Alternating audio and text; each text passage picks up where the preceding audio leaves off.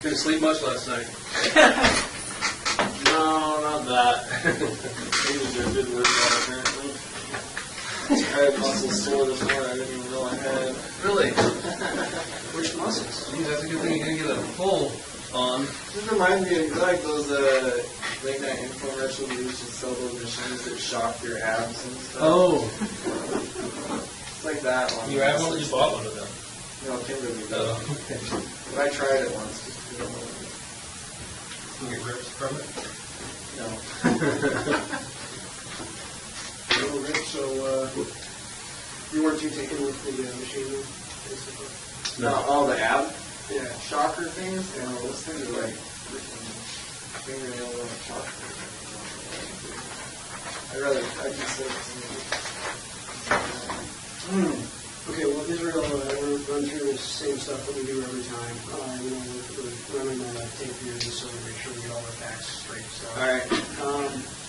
And I just want to confirm, you didn't interrupt the meeting with your attorney when we picked up your No. report today, right? The jail today, sorry. No. Okay. And you're here voluntarily, right? Yes. We understand that we can't talk about anything to do with the case involving Samantha Koenig. If you do start talking about that stuff, then we'll have to stop the interview and not take you back to the jail. You understand that? Good. Okay. I'm going to run through your Miranda rights here. I know we've been through it before, but we'll run through it one more time. Before we ask any questions, you must understand your rights. You have the right to remain silent. Anything you say can be used against you in court. You have the right to talk to a lawyer for advice before we ask you questions. You have the right to have a lawyer with you during the question. If you cannot afford a lawyer, then will be appointed for you before any question if you wish. If you decide to answer questions now without a lawyer present, you have the right to stop answering at any time. Do you understand these rights as I've explained them to you? Yes. And with that explanation in mind, are you willing to waive your rights and speak with us today? Yes. One other thing, you've got standby counsel appointed in this particular matter. I believe it's Rich Kurtner. Yes. And it may also be Jacqueline Walsh. I'm not 100% sure of that. But be that as it may, do you want either of those attorneys present today? No. Are you on any medications or any other substances that we should know about? No.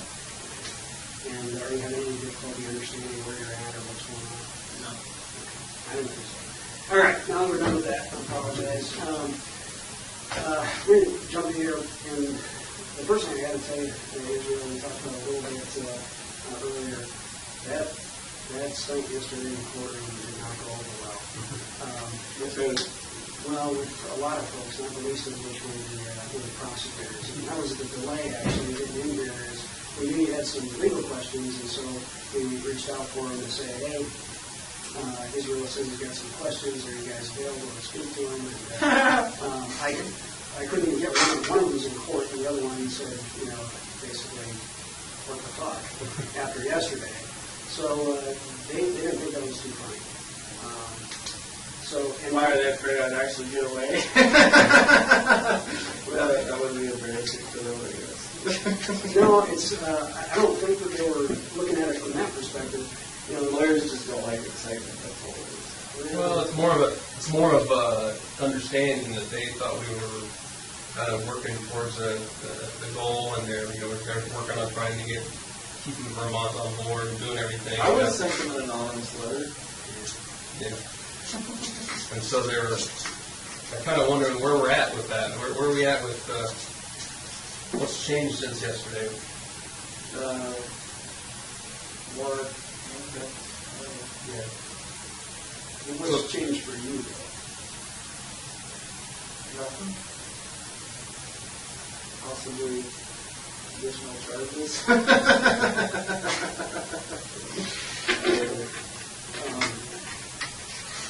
But I don't understand why it surprises me that they would take that personally at all. They really didn't have anything to do with that. Well, I didn't interpret it as though they took it personally.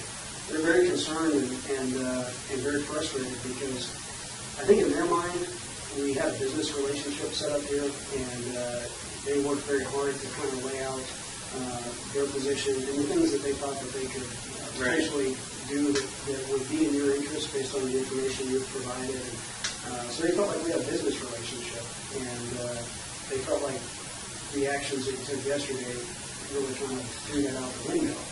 And I gotta be honest, it kind of looked that way from our perspective too. Oh, I disagree. I mean, honestly, and I know we can't go too far back into some of the original interviews that I had with them, but by their own words yesterday in their opening statement to the judge in court, I feel like they have not been honest with me about what my bottom line has been throughout all this, and that's what I wanted to talk to them about. So I'm not going to take it out on you guys, but I do have some serious issues right now. There's some sort of obvious communication breakdown over the entirety of this whole situation, and it's easy to sit there and say on the recording, we're not here to talk about the Cronin case, but the fact of the matter is that they're the same people that I talked to about that originally. So you understand my position on that. So I understand I'm not allowed to talk to that, and I respected their wishes about not talking to them about that either without my attorney present, but I have some serious frustrations right now regarding matters related to that. So that's as far as that's concerned, and I don't think it's something that can't be worked out. I've been trying to work it out for my end, but apparently there's only so much I can do. So that's what I wanted to speak to them about, and not in a matter of any specifics regarding any other case, just like general topics. Like I say, it's topics that were discussed in open court yesterday, so it's that's a frustration to me right now that they won't talk to me about those topics, but it's okay to talk about it in open court. That's I'm not buying that, so that's okay. Well, there are different rules for what can be done in open court because your attorneys are present, the judge is present, and when we're having discussions over here, we've got to adhere to a different set of rules. Right, because you have me sequestered away from. Right, I understand that. And I've been working on that as much as I can from my end. But, there really is just like a couple very simple questions I have to ask them. And I need to get a straight answer from somebody before I can move forward on it, because I'm not getting a straight answer on my end. So you think they might be able to provide you with some yes, general questions about... Right. Not even questions related to the case. Just, And are you talking about the hearing yesterday afternoon or the hearing yesterday morning? Yes. Well, let's see. You had two. Yeah, it didn't. Let's see. First hearing. No, it was pretty much strictly related to the afternoon hearing. How about if you could give me the general question, we might be able to make a phone call and see if they can. Well, okay. My position has been, and I made no secret about this. My position has been that I want to talk to them about the Cronin case and find out, where we stand with that. But you know we can't do that, and they can't do that right now without. Right. No, I understand that. But so we don't want to talk about the impression that I spoke to him before, and he gave me the impression that he was open to that, but only if my attorneys were present. And I said, okay, fine. I'll talk to him. We'll set it up. That was a month ago. So there's communication. Oh, I see. That's all I can say about it, because they're not here, to state their case, their side of the story. But I do know what they've been telling me, and so he made it clear that, at least at that time, that he was open to that suggestion that I had, and I'm assured that. I guess it just comes down to I don't know who to believe right now, because there's there's a hitch in the communication somewhere. No, that's fair. And it's all, and honestly, I wasn't that concerned about it until yesterday, and I heard some of the things that were said in court, and, Some of the things that were said by the prosecution. Or the prosecution. I think it was years or so. But yeah, I mean, yeah, he was, from what he said, I was not at all happy with the, and actually I had heard a day or two before that hearing that was what was going on, and I had no idea, and then to hear it confirmed in court like that was kind of just, was frustrating. And honestly, I'm not gonna get all in a tizzy about it until we can at least talk about it and find out what is going on.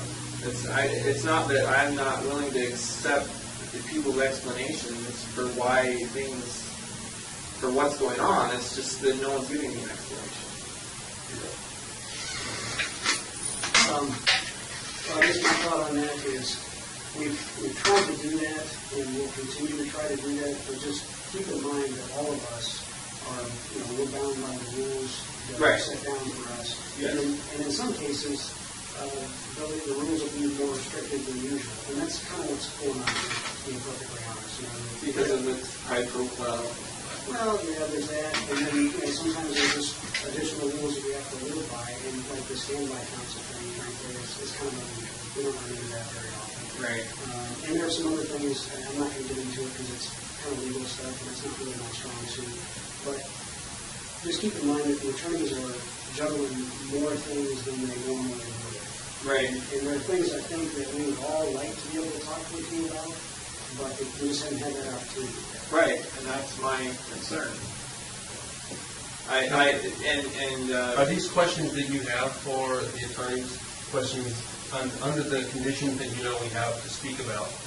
Are these questions that they're going to be able to answer, or are they just going to tell you, we can't talk to you about that because it's not related? There are questions they're probably not going to want to answer unless I have. Okay. So it's not something that they can even answer in this environment right now. Not right here right now. But I would like reconfirmation on the previous statement that Feldas had told me. I mean, he gave me that statement in an interview that was, with just me, and I don't know if he was saying it as an official response or if he was just saying it to placate me, but he did say he was willing to do that, to have a meeting with me and whoever, whatever counsel was required so that we could discuss things openly, and it hasn't happened. Well, And you think that? And I'm not. And you think we're on this side stalling that? I don't know who's stalling. Somebody's stalling it. That's all I can say for sure. And it's not me. One thing we can say is neither Kevin nor Frank are the kind of guys that are going to tell you something just to shine down. So I haven't got that impression. No. They're not. And so if they've told you something, it is something that they believe can be done. And I don't always understand all the reasons why things work exactly the way they do in the legal system, but they're not going to bullshit you. It's just not their well, style. right. I agree with you, and I believe you up to a point. I mean, I'm not. It's not like I'm here expecting special treatment. I have no doubts about what my part is in all this. I'm just saying that, from what I've seen and from what my dealings are with them so far, I'm more inclined to put my faith in the things I've heard from them than from certain other people. So, well, that they have gone through what they're trying to work out, and what I think they have worked out with Vermont is unheard of too. I think they right. Have, well, I mean, and we were prepared to come and talk to you about that today, and the lawyers are just, they're just not sure where we stand now because of yes, man. They want some assurance that we're still kind of going. Well, that is a good point. I hadn't even thought of it in that way. That now that it's on the news, people there are going to read it too. So. Well, and that's the difficulty that they're having. They've been conference calls talking to them, saying, "I thought this guy was, I thought he's on board," and so frankly, that's why we went through this trouble today to meet with you today, and just kind of.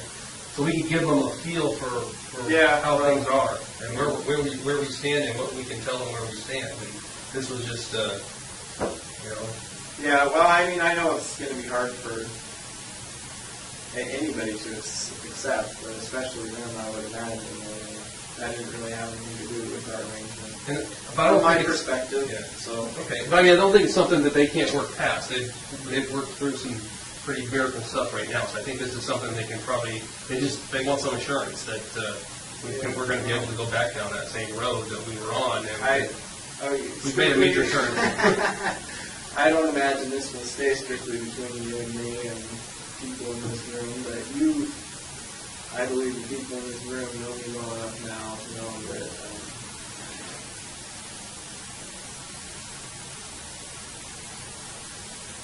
that when I say what happened yesterday has nothing to do with our arrangement, because like I said, it's not some part of some grand scheme.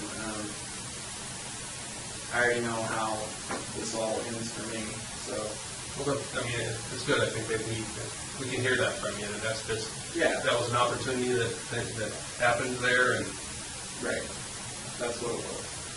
Some of the things that they're concerned about and that they're getting questioned about by, like Vermont, for example.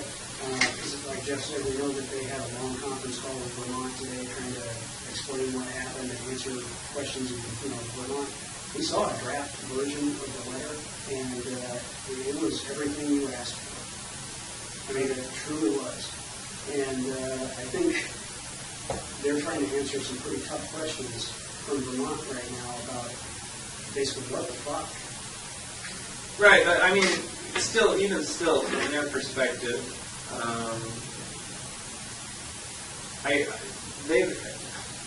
I mean, come on, let's face it. Yeah, what happened yesterday? Ooh, I'm a bad guy. I tried to escape, but let's be honest. Nobody really thought I was a good guy before that, so it's not like being escaping suddenly makes me untrustworthy. I was kind of untrustworthy before that, so. At least you have the perspective of, have an unrealistic perspective. Yeah, I'm not, and obviously, I think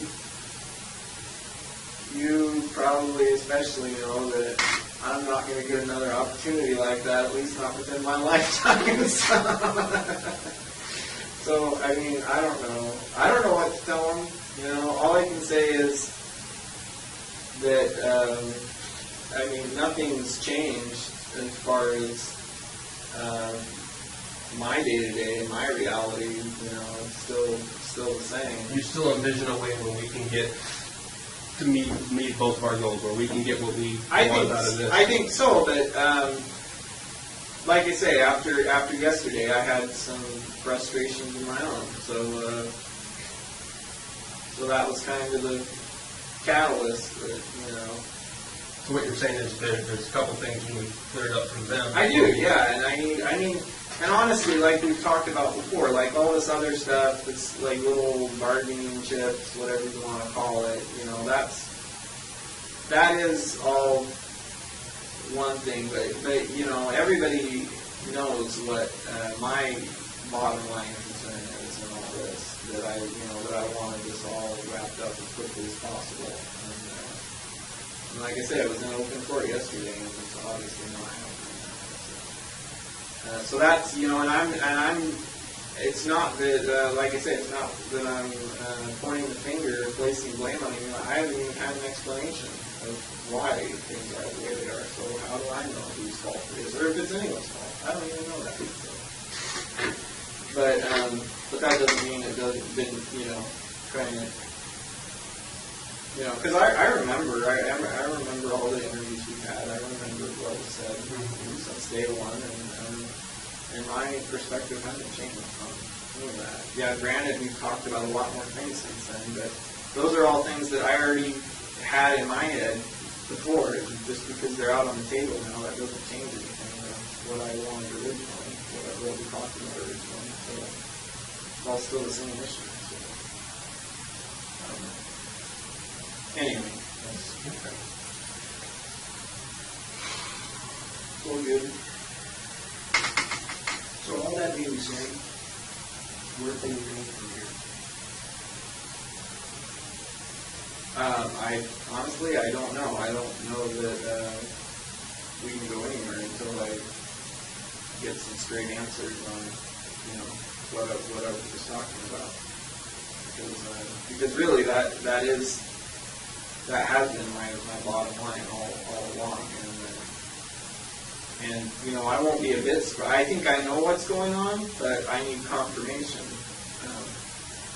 before I decide to take the next step or steps, whatever it takes to. And I don't know specifically what you're talking about, but I mean, it's very possible that it's something, whatever your questions are, that they may not be able to answer them for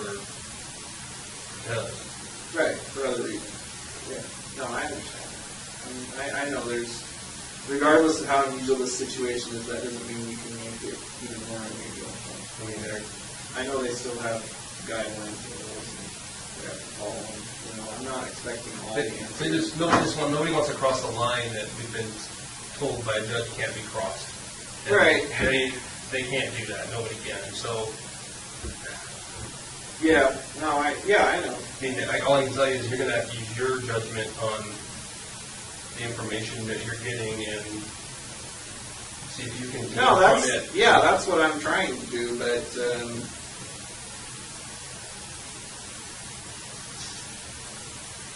But it's not an easy thing when you get everything through a middleman, as it were. So, like I say, I don't know who to put the blame on right now. I'm pretty sure I know, but I was trying really hard to work with everybody on this, keep everybody happy. But as we all know, that doesn't always happen. So, and I don't want this to turn into any more. My whole concern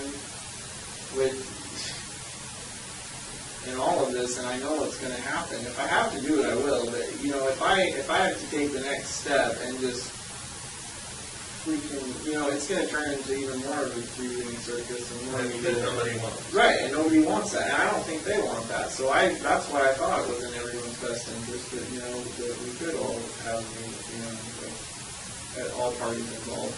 But once again, sit down and have a meeting, just like in the beginning. Like when there was no question about the legality or whether this was proper or improper. You know what? There was nothing weird or unusual about that. It was a standard interview, and there was no objections or court orders or paperwork or petitions. All this stuff that's happened since then, it seems like it's done nothing. It hasn't changed anything. I still come over here and talk to you about stuff. It hasn't changed any of that. It hasn't changed my bottom line at all. All it's done is made everything more complicated for everyone else involved. And at the bottom of that, I don't get a straight answer on anything. Well, I mean, maybe I have been. I hope I have been, at least on a few things, but definitely not on everything. Because I'm not there. I don't know. I don't see all the emails. I don't see all the paperwork. I don't hear what's said. And it's not even that I want to hear or know all that stuff, but I'd at least like to hear and know about the stuff that pertains to me and what my interest in it is. So. I think one of their concerns, and I think we all share it, is that yesterday's actions, regardless of why you took them, are just going to create new hurdles for them. From the standpoint of, literally they had something, I really think it was just about agreed to.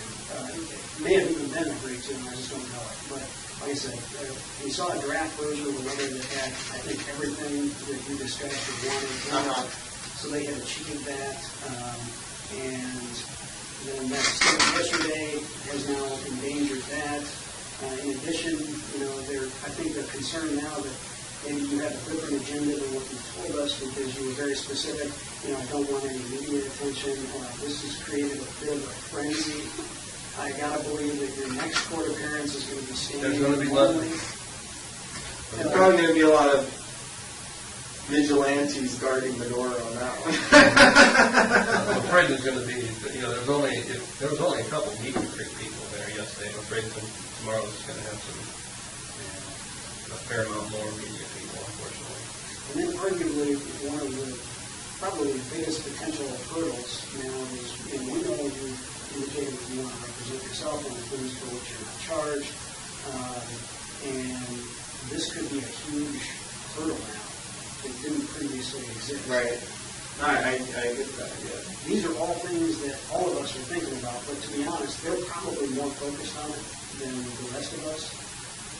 We may not have thought about those things, but that's what they're more aware of. Right. No, I get that. I get what you're saying. And honestly, I really hadn't thought of it at all until you mentioned it. I was concerned about the media coverage, not really thinking about the effect it would have on the things we discussed, thinking more about, that is my bottom line. I didn't want a bunch of press and didn't want a bunch of drama. And honestly, I could have lived with the drama as long as I had been successful in escaping. But since I didn't, now I'm like, man, I really wish I hadn't created all this drama.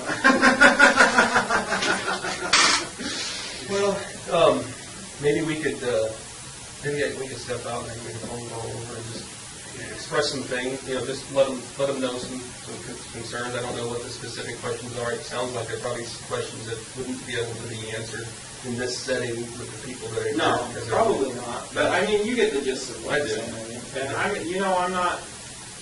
I appreciate that, your honesty and I have no problem with other people speaking for me. The bottom line is I get to make all the decisions in the end. I'm not going to be coerced or tricked into something that I don't know I'm getting into at this point. So yeah, I mean, if you need to pass on in your own words whatever you think is going on, go for it. And the more communication we have on the issue, the quicker we get resolved, and I can get to the bottom of whatever's going on in my end. So, All right, well, let us step out for a minute and we'll be back in. all right.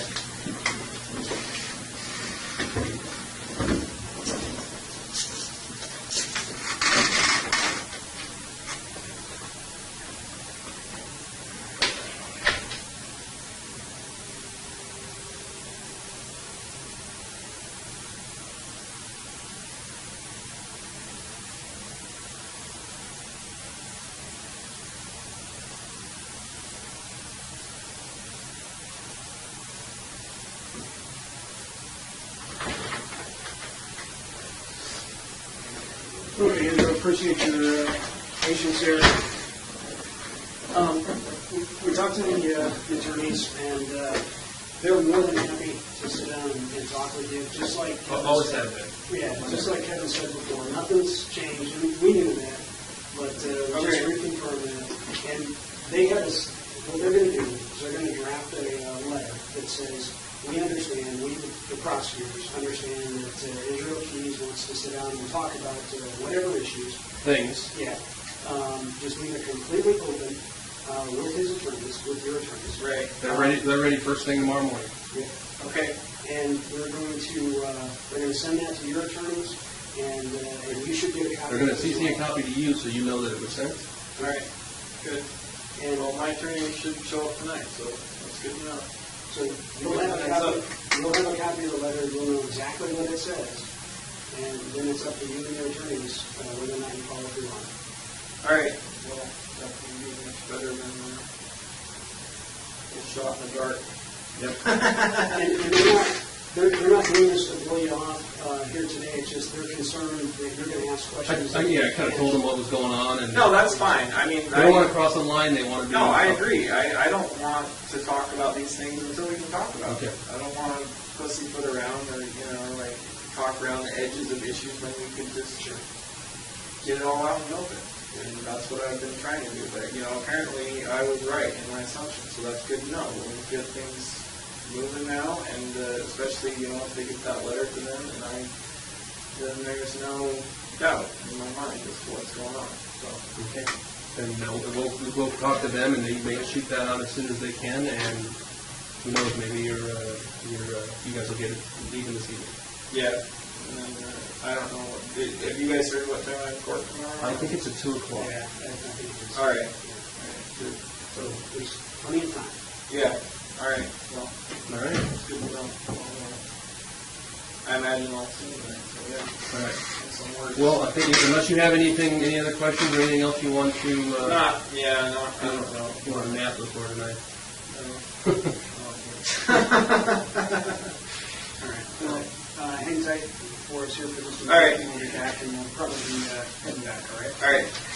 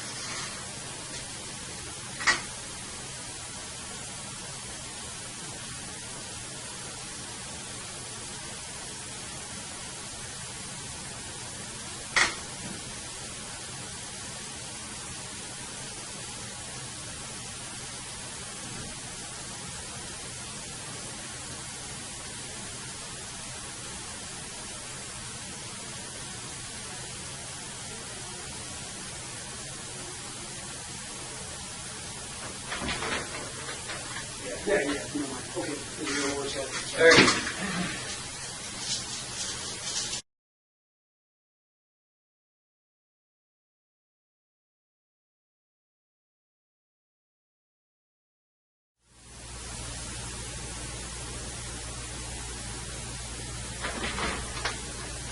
One of the lawyers got you this. The lawyers.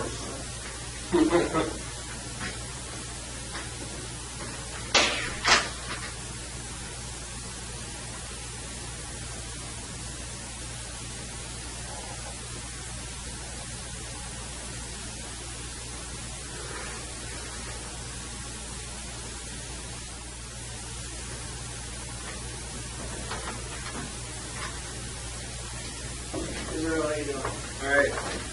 Hey, Israel, how you doing? All right.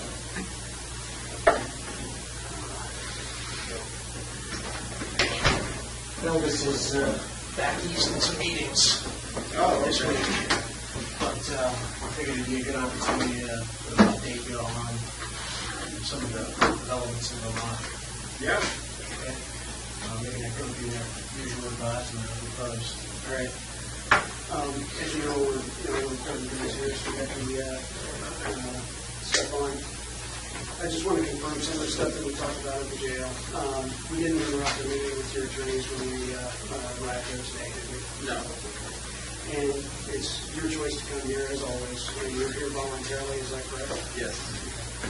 And you understand we can't talk about anything that has to do with Samantha Coney. If we do, or if we start talking about that, we'll have to stop the interview and transport you back to jail. I understand that, right? Yes. I'm going to run through your Miranda rights here real quick. I know we've been through this quite a few times, so we'll run through it again. Before we ask any questions, we're going to understand your rights. You have the right to remain silent. Anything you say can be used against you in court. You have the right to talk to a lawyer for advice before we ask you questions. You have the right to have a lawyer with you during questioning. If you cannot afford a lawyer, one will be appointed for you before any questioning if you wish. You can decide to answer questions now without a lawyer present. You have the right to stop answering questions at any time. You understand these rights as I've explained them to you? Yes. Okay. And with this advisory in mind, if you're willing to waive your rights as we discussed today. Yes.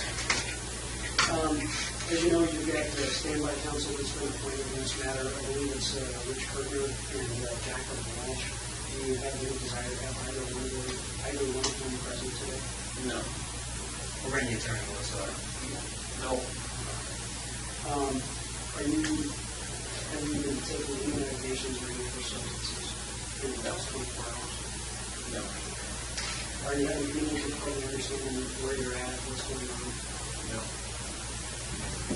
All right. That takes care of things. Okay.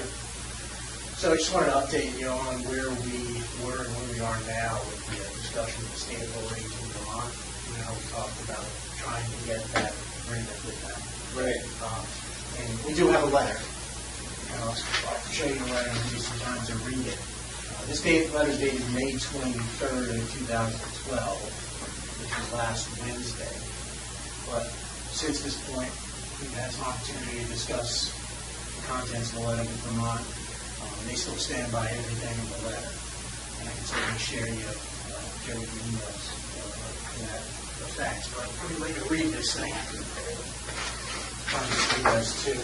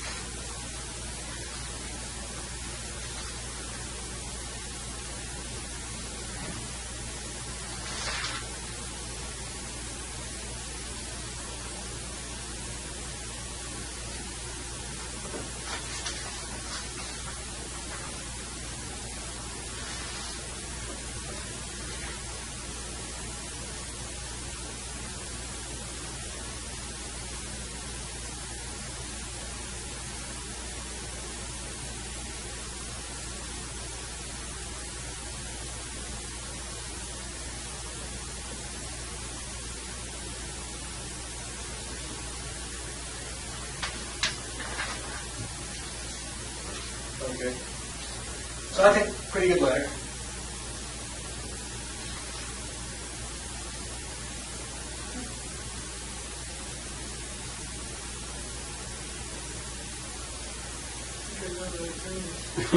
Really? Yeah, Thomas Esquire. Thomas Donovan? Goes by TJ.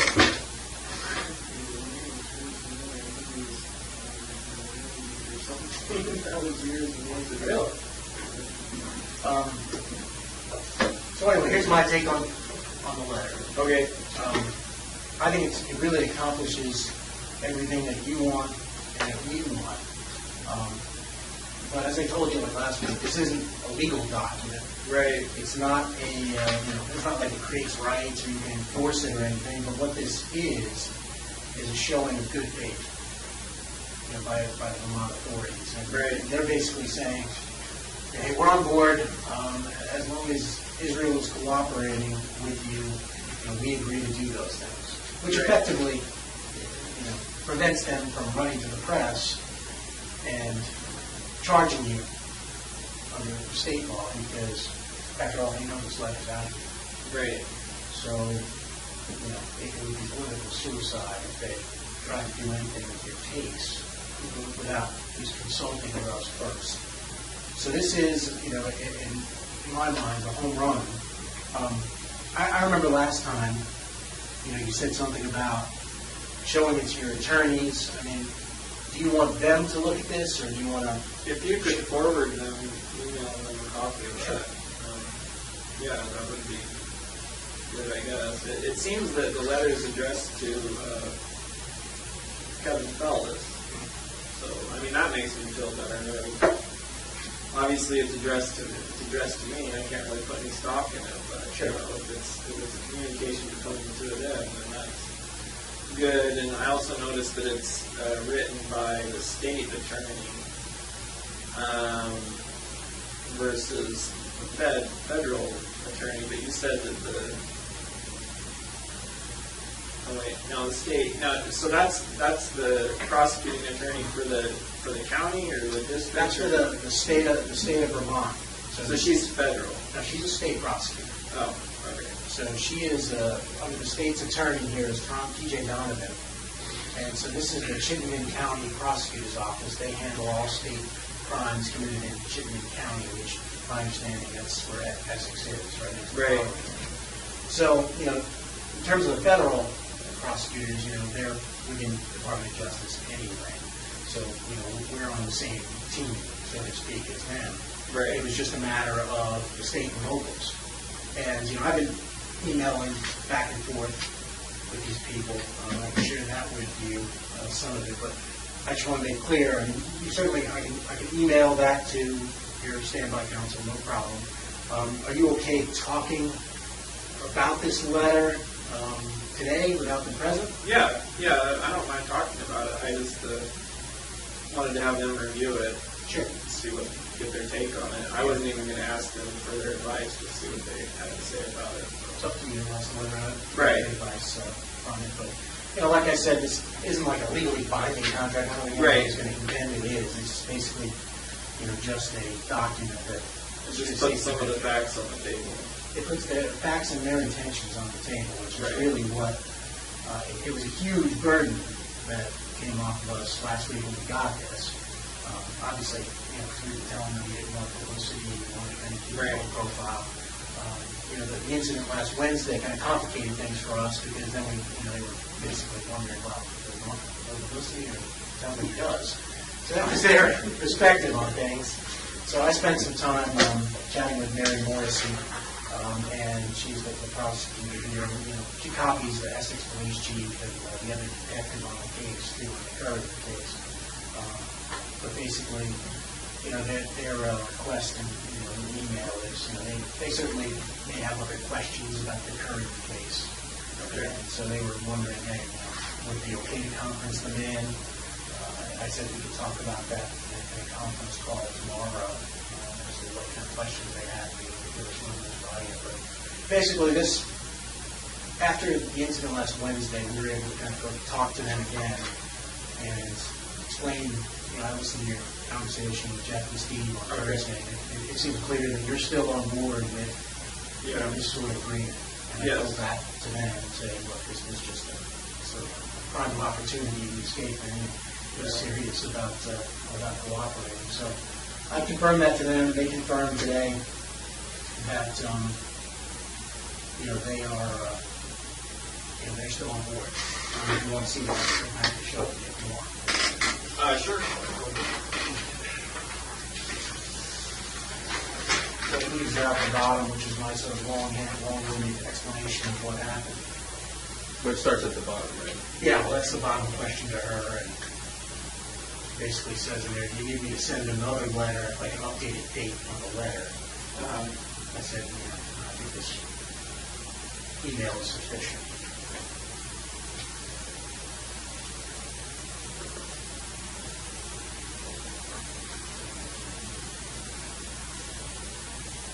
All right.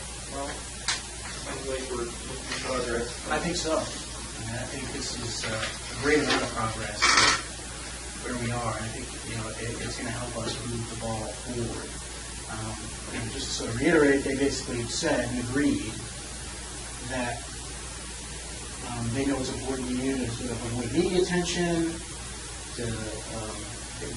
you don't want law enforcement identifying you in connection with the courier matter, that they're prepared to do. And they're prepared to continue cooperating. And in exchange, you're agreeing to be truthful about other crimes and their bodies. And in here, they specifically mention the name of the victim in New York.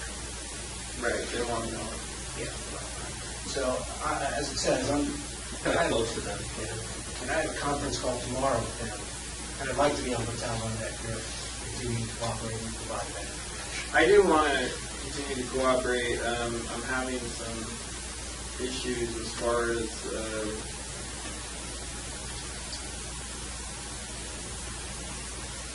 somewhat of an unrealistic expectation on my part, that I was thinking there might be a way to disclose all this information to you, to the FBI. And to somehow ensure that we could work out some sort of agreement that, I give you all the answers on these cases, and families get closure, and we find as many of them as possible,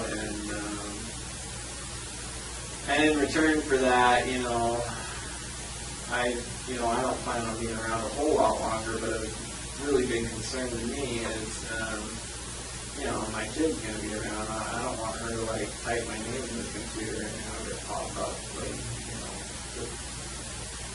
I already know stuff's going to come up. I know that, but I just try to minimize that at this point, I guess. It's what I was hoping to do, and apparently it's going to be really difficult to get that assurance. So I'm trying to, figure out a way we can still do that.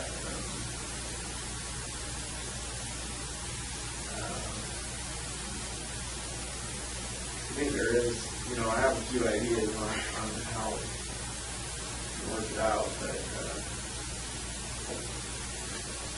What are your ideas? well, I'm not sure if they're feasible yet. I've been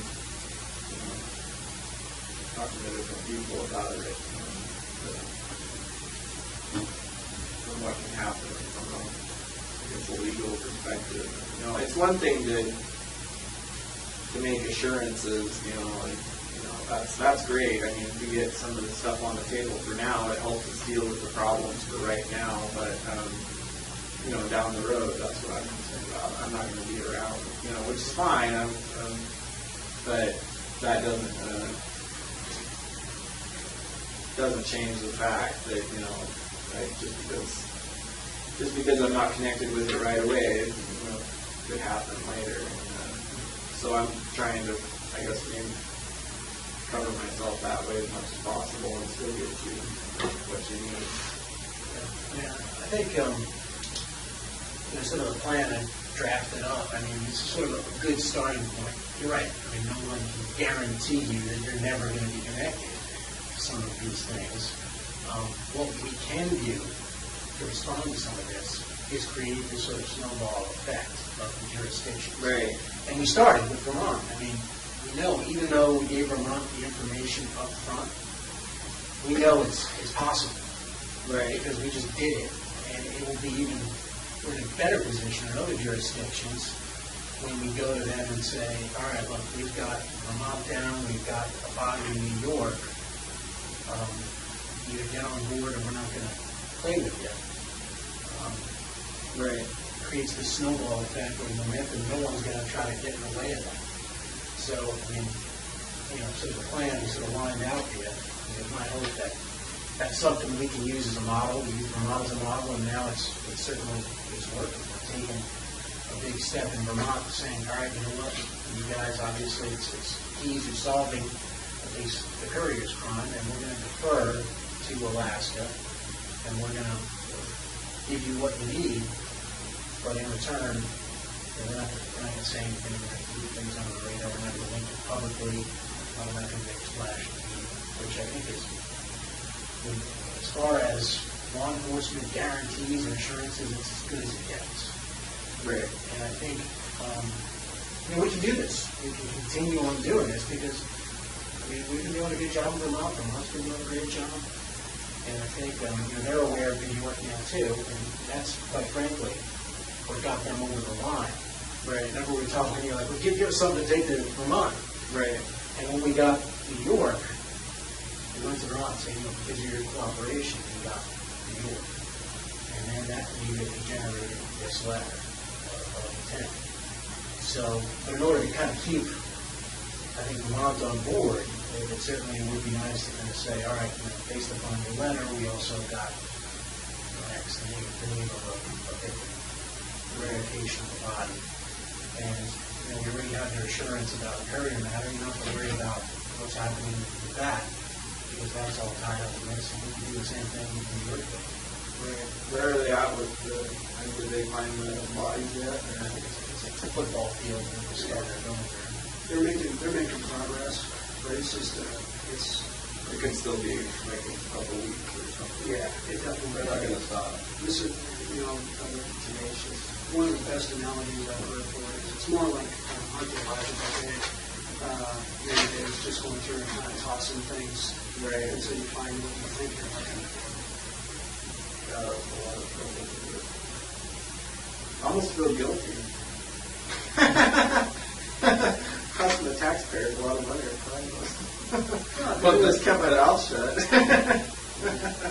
But that's how committed the FBI No, I is. understand it. They, Just well, what it we sounds like they've got it.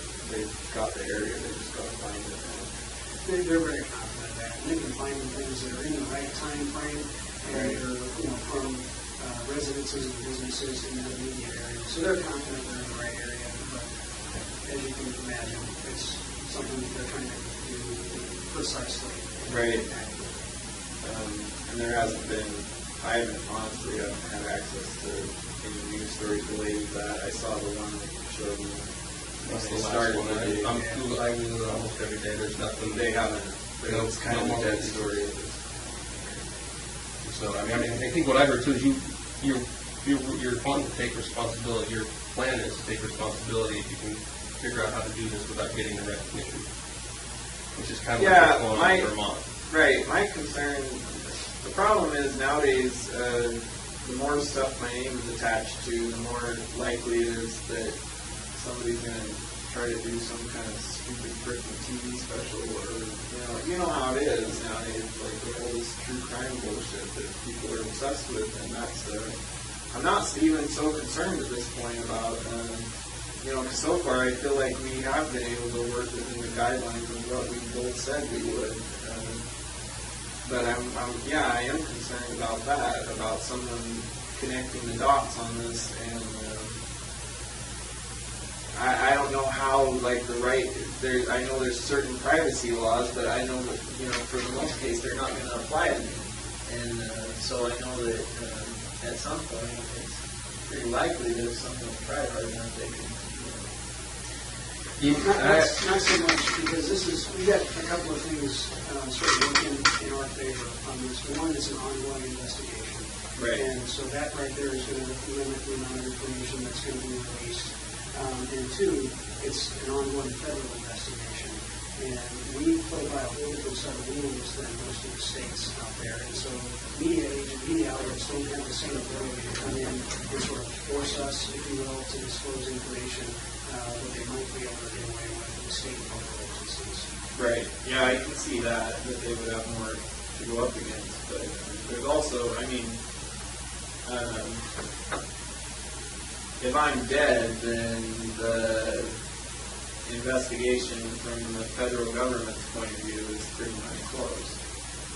Not necessarily. I mean, we're going to do what we need to do to tie up the loose ends. And to the extent that we can do that with your assistance, like we've talked in the past, if we go at this as a team and we have the benefit of your information, it allows us to go hunting with a rifle instead of a shotgun. And there may be things that we might have to follow up on down the road when you're no longer in a position to assist us. But our idea is to do this with you so that it's focused, and we won't. And it's not going to get anywhere near like it is in Vermont because we've all learned from that stuff. But the way to get it like that is for us to have to try and figure it out ourselves, and that's what we would. I mean, and you know that. You know exactly what we're faced with and what kind of publicity we're all going to be faced with, and questions that we're going to have to answer, and that these other agencies are going to be asking us. And those are the things that we're trying to avoid, knowing that you're the only one that can help us keep this to as little publicity as possible. It's up to you. All right. Well, And so that's where we're at with it. And the reality is, if we're not able to do this with your assistance, I can't imagine being able to do this without generating a fair amount of publicity. I just don't think it's possible because it's going to be too large and scale. It's going to involve too many jurisdictions and too many agencies. right. And I'm just being honest. Yeah. I mean, I know you've got to move along with the investigation. Unfortunately, due to my own actions recently, somewhat complicated matters for me, so not surprisingly now there's something else I want out of this. But I don't know if I'm even supposed to talk about that yet because I haven't even found out what the options are.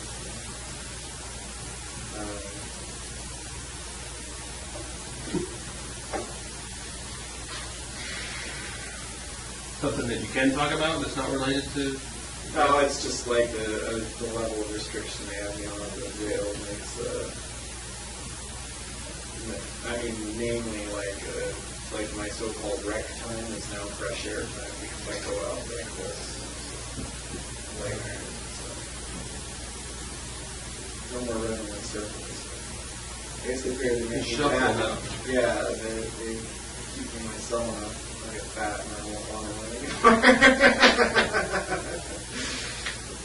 But yeah, I know all this. I know that's unrelated to anything we've talked about so far. Obviously, it's a new situation, but it doesn't really change the fact it's an everyday reality for me. So I'm trying to figure out what if any options there are regarding within the system. Yeah. Anyway, that and like I say, I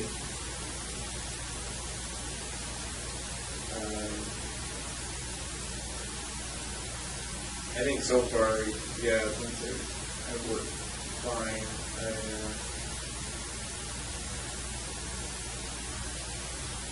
But yeah, I am concerned about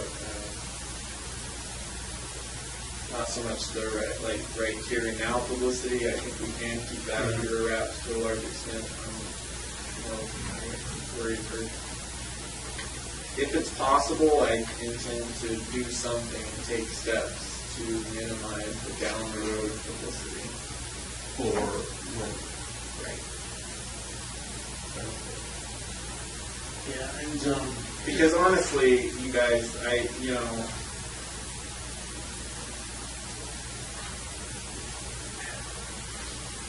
mean, there's nothing. I'm not trying to get anything else out of this at this point. As much, I did say, I wanted to just get this all cleared up, and that way you're not digging for who knows how many years down the road, trying to connect the dots and just make it all go away. But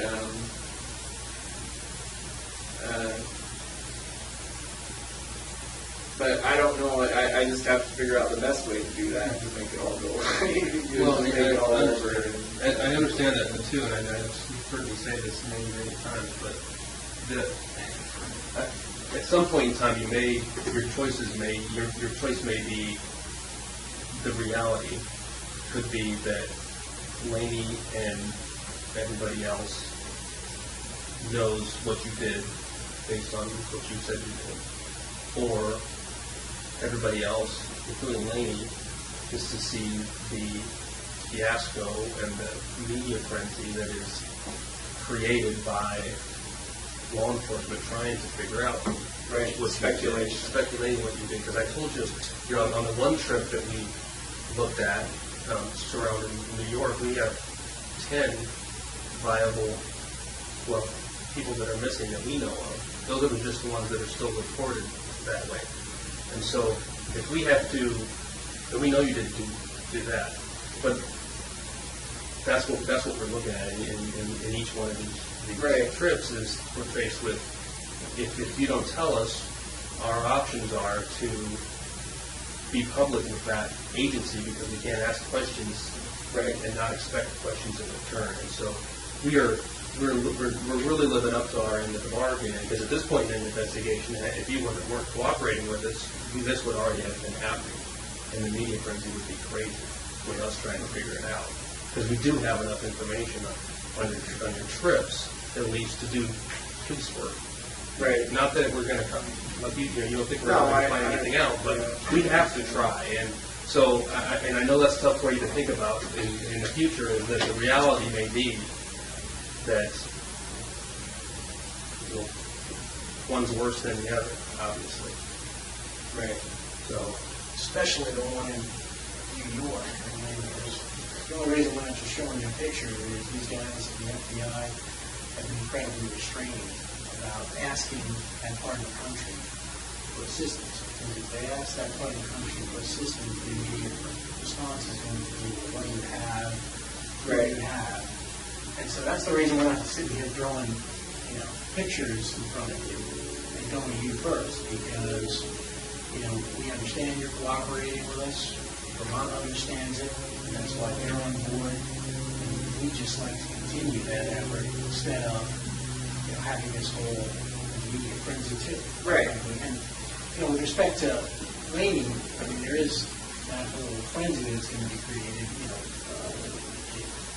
maybe slow down, I think.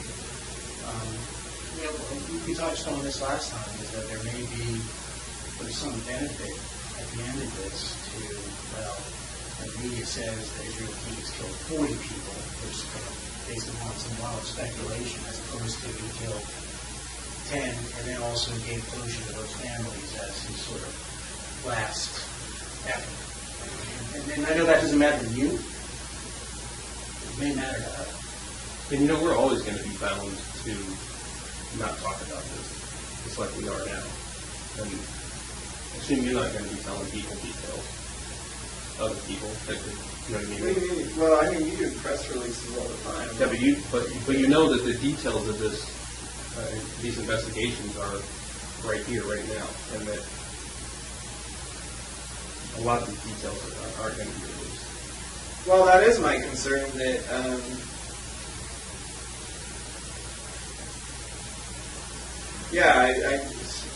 how much, I don't know. I don't know that, because I see, I watch them, their press releases that are done on other times, so. Press releases, though, are different than what I think you're worried about, and rightly so. Press releases are designed to help us gather additional information. So our release of information, while the investigation is ongoing, Right. is limited to the absolute minimum necessary to try and obtain the additional information that we're seeking. Okay. Does that make sense? Yeah, that makes sense. And as long as the investigation is ongoing, we're not going to be throwing out information just for the sake of throwing it out. That's not the way we operate. Right. You've seen specials on the FBI. Come on, everybody talks about our secret files and how we never give up anything, right? Yeah. There you go.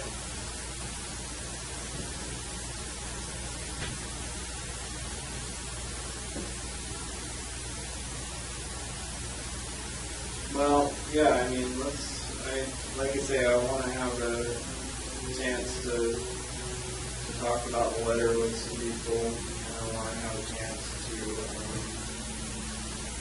hear back on the other thing. I'm not going to hold my breath on that. But I want to see what the options are.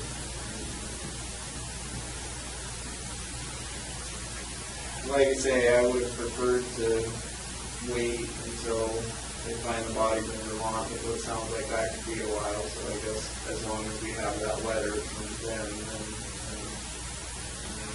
as soon as I have a chance to look it over, I have other people look it over, then move on to the New York trip that, I mean, you guys already have, I'm sure, very good information on it. Probably have more than I remember at this point. except certain Yeah, details. and we could have those too, and so we're just sort of holding that in abeyance while... Yeah, I understand. So that's the only reason. So, just so I'm clear, I can tell Vermont tomorrow on this conference call that you appreciate their letter and you intend to go forward. Yeah, well, Yes. yeah. Yeah. So it's reasonably Yeah, especially on the New York case, because I've already given you so much information on it. Can't really stop on that one now, so. One thing that might be helpful, and I don't think this is sort of giving away anything, so we just start thinking along those terms. Kevin is back east at the meeting of criminal chiefs, and it certainly would be nice for him to start networking with whatever criminal chief he needs to in terms of the New York county. Now, again, I don't think that gives away anything. You just told us the body is in New York. We want to start striking up relationships with whatever criminal chief he needs to talk to or will need to talk to about the New York thing. Because you've already said.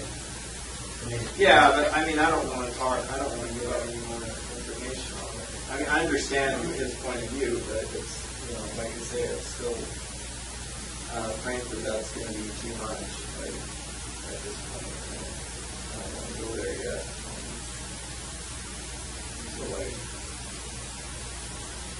Until I find out where I'm at with what we, with the new developments. So. Okay, what about, and I'm just thinking about his trip because he had asked me these things. Since he's going to be there, he's also people in Washington. I mean, he's already talked to us about Washington, and these guys have some pictures. Washington State? They have some pictures they want to show you about that. Just to let you know that we can. Oh, I found the boat. That Had better days. cover was a good investment, though. Really? Well, it's still on. Good shape. Looks like it's really leaky. We're still in his driveway, just sitting there. He hadn't touched it. So. Yeah, I had big plans for that boat.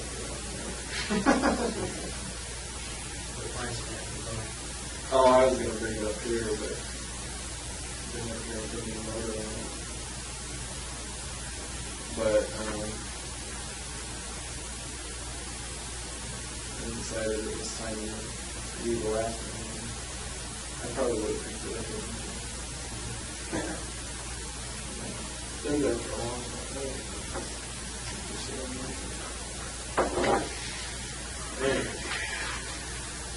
So the thing about Washington is a little simpler from his perspective. There's only two federal districts there, eastern and western. The eastern is more like Tacoma and Yakima.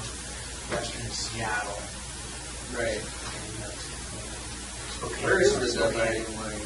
Like, It's Spokane, Yakima, and then there's Seattle, Tacoma, that's in the west. right.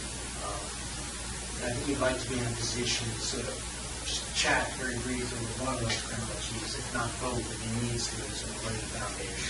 Well, the problem I have been talking about anything related to Washington is not playing ball with the right people because those are all positive and not going to be federal. They're not federal cases. Well, I think Kevin explained to you that, Like different stuff. well, I mean, I think Kevin explained to you that the jurisdiction that we can exercise is pretty expansive, especially if it's part of a Right. scheme, traffic. No, I understand that, but again, this is going to be hard to talk about without getting into stuff we're not supposed to talk about. But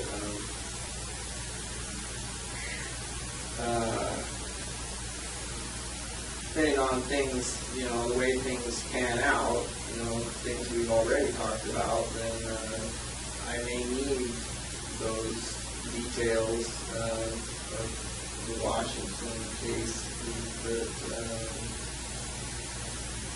that I would be better served to wait, that's where the route I have to go. You know what I mean? I think I do. I'm not sure. I mean, we talked a little bit about. Because there's a big difference between state and federal, it seems, and it seems like Washington might be a state that. But that's something that we can sort of start working on in the background, so we're not asking here now today, but that's something that usually does require cooperation between the federal districts, even if they're state things. So you're saying there's two There's two districts in Washington. Federal districts? Yeah. So there's two federal districts that would probably just sort of broach with it. One in Spokane, Yakima, the main offices in the one. And then Seattle and Tacoma are the western district. So that's just dividing line. I don't know exactly where it is, but pretty much, Seattle and Tacoma are where most of the crimes are. Like Ellensburg? Or? Yeah, I think that's Ellensburg is Ellensburg is west or east. east? Ellensburg is sort of outside of Yakima. We're going to need both districts. Because I don't, Well, it's something, the good thing about Washington is we have some pretty good relationships with both U.S. attorneys there. And, both criminal chiefs. no, I understand what you're saying, but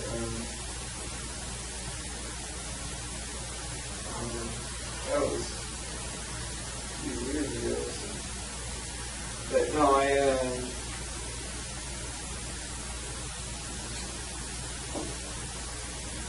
it just seems like I might end up having to talk to state people there. I don't know.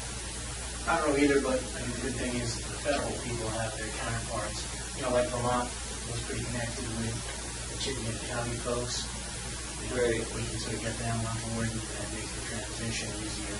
Sort of move forward in their jurisdiction. Maybe if that's the way you choose to go, obviously everyone would have to be on board anyway. Right. So that's what's useful for him to give them a heads up. I think, Frank can correct me if I'm wrong, obviously, but I think the sooner that they have that opportunity, the less likely you are to bring the drug from one jurisdiction to another because there'll already be things in place. Yeah. No,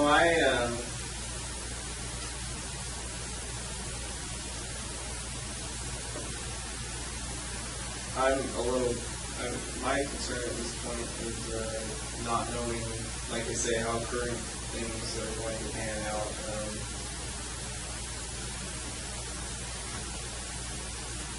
The information that I still have could come in handy if I need it. And if I give it out now, I don't think I'll need it in that respect, but you never know. I don't know what's going to happen. And if I give it all out now, particularly, anything about Washington, that could seriously compromise my options, future options. I think, I was going to bring that back to you at some point. Obviously, if you take the staggered approach, which I think is probably a good one, you go to different places and you're doing one at a time. But the plan that we propose to you is to do exactly that. So like we sort of did the New York one, we make sure we have everybody on board in the New York one, whatever jurisdictions we need to, get that information agreement in place, and then we can move on to Washington. Right. Washington, basically we have the same agreement, and then, it could be an option that you could always use later down the road if you don't like the way things are going. You can ask us to simply say, hey, there's that thing in Washington that I helped you on. Can you, reach out to those people again and see what they're willing to do. So there is that. I mean, I get you if you don't want to kind of, sort of give away cards. But I think that the plan that we proposed to you is sort of a one at a time, staggered approach, and we eventually get right where we need to be going. And it doesn't result in this land massive. Yeah, but it is going to have to be spread out over the next who knows how long, because I don't plan on, like I say, until certain ongoing issues right now are resolved, I don't plan on giving out all these. Well, that's not true. I mean, if I get, who knows I don't know how long this is going to take. I don't know. My impression is that there could be a pretty wide range of time frames that could happen,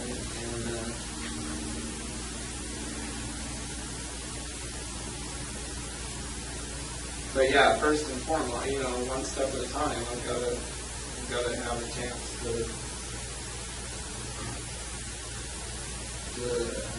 tackle, whatever new issues are on the table. Yeah, we can sort of review that. Obviously, we need to think about this. There's one suggestion in the email about other details in the Courier case that they may want to know about, a conference call in. Now that you have this letter, and how you feel about that? With who? Is it with the local investigators? So like the detectives Yeah. on the case? Now, we can do it two ways. I don't think I have a lot of questions. If they have a few, we can simply ask those and sort of get the information they need. Is it going to be just like a few people? I mean, you say conference call. Just whoever's on the other line. I don't know who would be on the line. Probably just the detective and the prosecutor. Okay. I don't know. It seems like it'd be better. I don't have a problem with that. It seems like it'd be better if there's not a ton of people on it, since we're still trying to keep it on the down low. I mean, there would only be people who were bound by this letter, if it is. Okay. People who would just like I say, I feel like I've already given them all the information they need, but if they want more, that's fine. I think they have some problem with what the house looked like and things like that. They're just dealing with some administrative issues on their end. They're trying to release the house to the family, and they're trying to get rid of the house, so they're not going to keep it the way it was. So they just want to make sure they document everything. Right. Okay. Yeah. Even if they have insurance, that it's a problem, but it's something that maybe they don't have much, but they'll talk to you about that tomorrow. Yeah, that's fine. And I would say if you can forward that. I'm actually very sure if they want a chance to talk to them about it. Yeah. That's fine.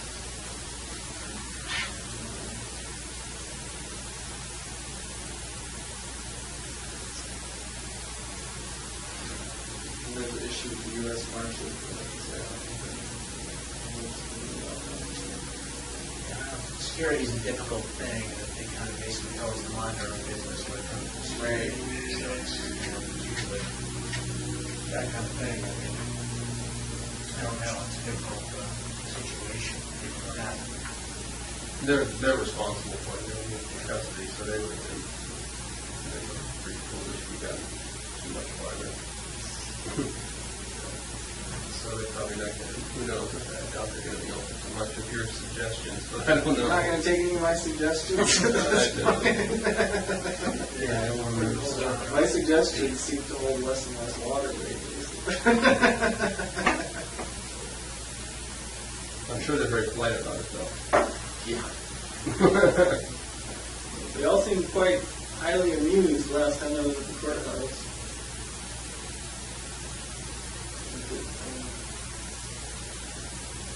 Yeah, it definitely seems to have changed their protocol for the way they do things.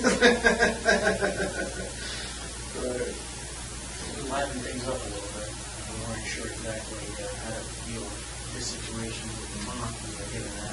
yeah, that was not well thought out on my part. As soon as these guys mentioned that, I was like, oh shit, I didn't think of it before I did that. You seem to have a basic plan, but just sort of A, B, and then the C is sort of left out there. Yeah, it wasn't really like a high probability of success there in less circumstances. No, understood. Yeah, obviously, Like half a football team of U.S. Marshals came in the door, so. and then Officer Bell. Yes. Pretty sure I saw him come in at some point. He's claiming he didn't, but.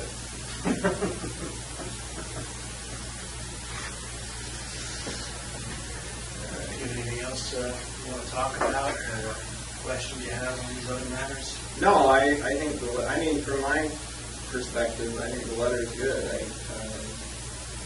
But yeah, it's, From my perspective, I'm glad they're still willing to work with, yeah, this is a home run from my perspective. And you certainly check it out. These people are who they say they are, and if you want to make a call from any of these people, I'm sure that they'll take the call and confirm that that's their signature on the letter. But you did say that everyone on that is with the state, not with the feds. Exactly. Okay. So the feds are already, we can talk to them from the outset, and under the Department of Justice anyway, so they have no problem. They just want to. And the state they're the entity that's more likely to want to release information on you.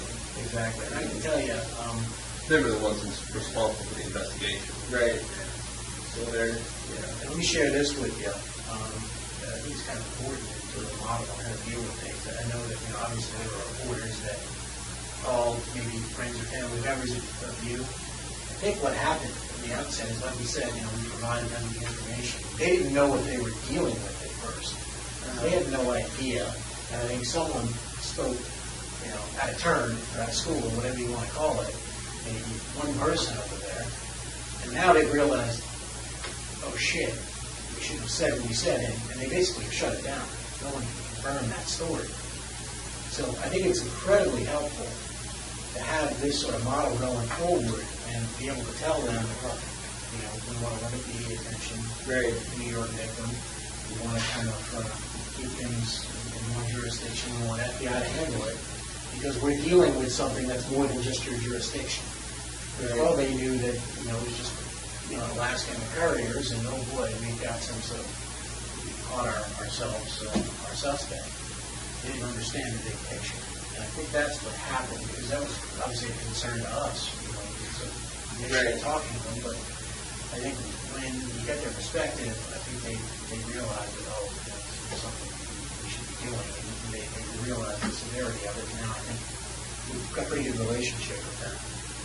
We're happy to talk to them as long as they're on board, they're part of the team, and again, we're just building momentum. And the next jurisdiction, we can have Vermont, and they've offered to do that, say, they'll reach out to the next jurisdiction simply and say, hey, we did this in our jurisdiction and it worked well, you should too. And this way, we've got the state and local officers reaching out to the other jurisdictions, state and local there, and basically telling them this is a good idea.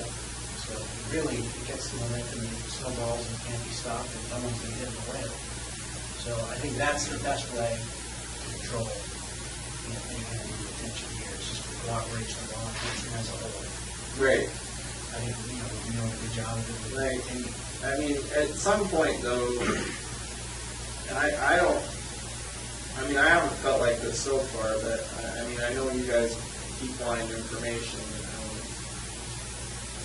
and like I said, I don't want to give out everything all at once, but I just don't want us to get in a situation where, we reach an impasse and you're like, okay, we're going to go and start doing press releases now or whatever, and then I'm going to be all pissed off, frankly, and and then, so that's all I ask. I'm not saying this is going to remain a compatible relationship, obviously, but if we can keep it at least an open communication. And that's why frankly, we came over the other day and you told us you weren't in a talkative mood. We still wanted to bring you over because we still want to keep this this relationship going. We're getting pressures. We're all getting pressures from the powers to be that control us, our bosses, to get information. You understand that we all have jobs to do, and so we just want to keep the communication open. I guess that's what I'm saying. I'm not so concerned about the people in this room. I'm concerned about people putting pressure on you to get the answers. I imagine they don't care about my agenda. They want all the answers like right now, and I understand that, but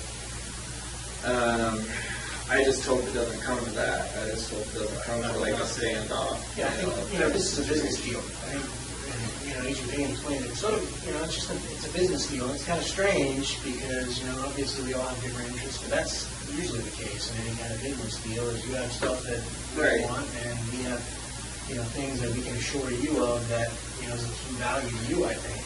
And so in any kind of business deal, like I said, negotiations, everybody walks away from the table, not getting exactly what they want. I think, we've basically been able to manage our supervisors that way by saying, look, he's not going to give us everything up front. Okay? He's not going to do it. But we're able to kind of say, hey, but he will maybe give us one at a time and draw it out for a period of time to keep sort of the benefit of the bargain for us. And we're not expending man hours and, going through all the press and media and, other local departments. So, yeah, we're not getting exactly what we want, and you're probably not getting exactly what you want. You'd probably like to not give us any of it. Yeah. But, it's a business deal, and, we're keeping up our end of it. I think we can continue to work together as long as we're reasonable. Yeah, I just wanted to, I figured that was the case. I just wanted to let you know that's what I was thinking. But know that while we're doing what we're doing, our responsibilities and talking to you and trying to keep this going, there are lots of other people out there investigating trips and airline tickets and phone logs and things like that, doing what police do, and there's going to come a point in time where, when that investigation reaches a point where they think they have some information that they need to act on, where that's the timeline we're going to be pushed up against. Right. All right. Having them slow down. Yeah. All right. Well, and the only other thing is on a more personal note, like I was saying earlier, my brothers are visiting this week, and honestly, like I say, that whole thing last week I did not plan out very well, but I would prefer to just try not to think about any of this stuff this week while they're here. It's not that I don't want to, it's just I guess I'm just juggling too many things in my head right now,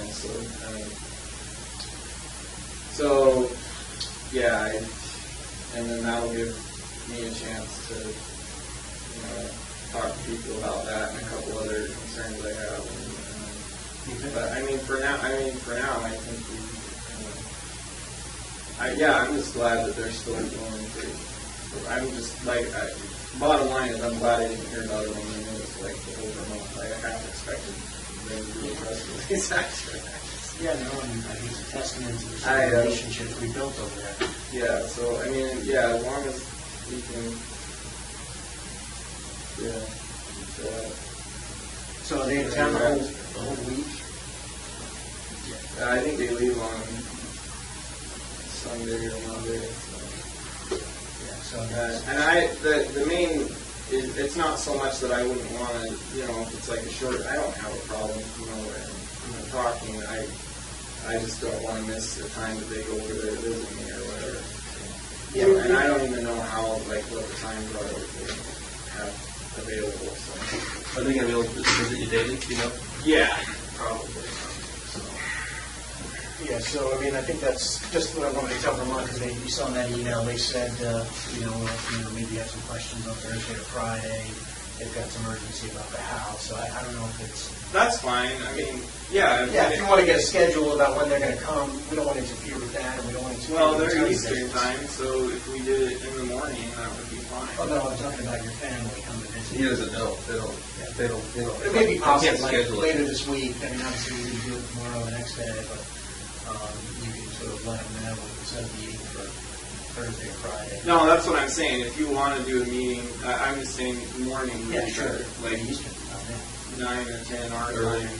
Yeah. And then because I know there's no visiting over there that early. And then, Okay. I would, still be around. Well, that makes sense. Then if they may have some follow-up. Yeah, if they have stuff they need to get out of the way, that's fine. Do you have a preference, Thursday or Friday? No,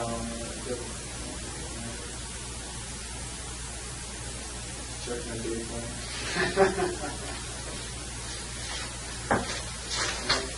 So you don't get the normal exercise, so they let you have the tennis shoes to torture you that you can't run, or...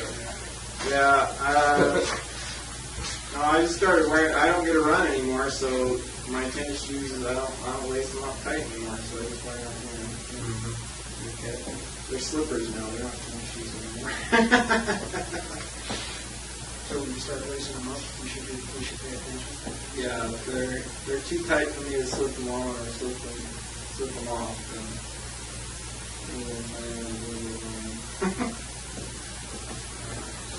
Okay, so I'll email that to your attorneys, and make this be later this week. Yeah, And we'll try to hold off. If we do something, it'll be like Friday morning early. That way we won't interrupt your family. yeah, And that's fine. then I would think that would work. And then maybe by next week, say Tuesday or so, we can talk again. Okay. Well, and I think if we're done, we can get him a cigar and let him, so he got you over here. Awesome. Wow, cigar for nothing. Well, How it was? I like to think it's a cigar for a good day. A good help. Ultimately, that's going to be up to you. Okay. No, look, I mean, we keep working on this. We're working on our end. Yeah, we've done just about everything we can do at this stage. Hang tight, and we'll be back with you here. All right. Sounds good.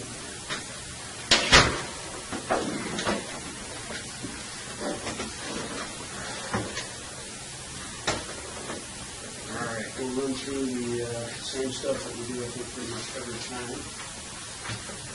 On this, I know we covered some of this stuff at the jail, but we'll just run through it again.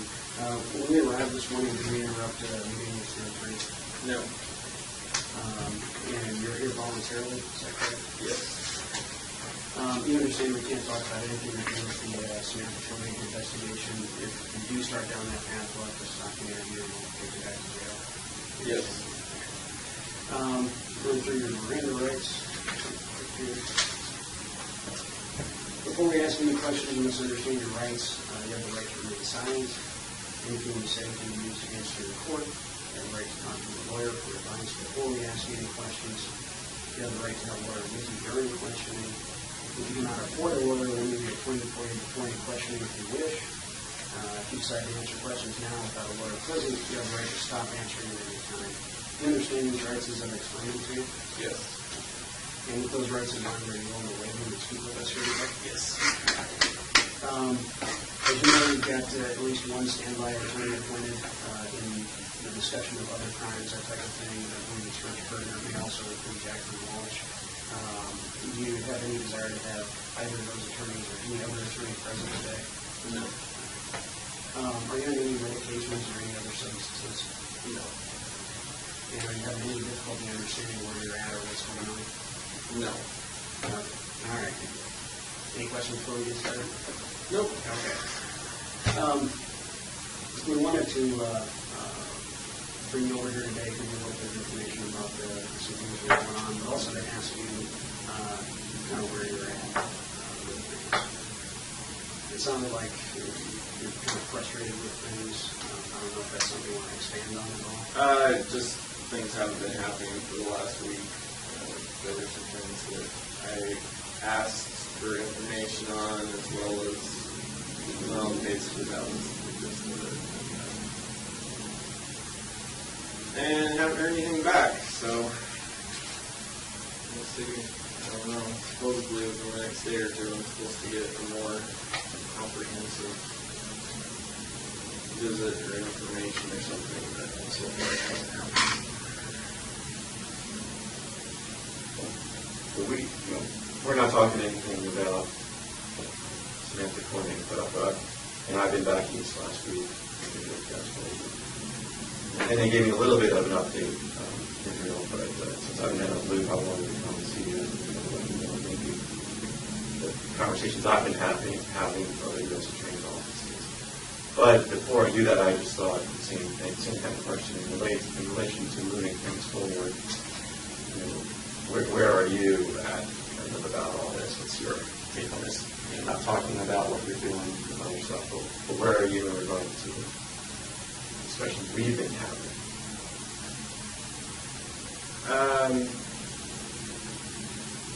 Well, I'm the same place I've always been.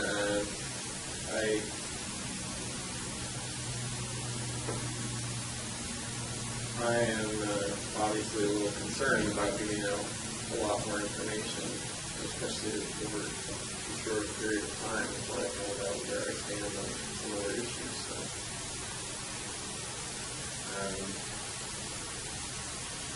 it'd be nice if all these other issues would just work themselves out and resolve themselves the way I want them to without my coercion, but that's not going to happen, so I got to do what I got to do.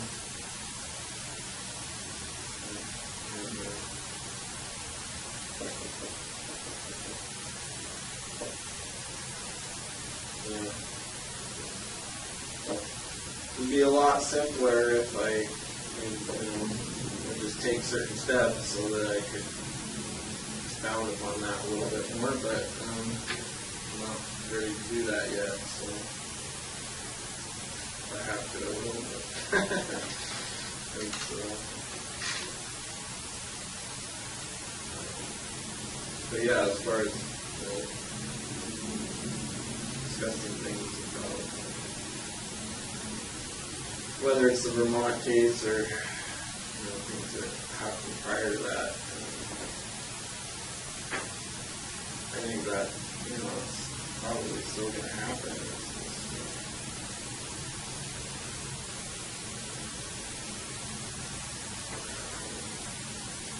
I guess the reality sets in for me as to how much more time there is passed before I may find out. When I may find out.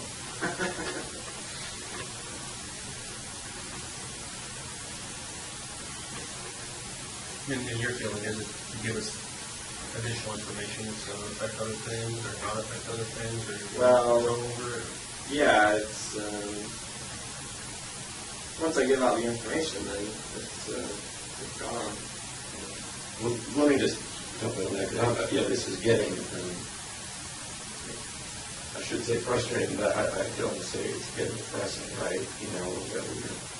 Maybe you feel the same way, that you have been meeting with us now about other crimes for weeks and weeks and weeks, and I think it's getting kind of just downright depressing that we are not moving forward, and I don't think it's I'm not sure why it is. I mean, we came in here a month ago and laid out that plan that Frank Russo laid out, and because we've been kind of bending over backwards from the U.S. Attorney's Office perspective of saying, look, we're going to work with you,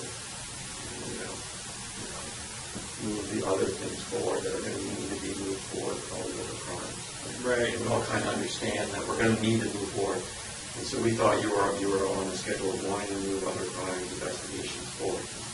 We know you want to keep the media down, you don't want to be charged under jurisdictions. We know those things. We took them into account and we came up with a strategy to say, well, let's move it forward, and really kind of busted ourselves to do that. So we're getting kind of just, like I said, I should be saying frustrated, but I'll start with just kind of depressed about that we're not moving those things forward. And so, what's your view on that? And the same with law enforcement. This is the typical way you move forward with this type of investigation. And for us, it's frustrating, and we're doing it this way because this is the way that Israel wanted to do it. And what's your take on our? This isn't the way I wanted to do it. Well, just tell us what your take is on that. Well, my take is, I've said this before, even though we may at this point all want the same end results, it doesn't mean we're on the same team by any means. We've always known that. We're not right. defending. So I'm not. I understand that you've got your schedule, you've got your deadlines, you've got things you've got to get done. But honestly, that's of no concern to me. If we can continue to work together and make stuff happen, great. If not, if it's not going the way you want it to, or you're not getting your information fast enough, then do what you got to do. But I already know, you'll be back. So, well, maybe we've been too honest with you guys, I guess. We know we know that we're not on the same team. Well, yeah, because if you're saying, I think what you're saying is you're kind of challenging us, and I didn't think that's where we were in our discussion. No, I'm not challenging you. I'm just saying, I know you've got your agenda, what you need to get done, and what you need to. You have to have something to show for it for your work on this. Oh, but it's so funny because we thought it was your agenda that was kind of driving this, of wanting to move things quickly and wanting to keep the media. And that's why we've been working on kind of your agenda. That's why I'm like, wait a second, this is what Israel wanted. No, you're right. I mean, so far it has gone according to my agenda as much as it can. The issue is there's still a lot of time that's going to pass before I get the things I want. If I give up, I'll give up all my cards right away, and then that's it. I have no control over what happens a month from now or 6 months from now. I guess I would respectfully disagree with that, because to the extent that we demonstrate that the plan that we came up with collectively a month ago is working, then that is going to help you get the things that you want. And at this point, we've only really been able to demonstrate that half of the plan is working. And frankly, that's our half. We did everything that we agreed to do, and you haven't done what you agreed to do.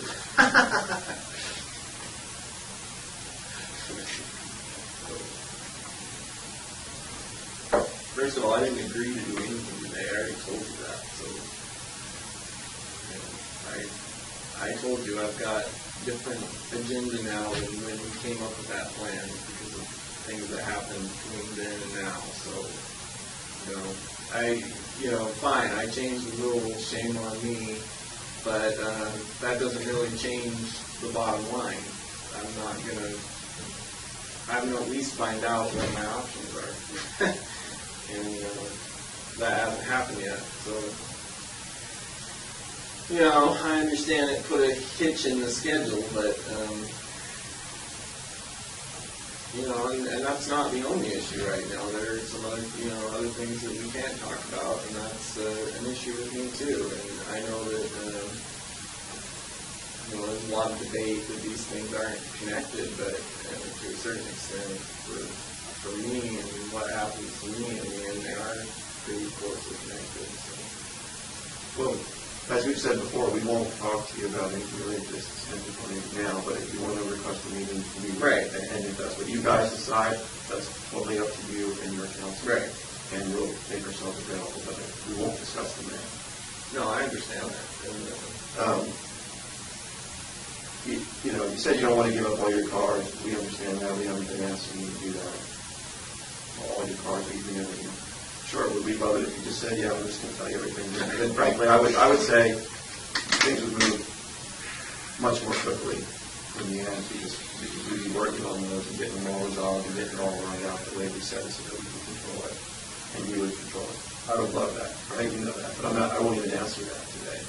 I'm not going to say, Israel, tell me everything. I think it would be in your best interest, but you don't see it that way. Fine. I get it. I've asked you to think about that. But we got to start. We got to start the process because that everything takes a little bit of time. We can move it quickly, but if like I said before, we're going to be sitting here a year from now. We've all agreed no, but now a month has gone by. So now we only got 11 months down, and we're going to be, you might be saying next month, we got 10 months to go. Because we all agreed we weren't going to be sitting here in a year doing this. So, Oh, believe me, I'm very well aware of passive decline, so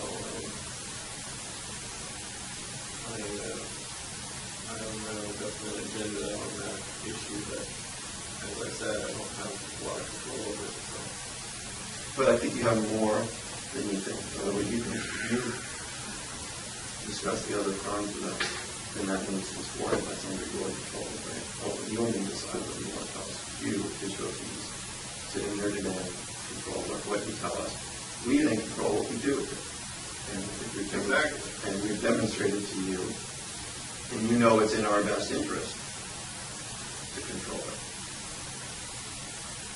For now, yeah, I understand. I understand where we're at right now. In order for things to progress,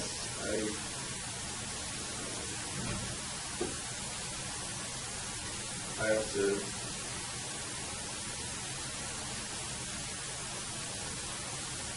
take a guess as to what's going to happen next, I guess you could say. I don't know, yeah, there's a lot of things that could happen. Even with the information I've already given you, there's a lot of things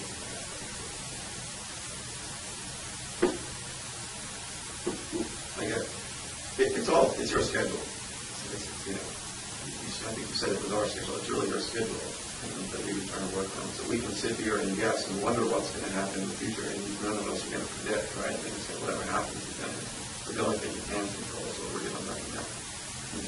We have a definite, concrete, certain way that we can move forward now that will definitely expedite whatever happens down the line. Because we've got all these other things to talk about. We will definitely expedite it. Certain we start now. Everything else is just speculation, so we can wait and see, but time's going to move by. Yeah, no, I see what you're saying. It's like the ultimate goal. If that is the ultimate goal, that I put all this stuff out on the table, then yeah, then it's better to do it now. But I haven't decided yet that that's my ultimate goal. Certainly not on these terms. Like I say, there's certain information that I've already given you. So what happens with that? I've already given up control of that to a certain extent. But everything I still have, it's still within my power to decide how that information gets to you. From me to you, as a matter of speaking. Exactly. And then what I'm suggesting to you is you've got a lot of cards, but we respect that, but we're asking you to play one more card. And I think that's in your best interest. I'm not telling you that because, I think you want to hear. I've been using your goals all along. Well, it's not in my best interest today because there's absolutely nothing I gain from it. Just more worries. But you moved the ball forward. Over to what, though? there's no objective that I'm moving towards by giving you more information. Okay, well, when talking about the other crimes, the courier, let's just use the courier because we're investigating that. We've agreed to certain things with the couriers and have looked up to them. Right. And so your objective of that, I think, remains the same. Keep it out of the media. Right. And then try to. So we're trying to further those. I mean, that's only one of the objectives. I think. But that's an indefinite objective. That's, I mean, the couriers, that's essentially a closed case. I've given you all the information you need on it, and I'll continue to give you the information you need. And if it ever goes me being indicted for it, then I'll probably, plead guilty to everything. And so that's, you achieve your objective in that. And I got some things out of it. So it's a closed issue. But anything else we discuss beyond that, then that's objectives. My objectives are hazy at best. I don't really have any objectives. Like, I have concerns about it, but until I decide whether those concerns are legitimate or whether I have anything else I want to get out of that information, then there's no reason for me to talk about it. Especially not at this point, because it really, in the scope of the situation that I'm in, not really that much time has gone by. I mean, I still don't even have answers on stuff that we were talking about months ago. I mean, that's me. I don't have those answers yet. I don't have them. Are you talking about discussions that we've been having about other crimes? If you don't have answers to something? Partially, yeah. But from us? That's not the, like I said, there's some things that, we can't talk about. But yeah, there's,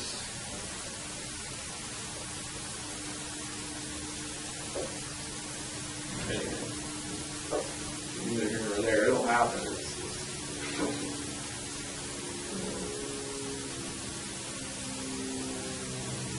And you talk about you're deciding how ultimately the information we get from you to us, and how, besides you just telling us how. Right, that's another issue too. Is I may have some options as far as I go. How to get you at least some information without.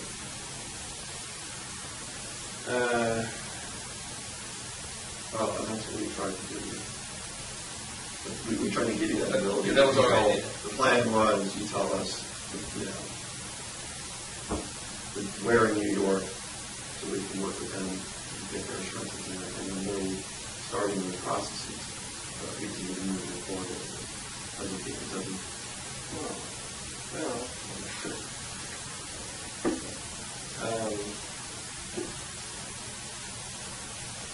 No, I'm not on New York's attorney's schedule or anything else. This was Israel's schedule, but that's why I thought it was your schedule. No, I don't have a schedule. Well, it's different from what I understood, because you told us. Yeah, if you're talking about my ultimate schedule, yeah, but that's kind of a ways off right now. I'm just saying like week to week, month to month, I don't have a schedule right now. I don't have anything to gain from it. I thought you did have a schedule. When you say a ways off, now I don't know what you're talking about, because month to month is what's happening now, basically. We're moving at, we've gone from moving at a fairly reasonable pace to being month to month. In 6 months it's going to pass, and then a year it's going to pass, and then a year and a half to 2 years. And I'm offering you an opportunity now to move that more quickly, and I'd like to start with, not even start, I'd just like to move forward on New York, because it's going to move everything, carry the pace of everything more quickly, which is what I know you want. If you tell me differently, you say, I don't care how long anything takes anymore, then I understand that's different. No, I do care about how long things take. I just, first of all, I don't know what time has to do with any of the new information that I give you, because if you think I want to be indicted or charged with any of the crimes, then you're wrong. You told us that we're trying to avoid that, right? Right. So Right I now, by don't, controlling it. so I don't understand how giving information is gonna. Well, let's just say, what happens if Vermont says, you know, we thought this guy was cooperating. What if they were to say, we're going to charge him, so they need to charge him Vermont? Well, they're gonna have to wait their turn, aren't they? Well, what happens? So how long is that going to take, right? That's what I'm trying to say. That's what my concern is. Yes. So right now, they're not charging. But what do you think? Explain to me, what do you think would happen if they do charge? If you know, we say Israel just says you guys do whatever you got to do, and then we would go forward and you lose control. What do you think would happen with that? Well, I assume, I don't know for sure. I assume there's a few different things that could happen. None of which are good for me, from my perspective. So that's what I'm trying to tell you. You know, is working with your goals seems to be in your best interest to move forward with New York so that Vermont doesn't charge, because Vermont charges. that, And, you know, well, statistically, that makes things less likely to go my way, because the more the attorneys, the more crimes that are involved in this, the more likely it is that one of the states is going to get fed up and say, oh, we're trying to. you know, we've already demonstrated to you what we can do and explain how it works tomorrow. Because I don't think Vermont could take as long as they want to take if they charge. You know, they can take their case as long as they want to take it. And, you know, what happens then? To your goals. To your goals. What happens to your goals? If I Vermont- assume that puts me in limbo until they get their crack at me. At least I've heard of that happening before. I don't know. So, do you want that? Of course I don't want that. You already know what I don't want. Well, that's why I guess we're just miscommunicating. I thought that's what I understood it, and that's why we offered you this plan to control how things progress with Vermont and just using New York as a neighboring state. Right? So we got a way to control things. Now, if we all say that's not going to work, do what you want Vermont, then we don't control it. They're going to take as long as they take Vermont, you know. And I'm sure they'll be talking to New York then. And what's that? Then we don't control it, right? Right. No, I accepted the fact that we don't control. Well, none of us control what happens in Vermont. Well, I think I thought Or you do. I thought this letter that they sent was pretty amazing. No, it was good. It was Pretty good. amazing thing, and we really worked at this, and they're with us. But if they go away, then they do whatever they got to do, as long as that takes. They don't really care what Israel's opinion is. And then New York comes to them, their neighbors, and said, neighbor, we got a problem in New York. We're Vermont. Vermont says, well, your problem is our problem. We're simpatico together. We all got problems, and this is now Israel has no control. And that's what I was trying to avoid is what you told me from the get-go. You've been honest about your goals, but now I'm like, well, Right. Well, why are we no, misunderstanding? The fine print in that letter is that at their directive, they can reassume control. At your directive, all you have to do is say, well, Israel's not giving us any more information. Do what you got to do. Did you expect something different? Or did you like, oh, there's something else we can do? I don't know what I expect. I mean, there's nothing else we can do. We can't make. They would never sign. They would something. never agree to it. They're never going to agree to something that says. I understand that. Yeah, so I know I don't have any rights in this situation. All I have is information. So now you're upset with me that I want to control the information. no, I'm not upset. Upset with you. I said I started you were saying it's more depressing, and yeah, there's frustration. But I mean, I There's going to be a lot of frustration before this is all over, but I mean, it's already been years of frustration for a lot of people, so they're going to have to learn to live with it for a No, little that's a longer. different issue. The frustration and the depression is based upon you getting what you want, and I'm thinking, we're giving Israel what he wants on his time frame, and I just explained to you what I foresee would happen if the cooperation breaks down with the couriers. And we just said, we don't want that. We don't want that Vermont to take over and take as long as they want and talk to New York and do whatever. We don't want that. So whether or not there's two choices, it seems like. Yeah, I don't know how, like I say, that's one of the issues I'm waiting to hear back on, is what is the most likely path that Vermont would take. Because obviously I've got other problems right now, so I don't know what their hypothetical timeline could be if they get fed up and decide to go their own way on that. I don't know that. I'm not a lawyer.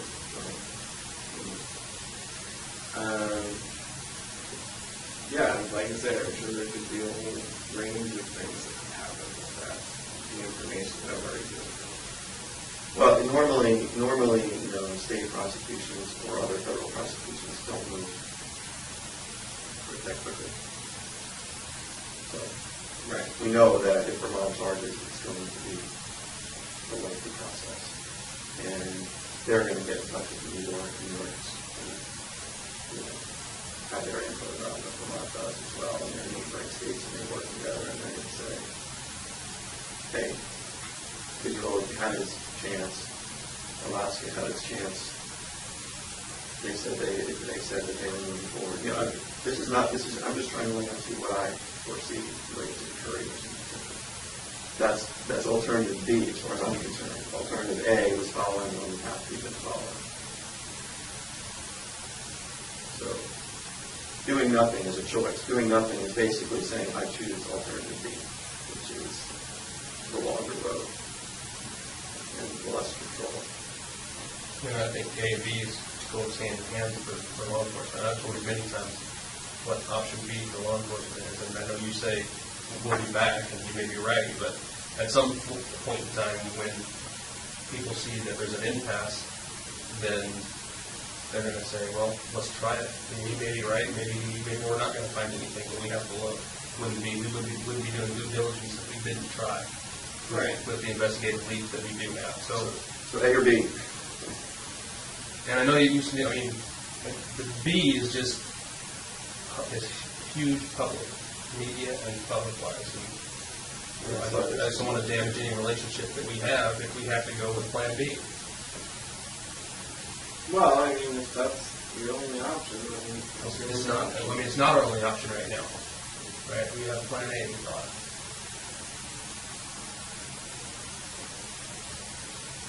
yeah.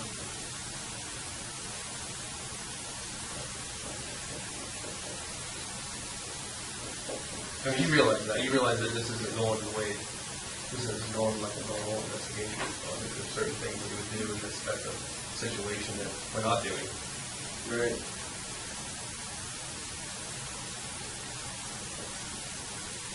All those are very public and very unpleasant.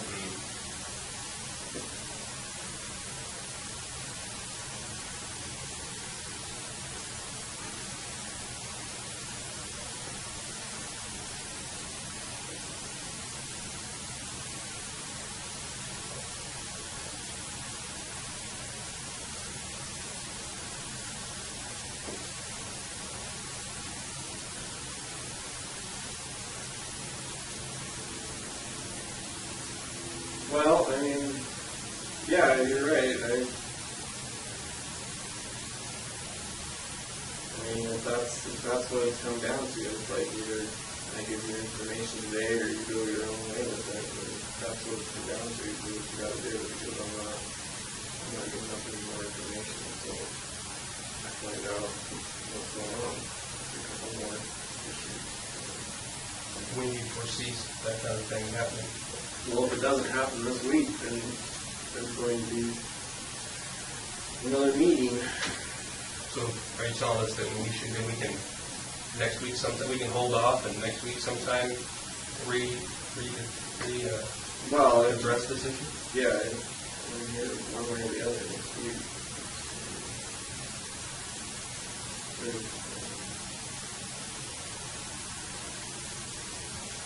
Yeah.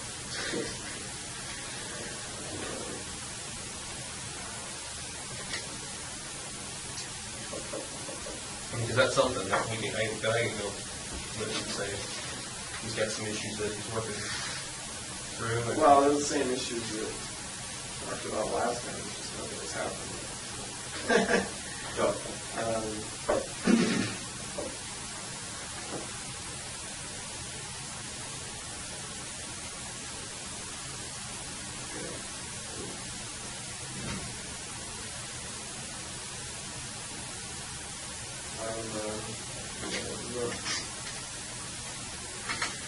I'm hesitant to tackle all the issues on my own. I thought I was going to have some assistance, but If you want assistance, everybody told you, you get whatever assistance you want, and that's your business. Right. And we're not going to, just be really, I want to be really clear, that is up to you, and that's your choice. You do that, we all want to make sure you have every opportunity to do that. So if you want that, do it. That's Right. your business. no, I That's clear. We've just been coming to you, being honest about where we are in the process. No one's laid down an ultimatum yet. We're trying to avoid that. that's good. That's what I want to avoid too. I just thought if I came in here and You can see we're not, I mean, we're telling you that you're smart enough, you know that it is what it is. What I'm telling you, what he's telling you is the reality of this. Yeah. You know, I mean, we're not, Yeah.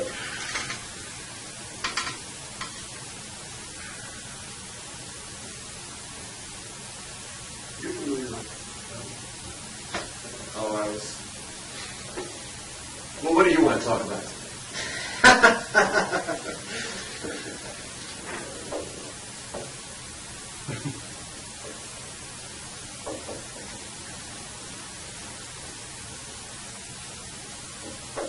Basically, thinking that hypothetically,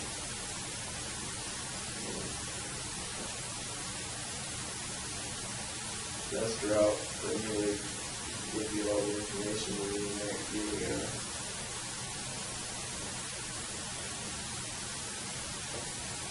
kind of like a last minute kind of thing. So I'm not around for the aftermath. Well, you think that's realistic? Do I think it's realistic? I don't know. It seems to me like that would kind of be my call. Well, but I mean, like I said, if Vermont goes forward, it's not going to be your call or our call. Vermont does. They don't have any reason to move your pace. Yeah, I know. You know what I mean? Right now, we're working together. So, Well, I know. I kind of doubt Vermont is going to well, play that game. But I doubt they're going to. I mean, I'm telling you from even the U.S. Attorney's perspective, that I doubt they're going to play that game that says, we're going to move forward in Vermont really quickly on the couriers, make sure that gets all wrapped up, and we're going to give him what he wants. Figuring that, but because we think at the last minute he's going to cause everything. or I guess that my opinion would be with it, the issues with doing it, something like that would be, would you be able to provide us with enough information that we need, and would that leave some kind of doubt the way it's being done like that, rather than up front cooperating every step of the way and giving us the details that we need to make the closure, rather than right there at the end when all we're getting is maybe a name and a place, and we might not be able to complete the closure all the way, and there might be some, I don't know, it's just food for thought. Would there be? Right. No, I I think understand what you're saying. My concern isn't so much with that. My concern is about keeping things under wraps for the duration of my incarceration, however long that may be.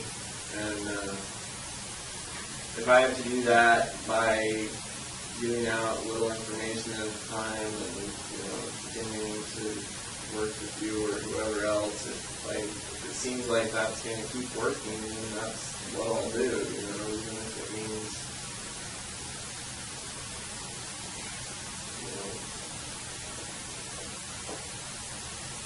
more drama that way, I guess. But yeah, it's still better than the alternative. I think that's fine. One thing I think we should say is right.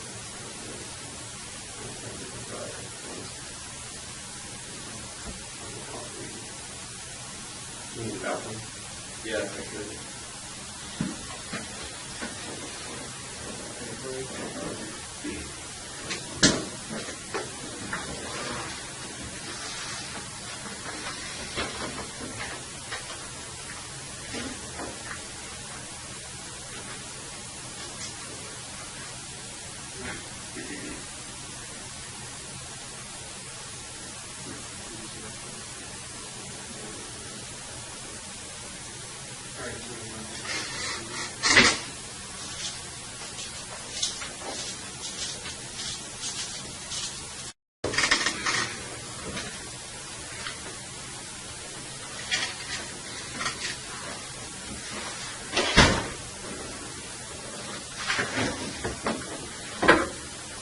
My original was just picking up where we left off, because you said something that I want to respond to. I think the last thing you said.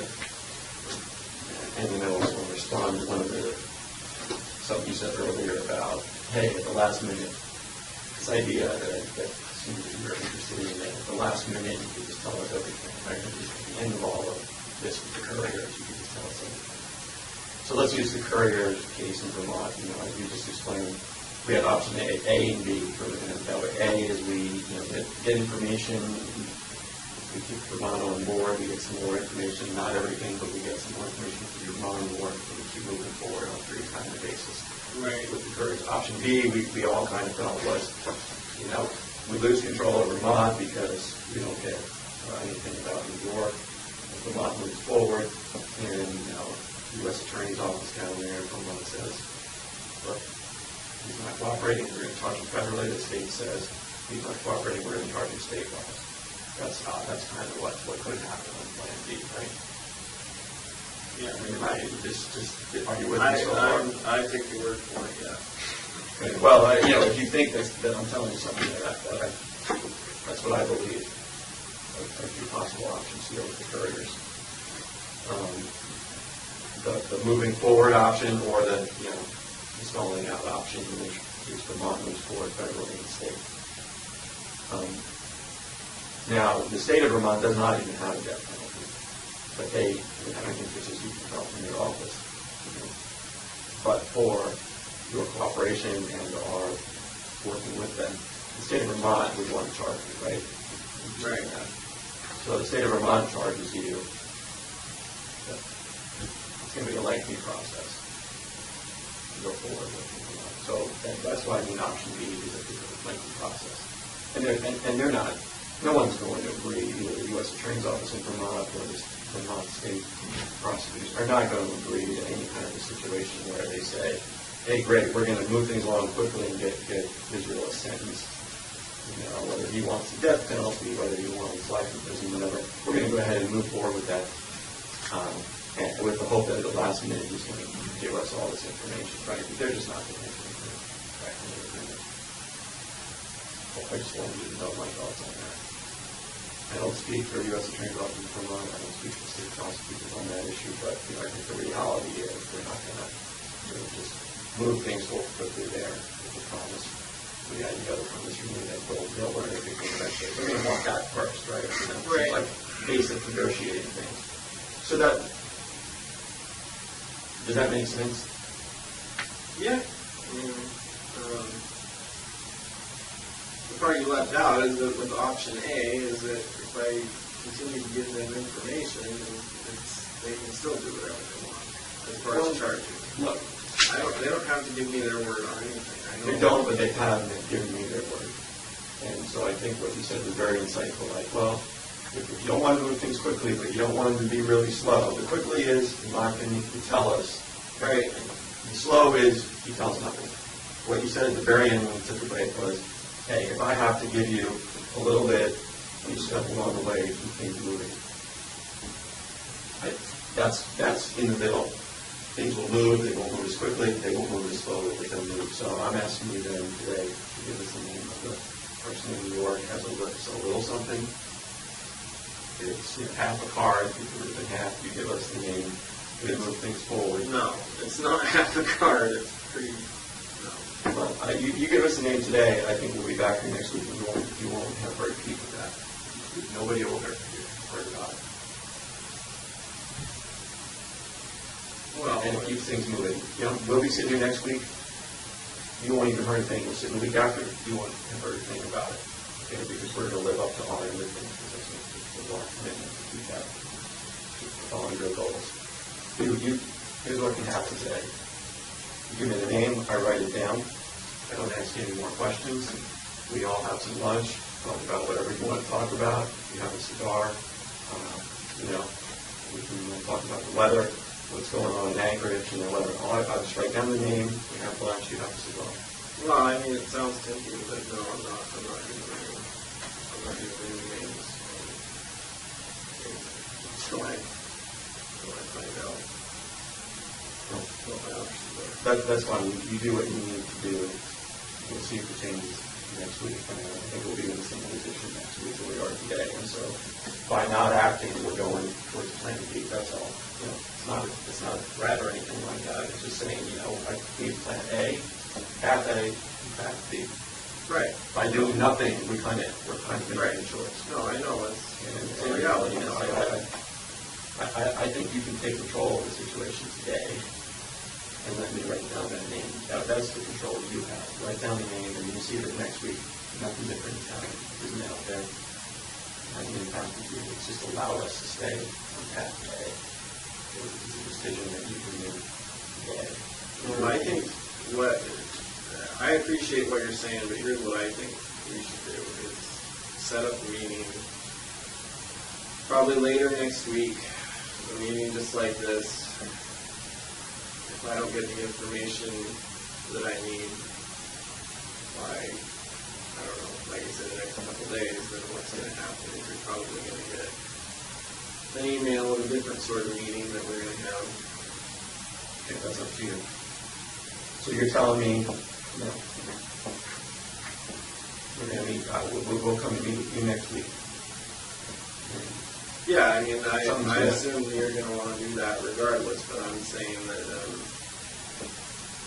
it's been, I mean, what was the last time I was over here? It was like a week ago when I had already been trying to get moving. Yeah, so I mean,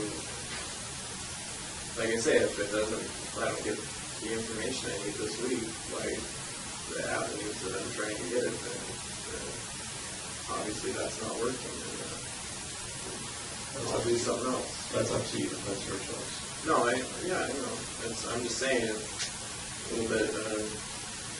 From my perspective,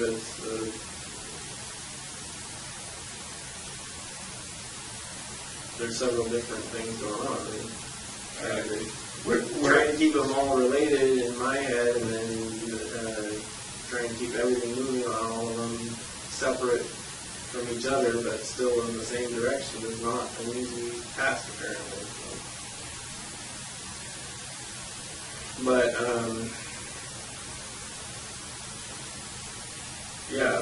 that'll at least give me some more time to get the information that I need. In the meantime, I had requested this other avenue that you had mentioned that there was news from Vermont.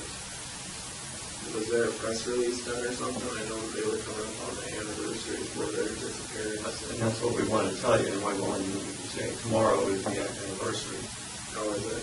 And so right now we have nothing to take from them. So what I wanted to accomplish today is to be able to tell them we got a name. I'm not going to tell them the name. I wanted to say, Vermont, we got a name. Stick with this. We know it's the anniversary. You got a lot of pressure tomorrow. Right. Stick with us. Well, that was a concern I had because I know that's like the media makes a big deal out of the anniversary. Oh, and they're all over them. I know that, and that's what Vermont is wanting to know. I don't need to give Vermont the name. I just need to tell them, trust me, you gave me the name. They're not going to know the name. I'm not going to give it to them. They don't have any need to know. But that gives them a reason to stand firm. Well, they already have a reason. I'm not going to give them that just so they have another reason. Well, you're not giving it to them. You're giving it to me. Well, at your Well, that's what we wanted you to know about. So, look. Oh, trust me, I'll know about it. I don't care. It doesn't matter how many miles away. I imagine if my name pops up, I'm pretty sure it'll. Because it has to be or consider it. So I imagine I'll care about it here. What's Vermont's reason to stay firm? I don't know. You said they already have a reason, so I'm curious as to what that reason is. No, I don't know. Uncommon sense, I guess. I'm sure that at this point they want to give themselves a pat on the back, but frankly they don't deserve one. So that's their reason. If they were being honest with themselves, they would know they couldn't give themselves a pat on the back. But they're going to say, hey, if Israel was being honest with himself, he would just tell you guys and move this thing along. That's their reaction to it.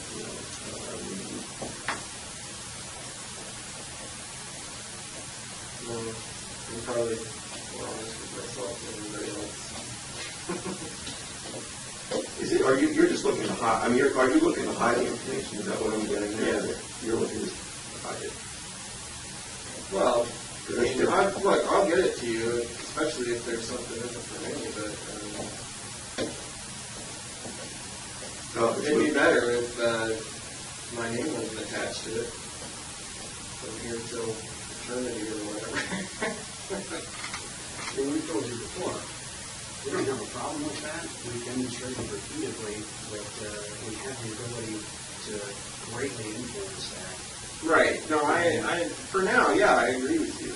I mean, yeah, I agree with you. I think I could probably tell you everything today, and since being the case that it is, I'm sure we could probably keep stuff under wraps for, a year, 2 years, whatever. I'm not worried about that. So then there you go. What's the deal? I'm worried about after that. Eventually, my name is going to be attached to it. So if there's a way that I can protect myself from that and still get you guys what you need, then I'm going to do it.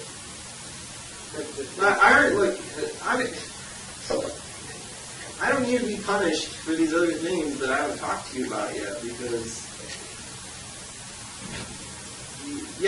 all these others, they can't prosecute a dead man, so it's like, what? Right, but do you think anyone's going to really, you think Vermont charges for the trades, you think they're really going to give you the death penalty knowing that there's more things out there? Do you think they're going to say, right, let's so move forward? You're in a catch-22, my friend. I already fucked up. So. You're in a catch-22, and we're offering you what is, I think, your best bet. That's your call, buddy, but, you're in a catch-22 because Vermont U.S. Attorney's Office, Vermont State isn't going to rush forward and give you what you want, knowing that there's more information. Right, they can't give me more information. Well, they could charge you federally in Vermont with the carjacking resulting in the trades, and they haven't done that because they've trusted us that we're coordinated. They're not going to rush out there and give you some sentence, whatever it may be, while there's still information out there about unsolved crime. We're offering what I think that's your catch-22. I wanted to make sure you understood that, right? No, and we're trying to work on the timing, the control of the media, you control how the story comes out. This is your opportunity. You control the story, you control the timing, you control the media. And by timing, I mean moving it quickly. The other alternative B takes forever, possibly. You don't control any of the rest of the stuff. You may be right, they never get it, but then they're not going to just move forward knowing that the unknown. The middle ground, I think, is what you suggested at the end. You give me a name, I write it down, you have lunch and a cigar, and we all meet again whenever you want to meet again. And you're not going to hear anything about it between now and then.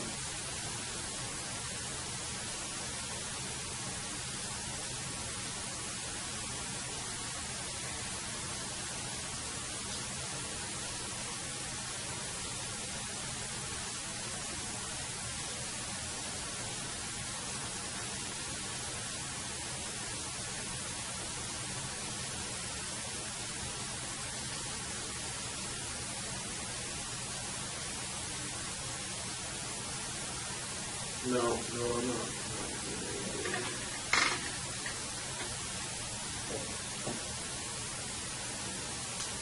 Is Washington a better state?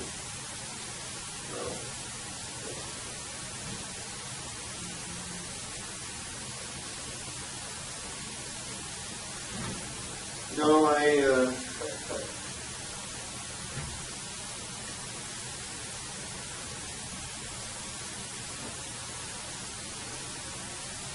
clearly tackle one thing at a time, but I don't want to go into that New York trip anymore until I find out what's going on.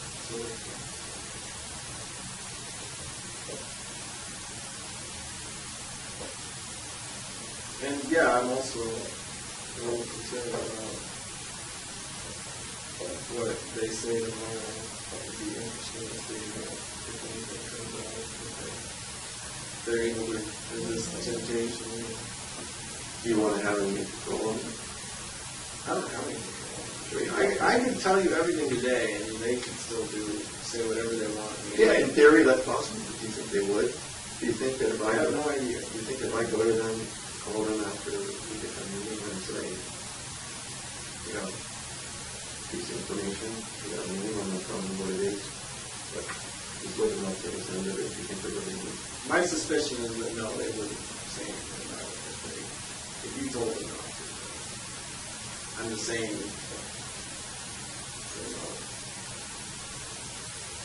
realistic point of view, there's no guarantee. There's no guarantee. I agree with you, but there's no guarantee. We don't know what the media is sniffing around and what they know.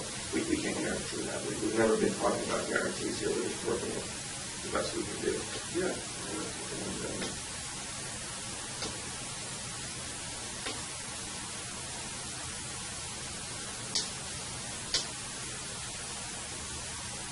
And once we go creep towards Plan B, Plan A might not be, will be more difficult to get back on.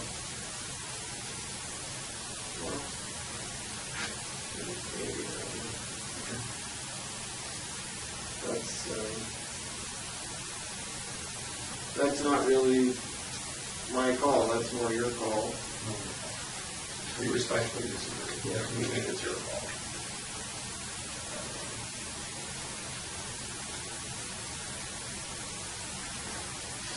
I can't do anything with me.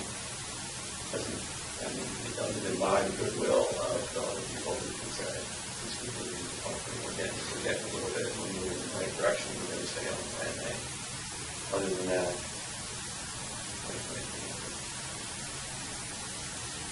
they're not going to find any, they're not going to find the body from what we told us.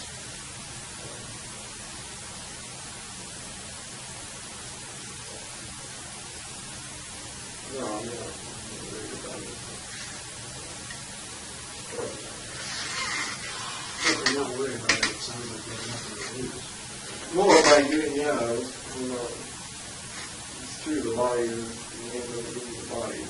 Yeah, I'd rather come asking you for the most minimal thing, and I think it's just going in the right direction. We can meet again next week. Yeah. That's fine.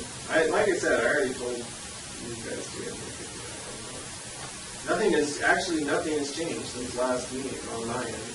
I don't have any new information. Nothing has happened that I wanted to happen. So Okay, we're just asking you from our perspective, if there's something we can do on other crimes, we've done it. And from our perspective, we're talking to you about other crimes, we're standing still and sliding backwards, and it's kind of, as I said, let's just call it depressing and frustrating. But that's what about other crimes. You make your decisions. We told you what we thought could help today. That's what we're at. yeah, hope somebody. Well, I think it would help you. It's the Not in the long run. You're in a catch-22 about that. Yeah, I know. But that doesn't mean I'm not going to try and manage it. Yeah, we're giving you the managed approach.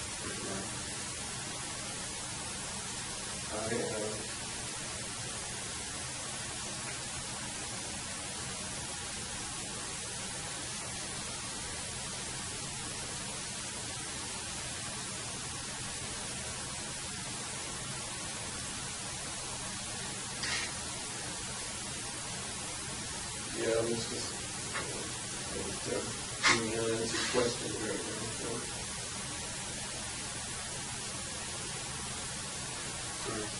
Well, in the interest of not wasting anybody's time and stuff, you said you wanted to meet like next week. You want to pick a day right now, Thursday, Friday? What days are late next week? Do you have preference?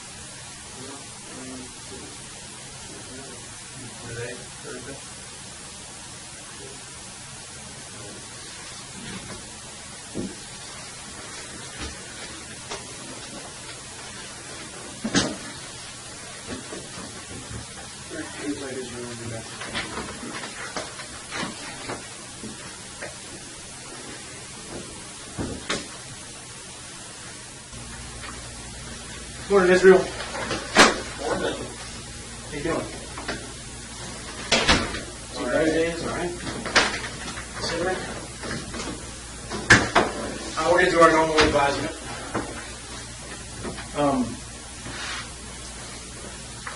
I have to be your right. First thing I want to ask you is you didn't interrupt anything over at the jail for any meeting. No meeting with or anything. You have the right to remain silent. You understand that? Is it?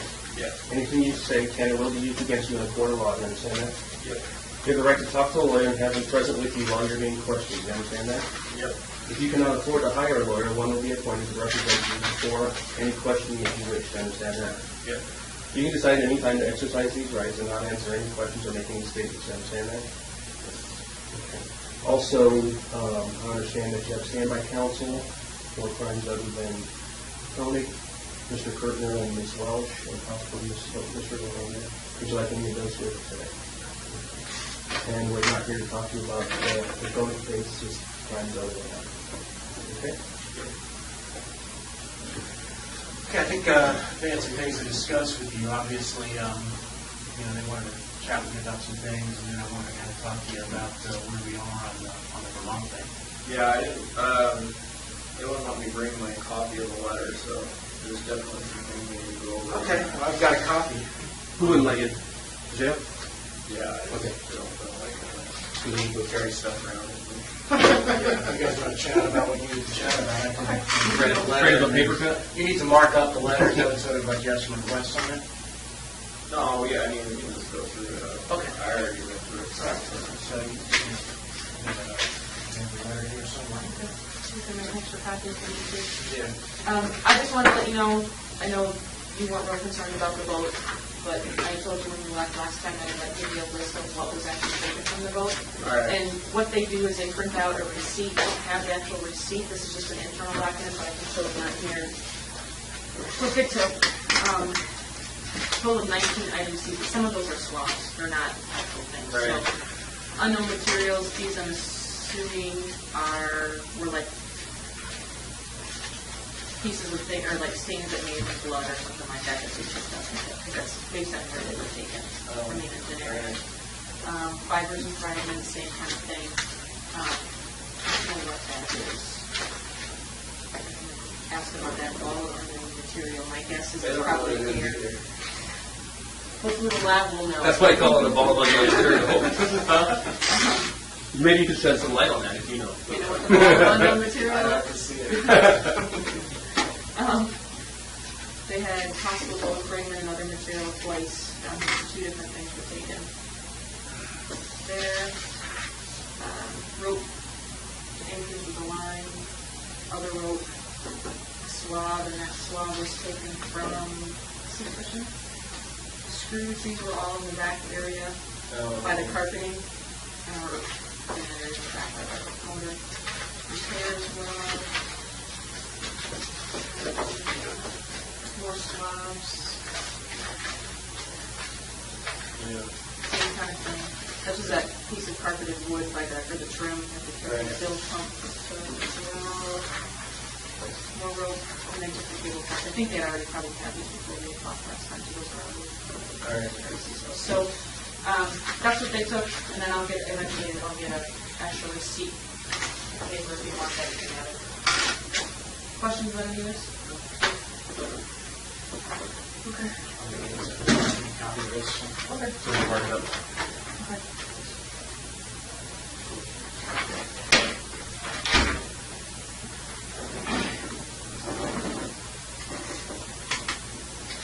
So, Russell's making a copy. Anything you want to discuss generally? Anything you want to discuss generally about the letter, or about any concerns you have? Well, yeah, one of my main concerns right now is trying to get a handle on what the process is going to be. If this goes to CCU, they approve one or all my cases for the death penalty.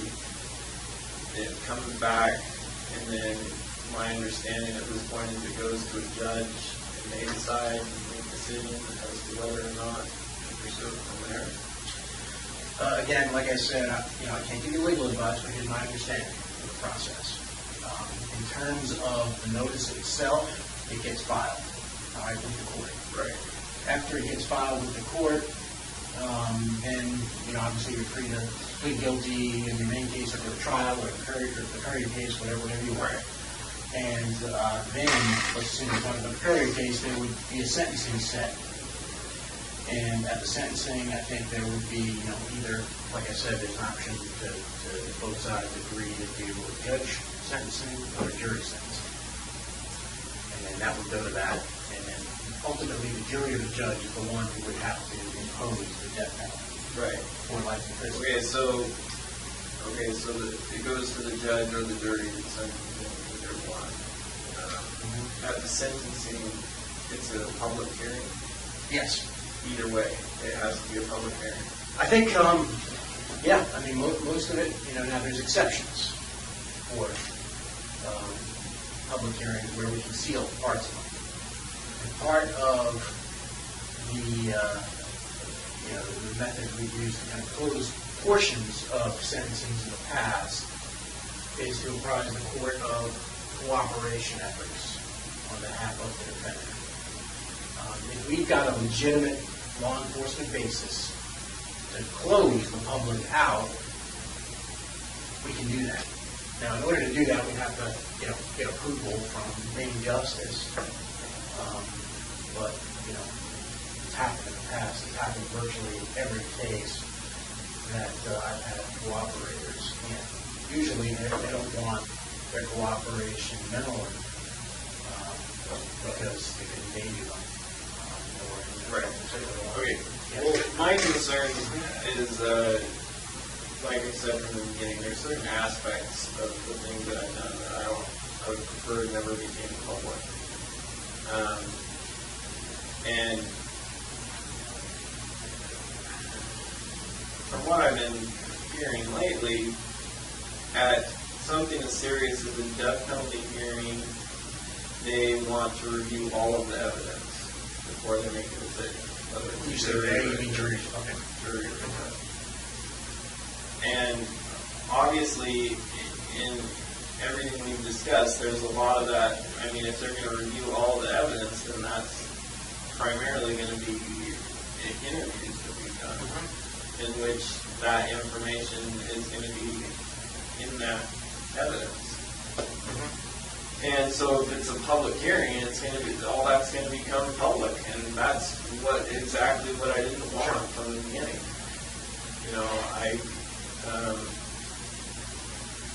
Certain aspects of this that, there's no way around it, but, as far as different things that were done with the bodies and the sexual assault stuff, that type of stuff, I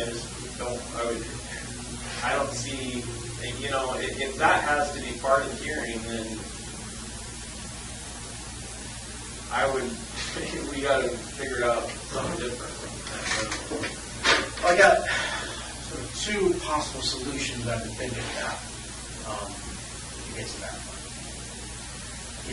One with respect to stuff that you're working with us on, like other crimes, other bodies, and they're still investigating to corroborate your confessions, those murders. We can certainly seek approval to close that part of the sentencing, to the extent you're talking about those. All right, now, I don't know whether or not two guarantees, whether or not main justice would grant that. The second portion of it is, we control the evidence that we present. So the government's got to present the evidence. And, maybe there's some way to kind of address both of our concerns here by circumscribing, by limiting the amount of stuff that's introduced into court. So I've been toying with that idea. Now, obviously, there's a catch-22 to that, right? Right. The worse things, appear to the jury or the judge, the more likely it is you're going to get what you want. Right. In the context of the Courier case. Right? Okay, thanks.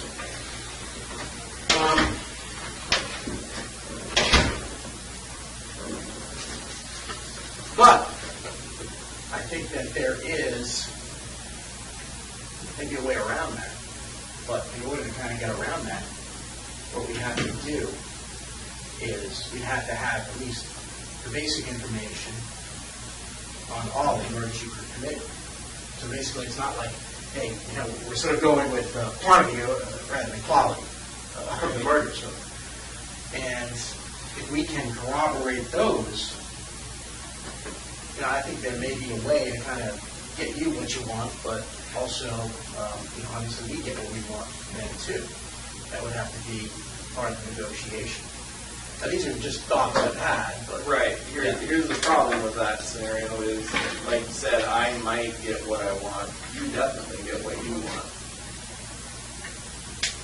well, I mean, look, I think you said it before in other contexts. If people get things done, I don't think any jury would have any doubts about what they do. Now, I can't promise what a jury is going to do. I can never do that. Right. That was me operating under the maybe somewhat naive assumption that as long as I was giving you all this information, there's no reason for it to become public. Whereas I already know that if you go out and you find out this stuff on your own, then all kinds of stuff. Well, maybe all kinds of stuff. I mean, it would have to be a numbers thing. I mean, right now, the way we're going now, let's assume we don't ever strike a deal on the courier thing. Then I think it does become public, some of this stuff. Then we're forced to kind of go your way, and you're forced to go your own way. We've got to go our separate ways, and we've got to try our cases. I understand that. I think now is the time to sort of strike a deal that would encompass all of your activity. And then part of that, broker some deal about, what we can introduce and what we can't. Well, this is another problem. This is why I was pushing for a different type of meeting this week. But obviously there's other things going on that I don't even know what's happening. So, and I know we can't talk about it, but that's an issue for me. About other things that are going on in the Right. process. Yeah. And I don't know what's going on. So obviously I can't help you with that. That's between the no, I know, parties. and that's a problem. So I don't know what else to say about it other than that. But in regards to the courier thing, I went through that letter several times, and there's nothing. First of all, I was pretty ticked off just thinking back about the way things played out with the whole Vermont thing in general. I remember specifically before we even had, before I gave you the location of that house or anything, I was like, I'll give you the location of this house, but I don't want the locals involved. I don't want. I didn't see any reason to bring anyone back there in that area into the fold, so to speak, as to what was going on, because they didn't have any clue anyway. Next thing I know, there's like articles in the paper, like this big dig site going on. There was a lot more discreet ways to handle it. So you got your information, they went right away to the lead investigator on the case, and my name got leaked out somehow way back then, and then months later you never find anything aside from what I gave you in the first place, and then my name's attached to it anyway. Let me tell you a little bit about at least my perception of the work there, and I'll tell you a little bit about the reality of law enforcement. The FBI just kind of went in there and simply said, like gangbusters, hey, locals, you stay out of it, we're handling this, we're not telling you what's going on. That would be a political nightmare for them, okay? Given that they had the information and another agency was investigating. They couldn't do it. And I think we've talked about that numerous times since then, that Vermont was a test case. And, I think we've learned a lot from Vermont, and we understood that the way that was handled back then we'd have to avoid in the future to keep both sides happy if we were going to get continued information. That's the whole reason that we initially came up with, this letter, is to handle it a little bit differently and get Vermont to sort of get on board with us. So, we're successful in getting the letter. Obviously, some things happened that, we were disappointed with, too, about the name getting leaked out. Yeah, we're not happy about the way that was handled either. In fact, there was a rift between us and Vermont for a while, and we weren't giving them information because of the fact that we heard that it got leaked. And so we were, angry at them. We had like a video conference session with all the investigators from Vermont and all the prosecutors from Vermont and us, and kind of hashed things out. And said, obviously there's been some problems. They agreed that, look, they're on board with us. They've obviously got to consider the needs of the family, but I think we hashed things out, and things have worked much better, especially like recently. To be able to control that press conference on the couriers in light of the possible settlement of other crimes, I think was a pretty remarkable feat that we were able to accomplish. But what I'm trying to do here is, all right, obviously we can go with this. That was the way they even said in this initial letter that they would defer to us as to what charging would happen. And that was a way to kind of put the lid on things and kind of keep going quietly. All right, I understand you can go with this. So, what we're trying to do now is just simply revisit that another way. Obviously, that opportunity's passed us by, but there's still this opportunity on the table. And, I think the longer we wait on it, the more problematic it becomes, because I've been avoiding calling Vermont since, this week. I've just basically said, hey, he's obviously getting some advice on the letter, and I haven't heard from them since Monday, Tuesday, and I haven't called them, because I know the next question is going to be, all right, where are we on the letter, because we have to do something. So, this letter is an effort to try to keep everybody in line, keep Vermont in line, get you, to some extent, what you want, and get us what we want. It doesn't get me anything I want. It doesn't get me anything that I'm not going to get anyway. You just said Vermont is chomping at the bit now. They want to see me indicted for this. In their jurisdiction. Whatever. The whole deal originally was that I would be charged federally with it, and now you're ready to just hand it over to them and let them charge me. So I don't care. If they want to charge me, it's pretty clear at this point I'm not going to get what I want, at least not, I'm not going to get a straight answer on what I want, and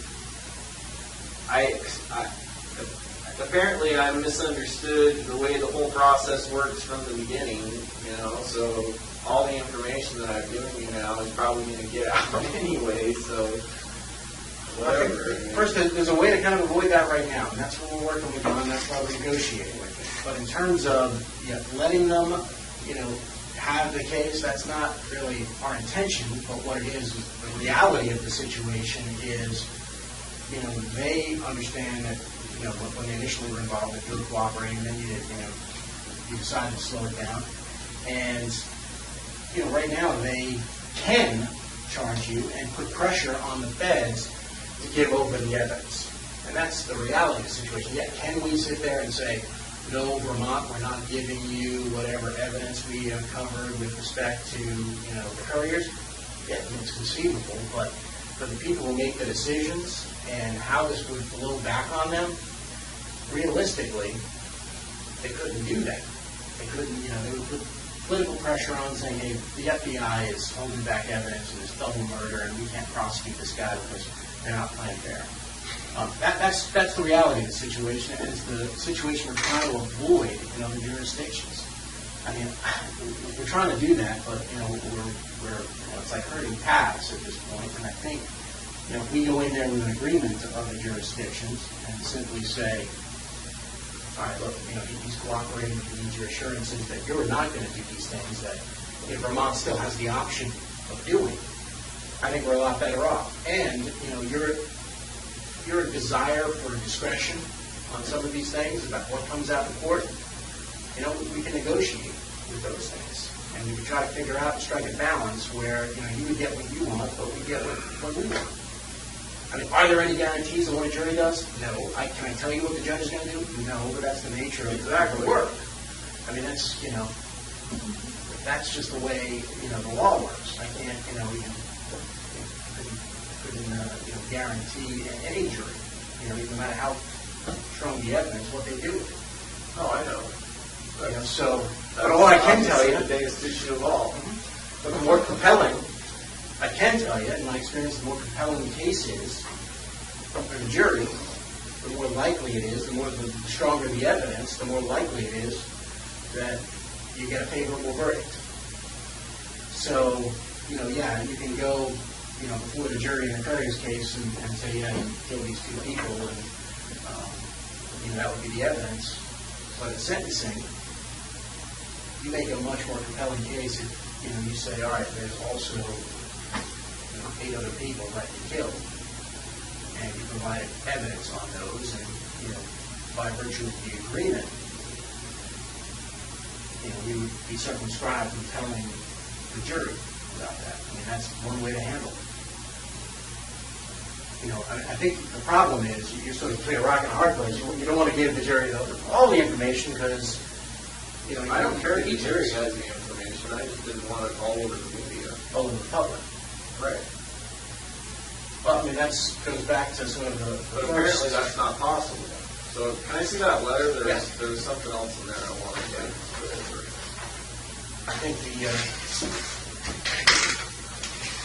like I said, there are law enforcement exceptions to keep things sealed from the public if we're still investigating it.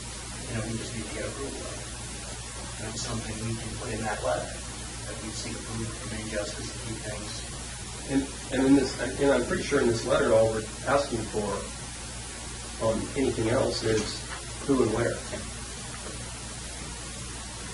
The details. Yeah, I know. I see that. So you control that information by telling us just that. Right. But the problem is with some of that, it's going to give you more than enough that if this doesn't work out in my favor, you're going to keep playing connect the dots, and I'm going to keep getting bounced around from one jurisdiction to the next. That doesn't happen with this. No, it says, prior to any plea agreement, I provide the total number of victims, jurisdictions, which in turn is going to give you the same name or date. Or even specific locations, it just gives us a jurisdiction. That's just so we can get their agreement. That's all that's all we're asking for that. It's purposely set up that way to protect you. Right, but the problem is I already know that you know where I've been for the last few years, so it's not. You're not giving up anything. So you're right, that's not a lot of new information. It might just corroborate some of the stuff that we have, and it gives us the ability to go to them and get them on board. Or walk away if we're not willing to get on board.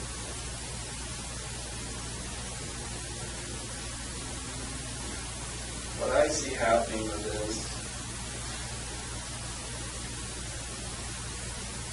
is that you're wanting more information up front. I still have no idea what's going to happen with the information I've already given you. And admittedly, you don't know what's going to happen with the information I've already given you. Except that in that letter, if you don't get what you want, that's when the information stops, right? Yeah, it's It stops conditioned. until you start finding stuff. Well, it's conditioned on at least the Attorney General coming back and saying, hey, we're going to seek what you want. Right? I mean, look, you've identified, some issues that you're concerned about, but, I don't think there's anything you can't overcome here.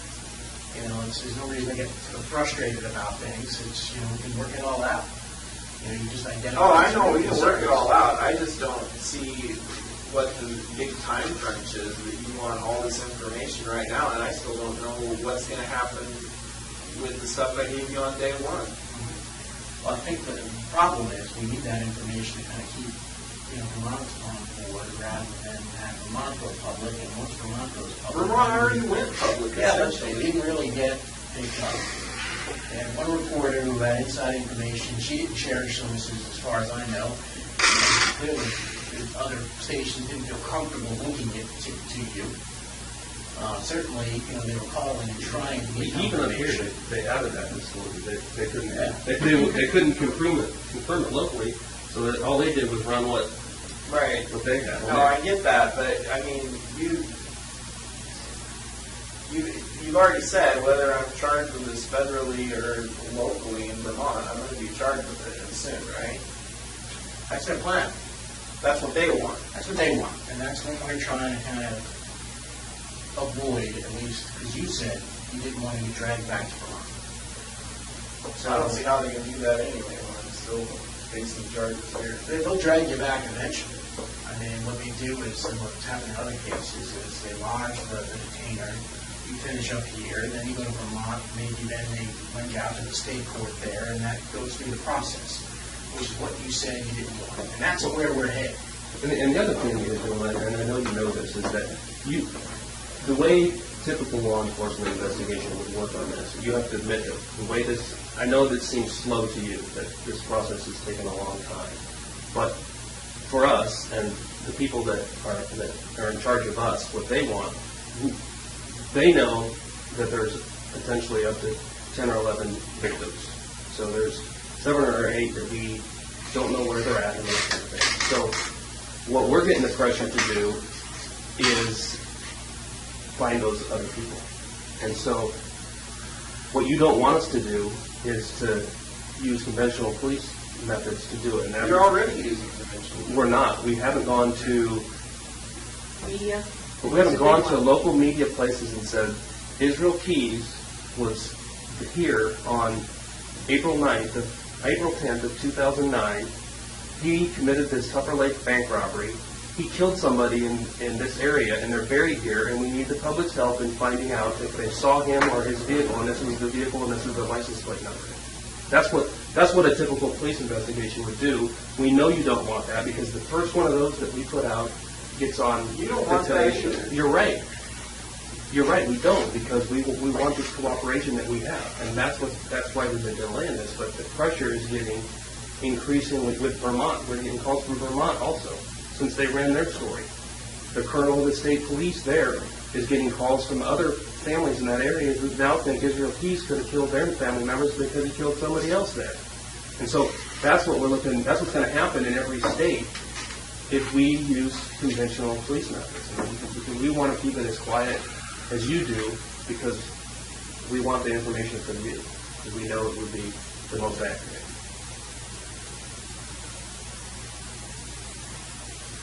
I mean, that's just the reality of it. I mean, I know you know that.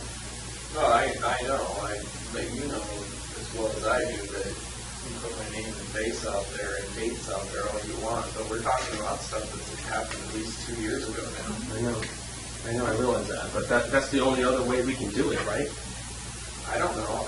But I'm just saying that I'm getting a little bit ticked off at what's happening with the information that I've already given you, and I see no reason at this point to keep giving me more information, because I don't know what's going to happen with that. Once you have it, once they have it, these different jurisdictions, it's their information. Yeah, I understand that, but then I lose it.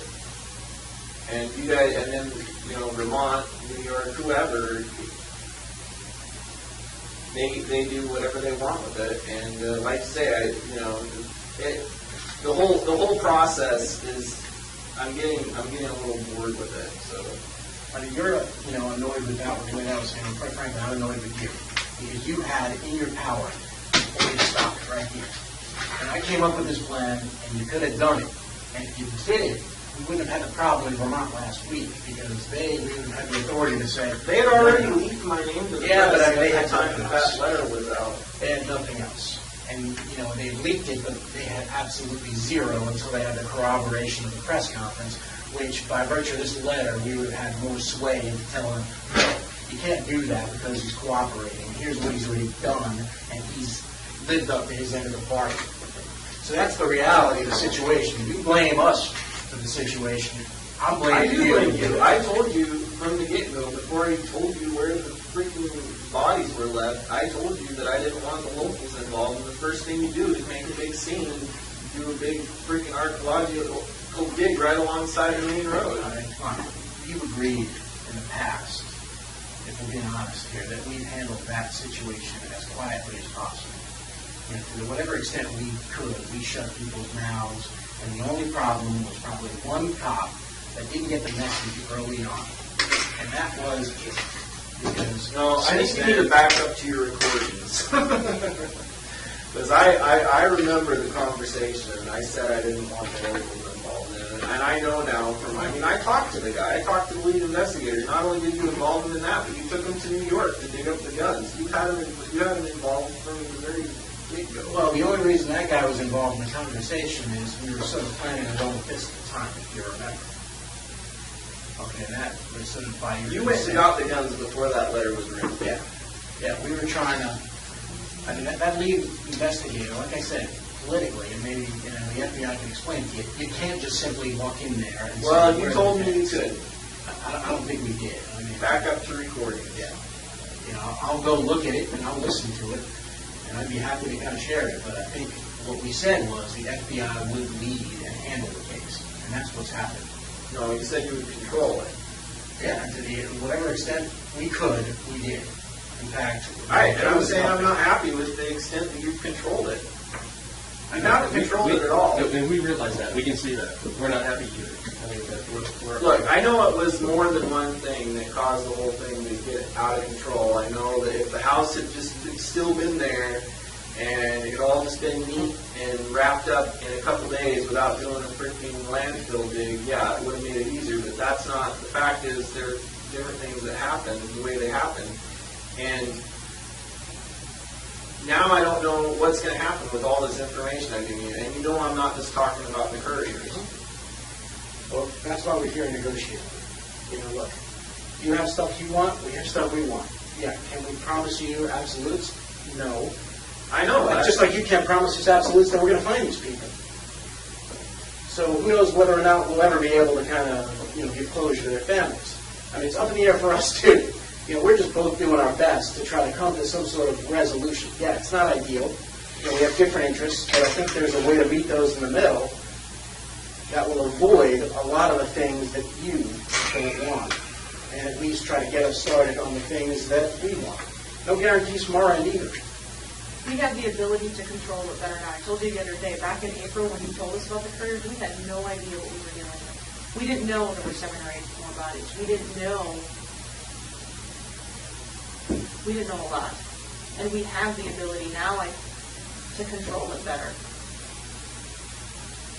Had we known that back then and were able to communicate that to the people in Vermont, I don't think the leak would have happened, because I think that person would have realized the gravity of the situation. I don't think that they did. I think they thought the end of it was their case. That was the only one that mattered to them. And clearly it wasn't, and I'm sure that person...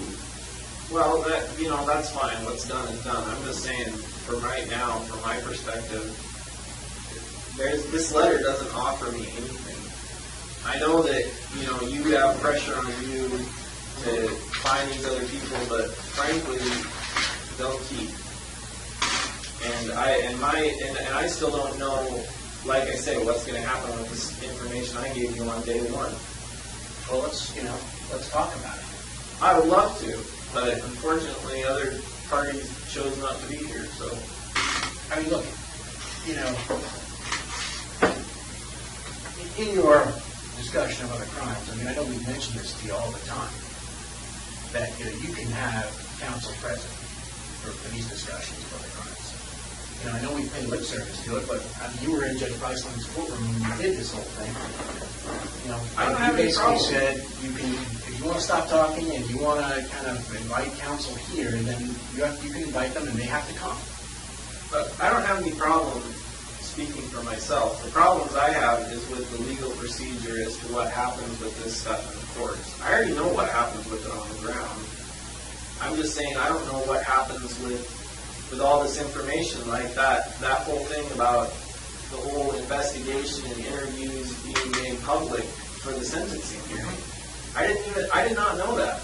I was led to believe that if I gave you information, then we controlled all that information. You still have an opportunity to control that information.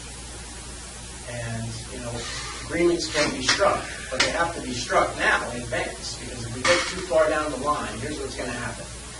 Like I said, we identified Vermont as, a problem because that was, happened at a time we didn't know what we were dealing with. I wrote that on that flip pad I showed you a while ago. Vermont, we got to deal with Vermont. I know it's going to be a problem.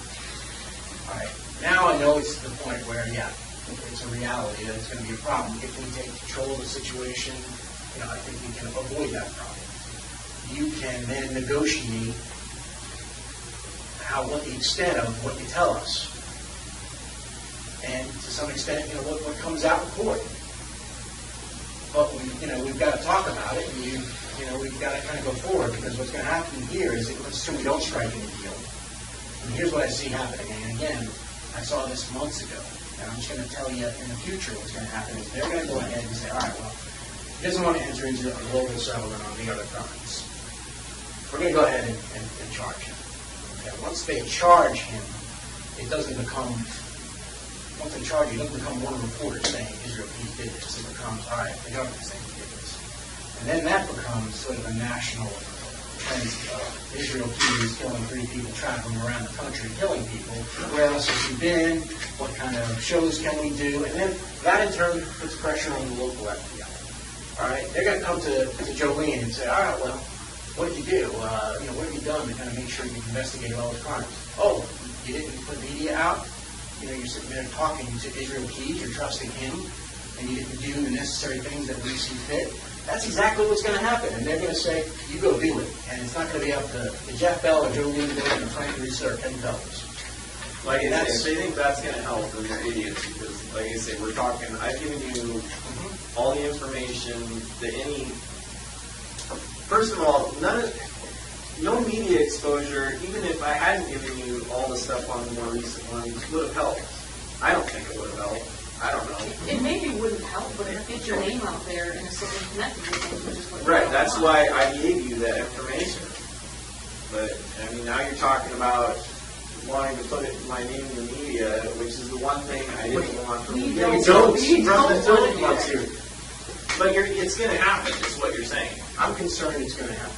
That's my concern as I look forward. If we can't get another avenue for doing it, I don't see that I don't see that we have any other choice on how to investigate it. You could just hold off until I see what happens with the information I've already given you, and then you still have an open line of communication. If you do that, I have no. What incentive do I have if you after all the information I've given you, you run to the media and put all this crap out there for my family and everybody else to see, and then at some point down the road, we still don't have enough to find out for sure that he did this, that, and the other thing, but let's go back and talk to him. You really think I'm going to feel like giving you more information? From our perspective, you have to see it sort of the other side of the coin. What guarantees do we have that you're going to give us the information? I don't have any guarantees. Exactly. Just like you don't. So we're trying to reach an agreement here where we both have some assurances that we're bound by in an agreement. So we're bound by I don't have any guarantees, but it's pretty likely you're going to get the information. But why do you say that? Because it looks like I'm stuck here for a while. Well, what incentive will you have to give out the information? I don't know. I'm sure things will come up. Right now, you guys got me on pencil restrictions.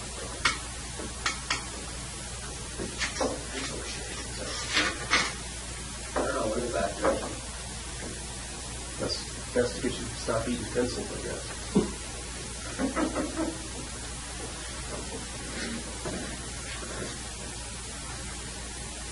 Look, I think, what we're trying to do is, it's obviously a situation where you have interest and we have competing interest. And like I said, we can negotiate like that every day. And I think we can negotiate something like that, but, we need a little bit more to do it. To avoid Vermont doing what they're going to do, to avoid, what the FBI national is going to come down and say we should have been doing in this case.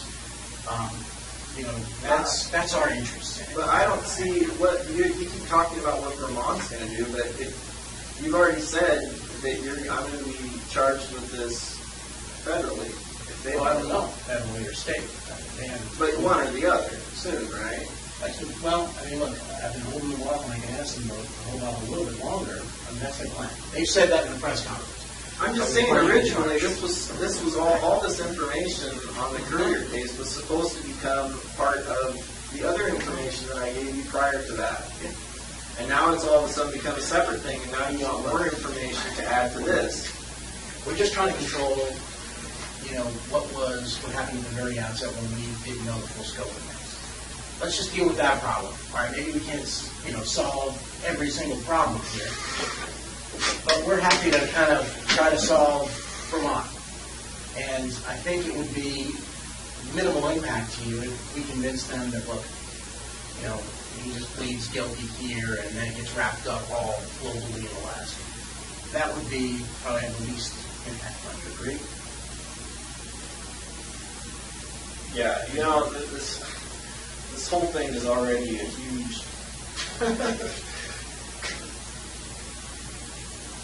We're just trying to solve the We never even found the bodies.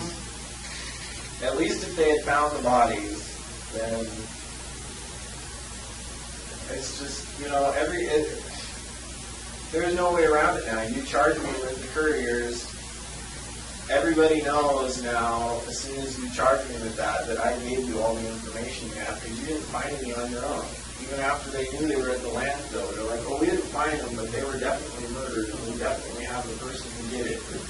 And now, pretty soon, we're going to tell everybody who did it. And the person who did it is Israel Keys. So how did they know that? Well, you must have told them, so whatever. How can we avoid? You can't avoid it now. It's already happened. I mean, the majority of it's already happened. The only thing left is you to come out and say, the Israel Keys is the one who's going to be charged for it. So, And they didn't say that. They didn't say it yet. I'm just saying, I'm going to be charged for it. You said soon, either federally in Vermont or in Vermont, and that's... Okay, is there a way we can kind of at least put the lid on things in Vermont any longer? And maybe, I know you have another situation to work out, but give us something that buys us time. How do I know how much time? First of all, I'm not buying any time because they already did a freaking news story on it. And we've already said they're chomping at the bit to charge me now, so, But if we can get something from them and simply just say, hey, hold off, or for some other sort of, deal. Look, obviously our preference, yours is too, to wrap all this up, globally through all the other times.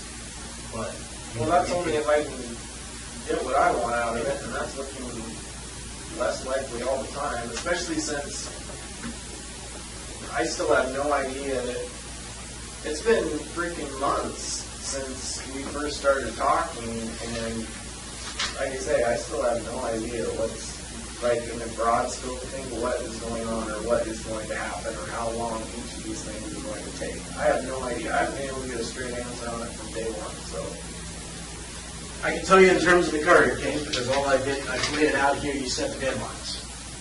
I can put deadlines in here, at least for your edification. You can avoid deadlines. You can work on, the language. You can work on how much is out. There's no deadline. The only deadlines are events that happen. They're not dates. Well, I said there's a couple weeks from the events, and then there's, seeking expedited review. And so that's, what I've been working on. It's not like, we've been sitting here just, calling back to Washington, D.C. and asking how can I screw Israel Keys. I've been trying to kind of, pulling my hair out and figure out a way to kind of resolve this dispute and settle everything where, you have the best chance of getting what you want, and we have the best chance of getting what we want. So I've been dealing, like you said, Vermont, what happened, we had to do what we're going to do. We would have done it a little differently. But we didn't know the full scope of things, and, it is what it is. We can't rewrite that. What we can do is we can change the future as to what happened. And we'll change, we can change the future as to these other things. Because, right now, your concern is that you go to court on the couriers and then all these details come out that you don't necessarily want to come out, right? With everything, Yeah, okay, with everything. Right. We keep going the way we are and not agreeing on different things, then I think stuff like that's going to happen. So you're sort of between a rock and a hard place. Hey, if you don't agree globally, you can stop the flow of information from Vermont. They'll use whatever they'll exert whatever influence and they can kind of use your confessions against you. Right now, before that case is charged, you're in a position of power where you can negotiate. All right, well, here's the deal. I'll give you this other stuff, but here's what I want out of it. And your information is, valuable now. I mean, it's valuable to you. It's valuable to us.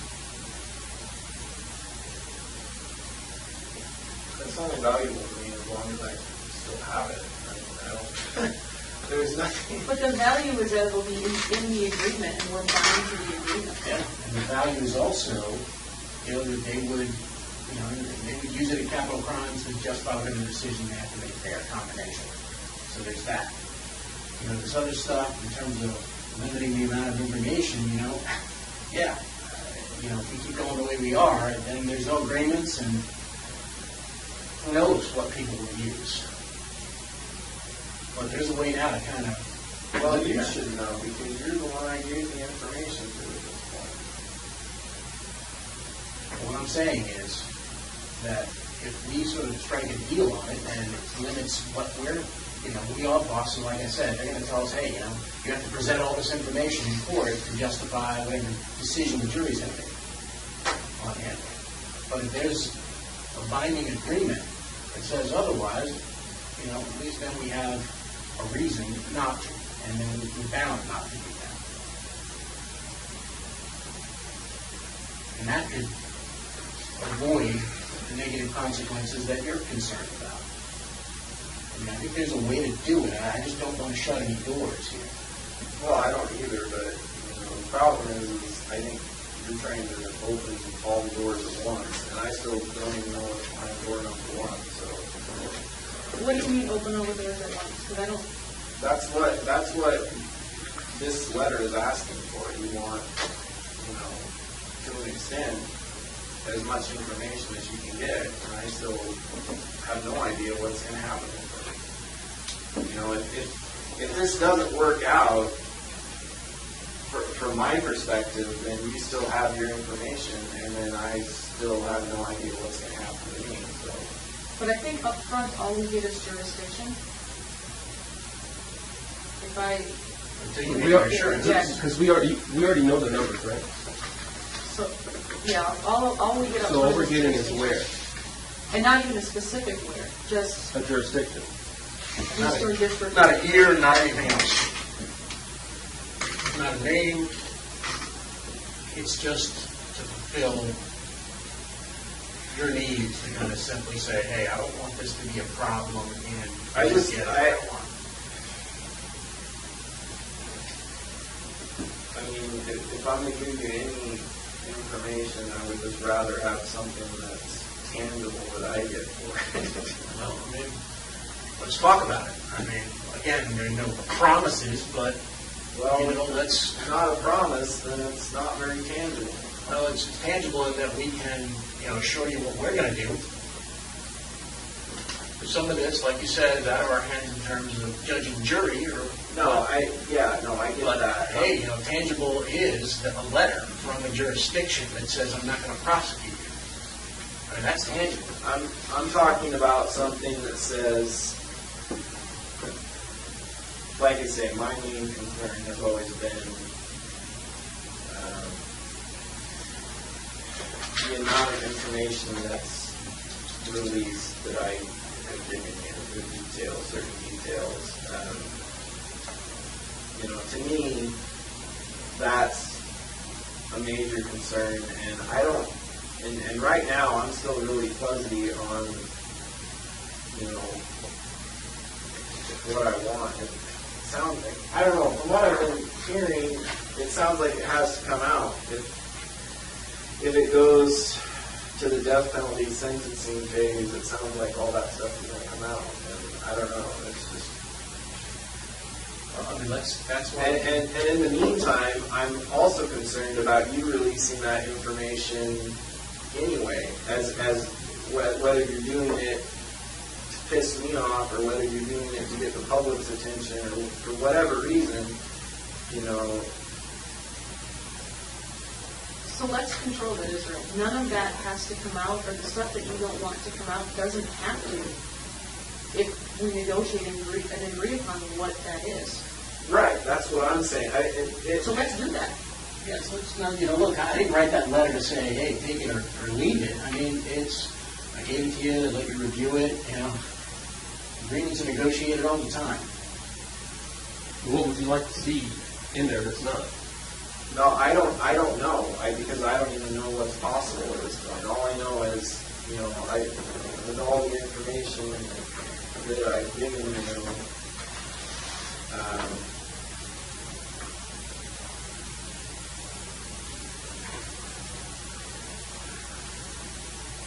really freaking.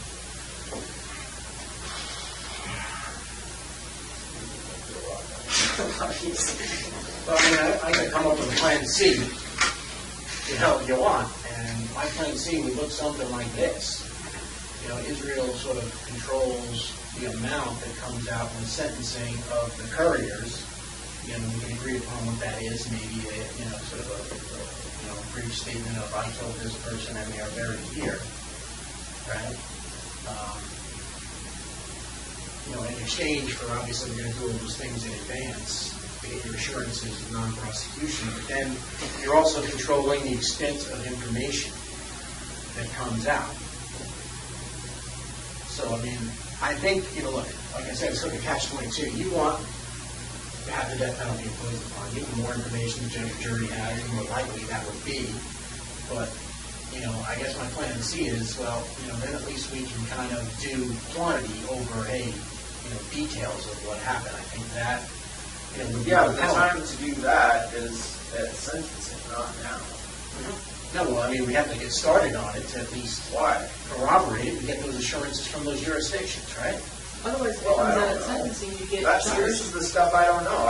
I mean, how the hell do I know we have to do it now? For all I know, you can charge me, and then at the time of the sentencing, you know, you can say, look, there's this additional information. I just don't see where I have any incentive to give you any more information right now, because all this stuff is going to happen to me anyway. I mean, whether I'm charged federally or in Vermont, I don't even understand how they can charge me in Vermont, because Feldas told me this was a federal crime. So that was the whole idea of me giving you like the guns and the silencers and all that crap, because I thought it was all going to be federal, and now you're saying they want to charge me locally, and I don't even, whatever, you know, you're the lawyer, so. I think that nothing, you know, there's nothing that can't be overcome here, all right? And that's what I'm just trying to work on. You know, I'm trying to figure out a way where everybody gets closest to their goal. And I think we can do that. Oh, you're going to get your goals. You know, I don't know that. What do we just go back and I'm going to show the guys, hey, well, don't worry, as Israel said, we're going to get what we want, so don't worry, guys. I mean, you know what they're going to say to that. You know, this way, at least if there's an agreement, we can show them I can go wrong. It's not just Israel saying, it's an agreement that, you know, we have that, you know, he's going to get us close to our goals, we're going to get him as close as we can to his goals, and, you know, hey, we're both walking away, leaving something at the table. Jurisdictions are walking away and leaving something at the table. I mean, we'd have to get those assurances, and, you know, that's something that's going to take time. And that would prevent you from the detriment of getting dragged around, which is something you told us you want to avoid. And I'm just trying to keep it together. Right. And I think this is the that's best another way. concern I have is, you know, I give you this information, things don't work out my way, I still get dragged around. How do you figure? Because if Plan A doesn't work, then all these other jurisdictions are going to go to Plan B and charge me separately for everything that I've done. Plan A, though, before we even get to it, would require them to write a letter saying they're not Said going that they wouldn't do to, that. right? Well, it's not on here now. I mean, Well, we can put it on there. I mean, look, that's a starting point. It's a 3-page letter, not even. Like I said, that needs to kind of go into a more comprehensive agreement. But, don't get frustrated with the terms. Everything is, you have some other concerns you identified today? We change the letter. We work on it. But we don't just get frustrated and kind of walk away, because that's, that puts people in a corner. We don't want to put you in a corner. We don't want to be in a corner. I think we both know that the best way to proceed on this is the way we have been proceeding. And doing it as quietly as possible. And I think, that's my whole issue right now. It hasn't been very quiet. I mean, there was already like freaking pages online about. I don't know. we just speculate. Yeah, but, I don't know, whatever, speculation, fact, does it really matter? Well, I think it does. I think you said that last time we met. I got a total career, reporting something. It's not reality yet. And, I'm trying to negotiate a resolution that lets them control Vermont, because we learn from it, and it's going to help us avoid that problem in other jurisdictions. We can control it. Certainly was introduced. Like I said, if there is a way where you're cooperating with us and we can represent the court cooperating, there may be a way to keep that cooperation under seal in court. Yeah, no, that's what I'm concerned about, but I can say the Courier case is not the only one I'm concerned about right now. Let's deal with those concerns on the other cases. That's why the whole aim of the plan is to get their buyout before we do it. If we can't go to them and simply, have someone say, hey, we need a buyout on this, the assurance. It's difficult to control things. I agree. I do think that you're going to follow through on your end. But I just think at this point, I'm kind of feel like I'm in a position where I've given you a certain amount of information. None of it has, or I shouldn't say none of it. About half of what I thought we had an understanding on, from the very beginning, hasn't worked out in my favor. Granted, some things haven't worked out in your favor, but I just think at this point, I just don't see what incentive I have to tell you anything else.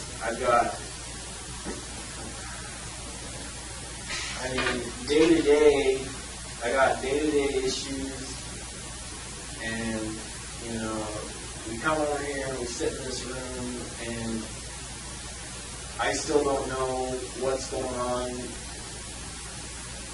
with, like I say, with everything that we've talked about. And in terms of the other case, obviously that's on you and your lawyers to kind of do whatever you see fit. In terms of the Courier case, that's what I can control, and that's what I can help control, at least, to the extent that I can assure them that things are in the works. Look, I can tell them, and I have told them, look, I think he's going to cooperate and continue giving us some of this stuff in exchange for some of it, for some discretion, but, they don't know you. And, I don't expect any sympathy from anything. No, and they're not. That's exactly the point. Come on, let's be realistic. Well, I am being realistic. They're not sympathetic at all. That's why they're saying, well, got a case on them, I guess. We can go ahead and charge them, right? Exactly. So What I'm trying to tell them is, look, that's maybe not the best thing to accomplish everybody's goals.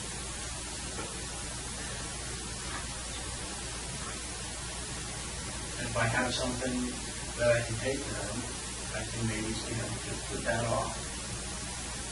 So that's all I'm trying to deal with. I think there's a way to kind of circumscribe and limit the information in court. I think there's a way to write that in the agreement. I think there's a way to do a global settlement.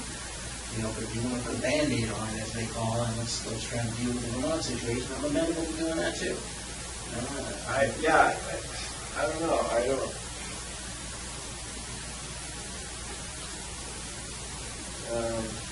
There's just a lot of stuff.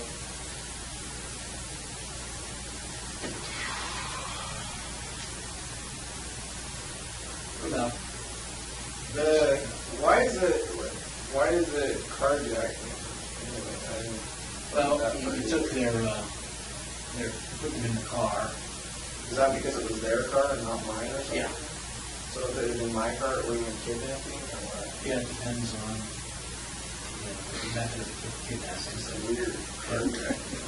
Yeah, kind of makes you seem like a gang member.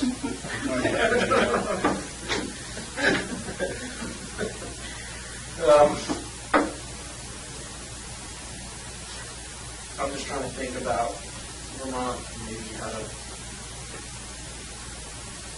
buy time over there. I don't.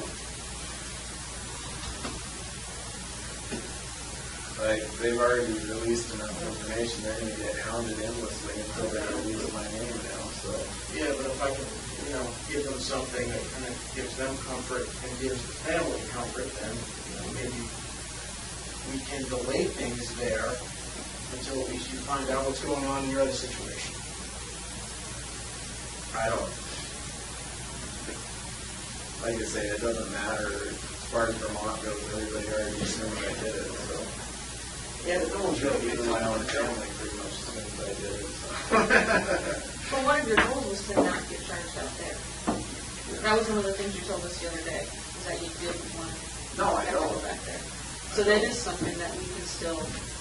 So ideally, what would that say? You said there were some, how would you have that read? What information would you have released about you control everything beyond the couriers because you only tell us whatever you want to be released. What would be acceptable to you to be released that you think would meet your goal in this case? And like Frank was talking about, quantity.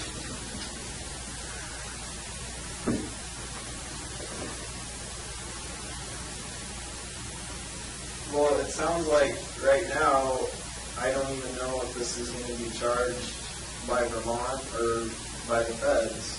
And, So what would you want and have to say regarding that? see, this is the problem, because I don't even know what's possible. It doesn't. It does talk about that if this offer outlines a proposal you plead guilty to conduct in Alaska, which would prevent you from having to go back and face charges in Vermont, either state or federal back there. That would be the goal. That's the goal of this letter is let's keep it here. At least. So if that's I going to be just an don't issue. understand why they even want to charge me in the first place. Well, it's also they have family members that they feel like they're close to, and I'm just giving you, their perspective they gave me. They want to kind of make sure their family members see justice, and they feel like it's a Vermont crime. The community needs to know that type of thing. And, that's their center. It may not make sense to you, but I understand it from a law enforcement perspective that, hey, if you committed a crime there, you should be held accountable. That's typically their take on things. It would probably be our take on things too if it happened in reverse. All right, but I think that there's a way to just be able to kind of at least put them off for a little while you're thinking about other things and thinking about a road resolution we can work on. But like I said, that's a way for us to get close to our goals. If you want to sort of smaller way, I can come up with one. No, your goals at this point are pretty easy. Yeah. My goal is not to get charged for the courage 7 or 8 different times or whatever. And that's a goal Same thing. That's a goal we can help you with. Well, that addresses everything. Right, no, I understand, that is something I still have in my control. I mean, apparently it's already out of my control, I'm already gonna get charged twice. So, We can, at least have that just rolled in here, and just, right, no, I So we're trying to do understand that, but I would rather have it all hammered out. This just seems Well, you know what? really preemptive right now. It's like, there's gotta be a way to do it to where I get something a little more concrete, and then, then I know for sure that that's it. It's not gonna keep going on and on for one. So what's an example of what you mean by concrete? Like, what would you, I guess I'm not clear on what you want. Well, that's Like, I thought within you our were- control. What could we put in there in writing that is? I don't know that there's, I don't know. I don't have. what types of ideas that would you like? I mean, like, just plain ideas that we can work with. And I think I have some thoughts on, a couple of different ways we can try to work on this. I just need to know what your concrete ideas are, because, that's what you want. I mean, I try to write that with your goals in mind, based upon the flip chart of what your goals are, and, I think I try to satisfy those. And, to the extent you have other goals and other ideas, then, we work it in.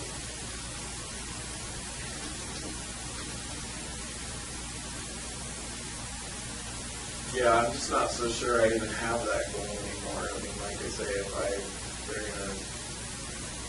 it means looking for the death penalty is going to make this into a bigger circus than it already is. And they're going to take all this information that the things that I've done and put it in a public sentencing hearing. It doesn't have to happen that way, though. Well, I don't know that though, because I've been told it does, so it's a problem. Well, I can tell you is the United States government controls what evidence is introduced into court. And I represent them. So I have absolute control over what evidence I put in. Right. Well, that's good to know. And if it says in here what evidence gets introduced, that's what Frank has to go by. Yeah. And no one's going to tell me that, here's what I have to do. Now, obviously, there's, bosses everywhere that'll try to tell you stuff, but if we have an agreement that binds those people, then, it is what it is. The court doesn't have any right to demand more information from us. The court has to let us try our case. And I decide all the time at trial, I'm not going to put that person on, even though maybe they can help my case, but it's not worth it. It's not worth it to me because I have some other goal in mind. It's legal strategy 101 happens every day. So, that is in my control. That's what I'm telling you. And so you want something that's within my control. It's as simple as that.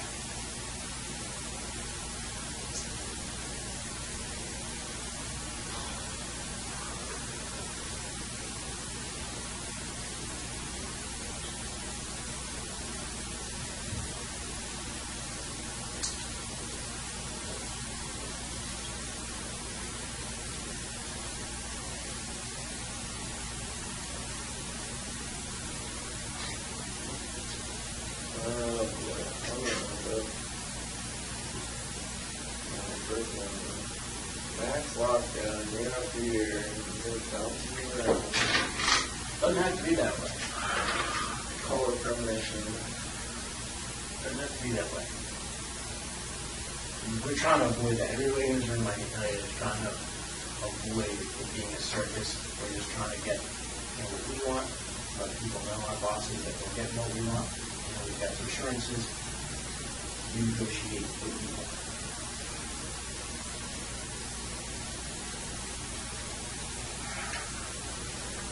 If we wanted to screw you, I wouldn't be sitting here drafting a letter to you about here's what we're going to do and for you, and I wouldn't be in here. You know, we want to go ahead and just try to make you a villain. We just don't do that.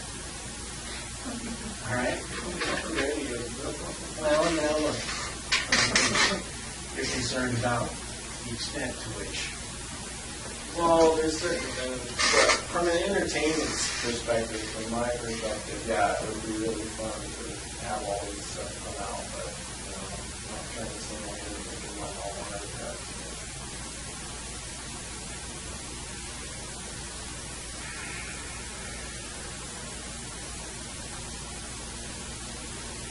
But I still think there's got to be something more that I can get out of giving more information, because I haven't seen anything yet. What do you want? I want to know what's going to happen. You want to know when, what's going to happen and when? You want to know? Yeah. You want to know how much information is going to be released publicly? Let's flesh that out a little bit more. Well, first of all, we can't talk about it. And that's the biggest problem. Secondly, if there's this problem with Vermont that they already have enough information on who they want to make it public or whatever, one way or the other. Honestly, I don't really get it. I don't care if this courier thing gets charged in Vermont or gets charged federally. Because right now, it's not, either way, it seems like it's just going to keep dragging on. And I've got other more immediate concerns.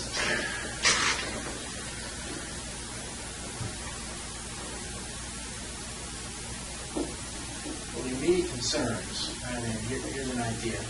To deal with your immediate concerns. You want time to deal with those immediate concerns, and Vermont is obviously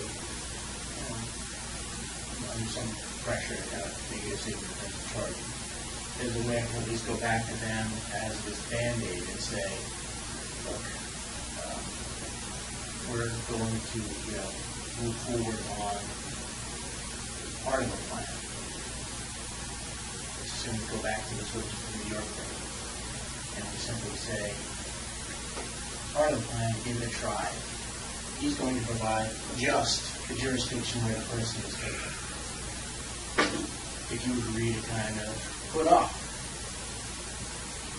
charging, and just do the same thing you're doing. Just put off the press, put off charging, just say investigations continue.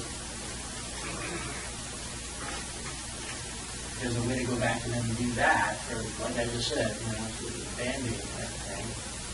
Just to buy us some time. I'll be happy to try that. I don't, like I say, I don't care. They've already released the information in the media. They're going to charge me for it. You're going to charge me for it. Either way, the whole thing wasn't even supposed to. There's a way to, at least put that off, and, if there's a way to put that off, maybe there's a way to strike a bigger deal down the road. If we buy some time for ourselves.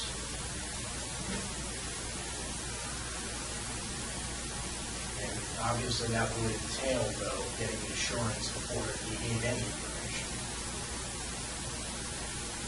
So, it's a Band-Aid. It allows you to get insurance, but it also buys you time to think about your own goals and what you want in the future. It also gives you a chance to see if this plan can work, which I sense is part of your concern. Yeah, it doesn't. It says that this plan. It says right in this plan that this plan might not work. So. Not from our perspective. I said, look, which Not part, the kind of thing you want to see. which part are you in talking construction. about? Which part are you talking about? It says, understand that we have no control over what. The Attorney General. Right, so that's, I mean, but that could follow through with this entire thing. Yeah, The but majority then you get of to it, walk away. There's nothing in it that anybody has any control over. No, I think we do have control over things, and we do have control over things, because that I put in there just, the Attorney General thing at a deference for what you want. Because if you're not getting what you want, then I understand you don't have a benefit. The Attorney General comes back and says, life in prison is what I want you to see, that's not going to make you happy. And then, the benefit of your bargain is lost, in my mind. And that's why I put it in there. But, look, I think we didn't want to write this letter by saying, the Attorney General is never going to guarantee what's going to happen. We can't make the Attorney General guarantee what's going to happen. We can only make full information available. So that's just the sort of acknowledgement that the Attorney General is an independent body. He gets to make a decision, whatever they call it. So, look, as much as there is, the main crux of this deal is you getting control over the prosecution of cases. You getting control over, if you want, the extent of information. You getting some guarantees over that. In exchange of moving forward as quickly as possible with you controlling, some of the deadlines. So, I don't know, I do think you get what you want. I mean, look, we just can't, I don't have the authority to speak to the Attorney General. I'd like to put a deadline on him too. And say, hey, you got to come back with a decision next week. But he's not going to listen to me. Well, there's another factor that I just heard from you recently with the sentencing portion is if whoever happens to be sentencing knows that the death penalty is what I want, there's a chance that there could be some reverse psychology going into play there, and they're going to want to give me the opposite of what I want. Well, I think you even talked about that at one point, and that was part of your thought that you'd go with more jury rather than a judge. Yeah, but I'm just saying. Yeah, I mean, that's possible. There's just a lot of. I mean, look, yeah. I mean, it would be, maybe this. You can't guarantee, like I said, I can't guarantee what a judge is going to do. I can't guarantee what jury's going to do. You just work out a whole under the table resolution.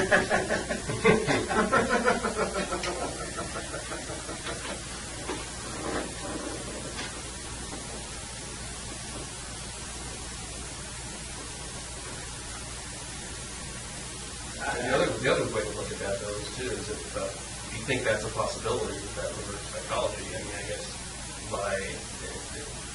they think you have something still to offer, maybe that would be an option. But if not, then, I mean, they still think there's information to be had, whereas if we had an agreement where all the information was going to come out, I think that might be less likely. You know what I mean?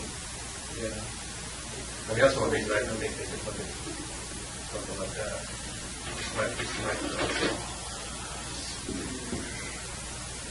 Everybody just makes too big a deal out of this stuff.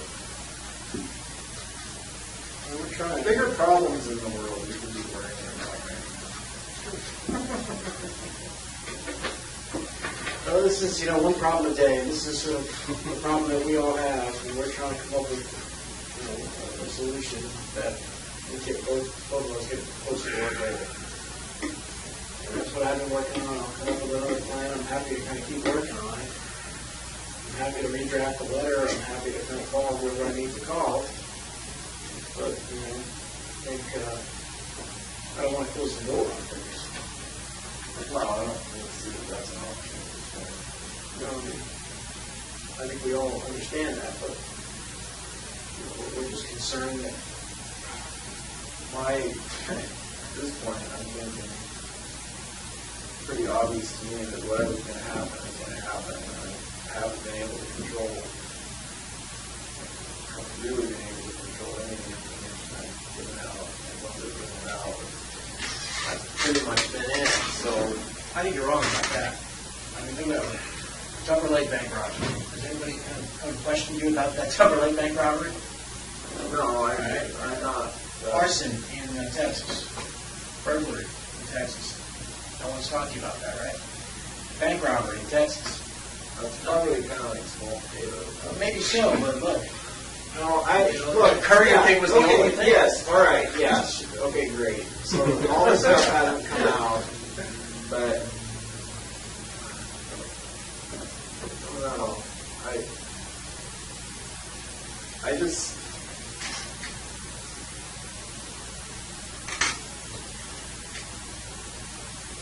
I just have some concern with these other. First of all, like you say, I can't see that there's anything advantage at this point. Seems like whatever's going to happen is going to happen regardless. Again, I'll disagree with you on that, but like I said, I think we can control it, and you're right, yeah. There was one cop in Vermont who stole money he shouldn't have, and, yeah, we got to eat that. Sorry about it. It wasn't, that was not planned. Well, like I said, what's come to come. Yeah. So, but with the exception of that, I think you remarked before that you've been impressed about the level of discretion that we've displayed. Yeah, no, mostly I was referring to the Alaska stuff, but yeah, that's great, that's fine. And the Alaska stuff we have to obviously more control over, but the other jurisdiction we're just trying to control now. I don't want to get in a position where I lose complete control, and we lose complete control in this room about what happens in Vermont. And that's just sort of what I was thinking about in terms of it's trying to kind of keep things under wraps there and kind of them join back together with us to go back to almost that letter. I thought the letter was going to accomplish that, getting us where we need to go. And so I'm just trying to figure out a way to kind of get back to there. I think that's where we want to be, where it just says. Well, I mean, even if, hypothetically, even if we had come to an agreement with that letter, that reporter still would release their information. Yeah, but look, it says here, will not identify Mr. Key as the perpetrator, nor is the crime police will not, or charge him separately in our jurisdiction without your authorization. Right. That's the part that, I'm trying to get that back. And in order to get that back, I've got to buy it with something. Politically, I've got to be able to give them something to say, all right, here's where we're not doing it, and we're going to, if someone questions us down the road, we have some reason to say, here's what we would do. And so that's just, there's a whole law enforcement side, and there's a whole political side to this too, that we're trying to kind of tamp down as well.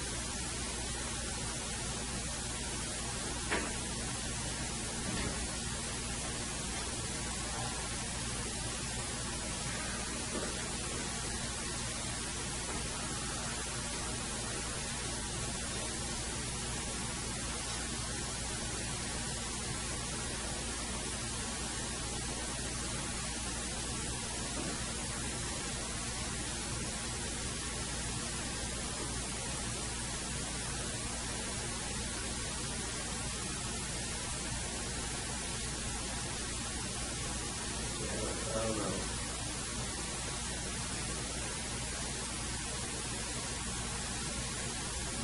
We're going to bring in more. Well, I think you're certainly, you're good at planning In stuff. what way? You're good at planning stuff, and that's what I'm trying to do here, is simply come up with a plan. And I'm seeking your input on the plan. You're a planner and organizer. We can use Yeah. those skills now to work towards a different goal here. Yeah, You know, there's only certain things I like. I'm trying to plan, and I'm trying to, give Vermont some glimmer of hope, hopes of accomplishing a bigger goal. If we can't accomplish the major one, where we have to kind of redraft that letter and get some more concrete terms, and you want to see what happens, fine. Yeah, I'll do I that. don't even know. Like I say, I don't even know what's possible. Well, Apparently my peeps didn't want to be here, so. Well, I mean, they can be here if you want. I mean, that's the, Remember what that says, is that if you want them here, that they will be here immediately, I think is what it says. Mr. Kerner is supposed to come on a little bit, before the war. I thought you were always just reading that, so you can prove me out if you get to show up. You had a what? No, I mean, that's your right, that's an option that the judges have said, is if we're here and you request him, we give him a call, and he's got, according to this, the judge's order, he has to come immediately. I don't even care. It'd be nice if one of these times having Well, I mean, I think he has it highlighted as exactly what it says. Yeah, and I was looking at just to be sure that it's anytime Mr. Keys wants counsel, well, I know I'm anytime entitled. counsel becomes immediately available. That's what it says. I understand that. Counsel becomes available immediately. So, that's up to you. If you want to discuss other crimes with counsel present, with your other counsel, standby counsels, Mr. Kerner, we can arrange that with him.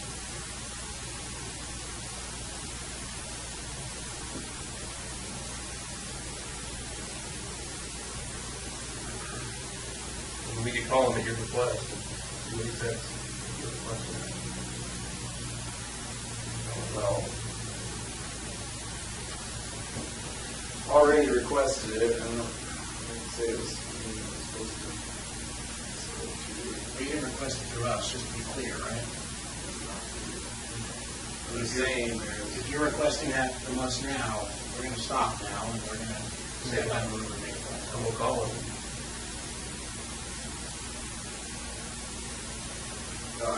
yeah, I mean, I don't know. It sounds like there's nothing else we can talk about unless. I mean, I want to kind of obey the court order in the letter, if that's something you're... I don't know what else. I don't know what else you have to offer me, and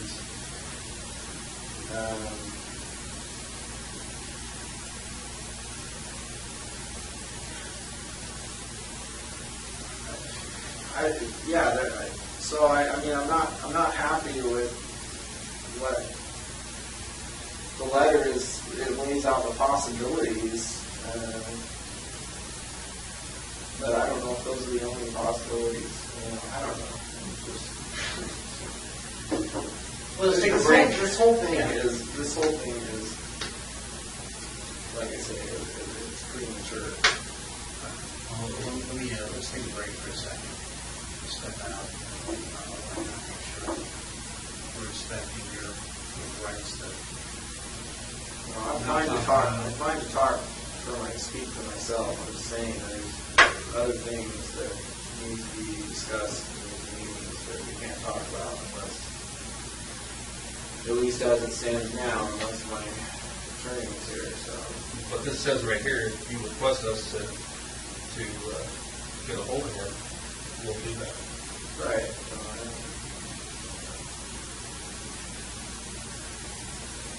So I guess I should ask just for the record, do you want us to do that? Want us to call Mr. Kerner right now, so he can come over right now. Yeah.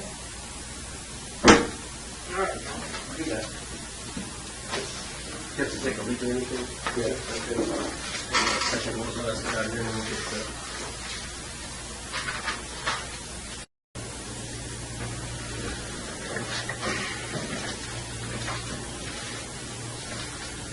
So where do we leave off? What's going on with the claim case? All right. Here's what we have.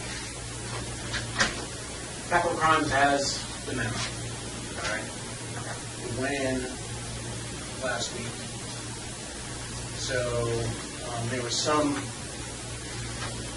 The U.S. Attorney was a little bit hesitant because there was some concerns that you didn't want to sign the agreement. The agreement she wrote to. The one negating the first. Yeah.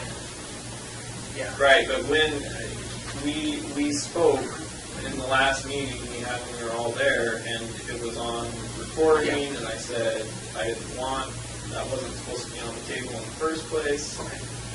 And I asked Phil this and that at the end of that meeting if there was anything else he needed, and he said no. Yeah, and then what happened there is we went back to the U.S. Attorney, and her impression was she said, look, the original one was in writing, so I'd like it to be in writing as well.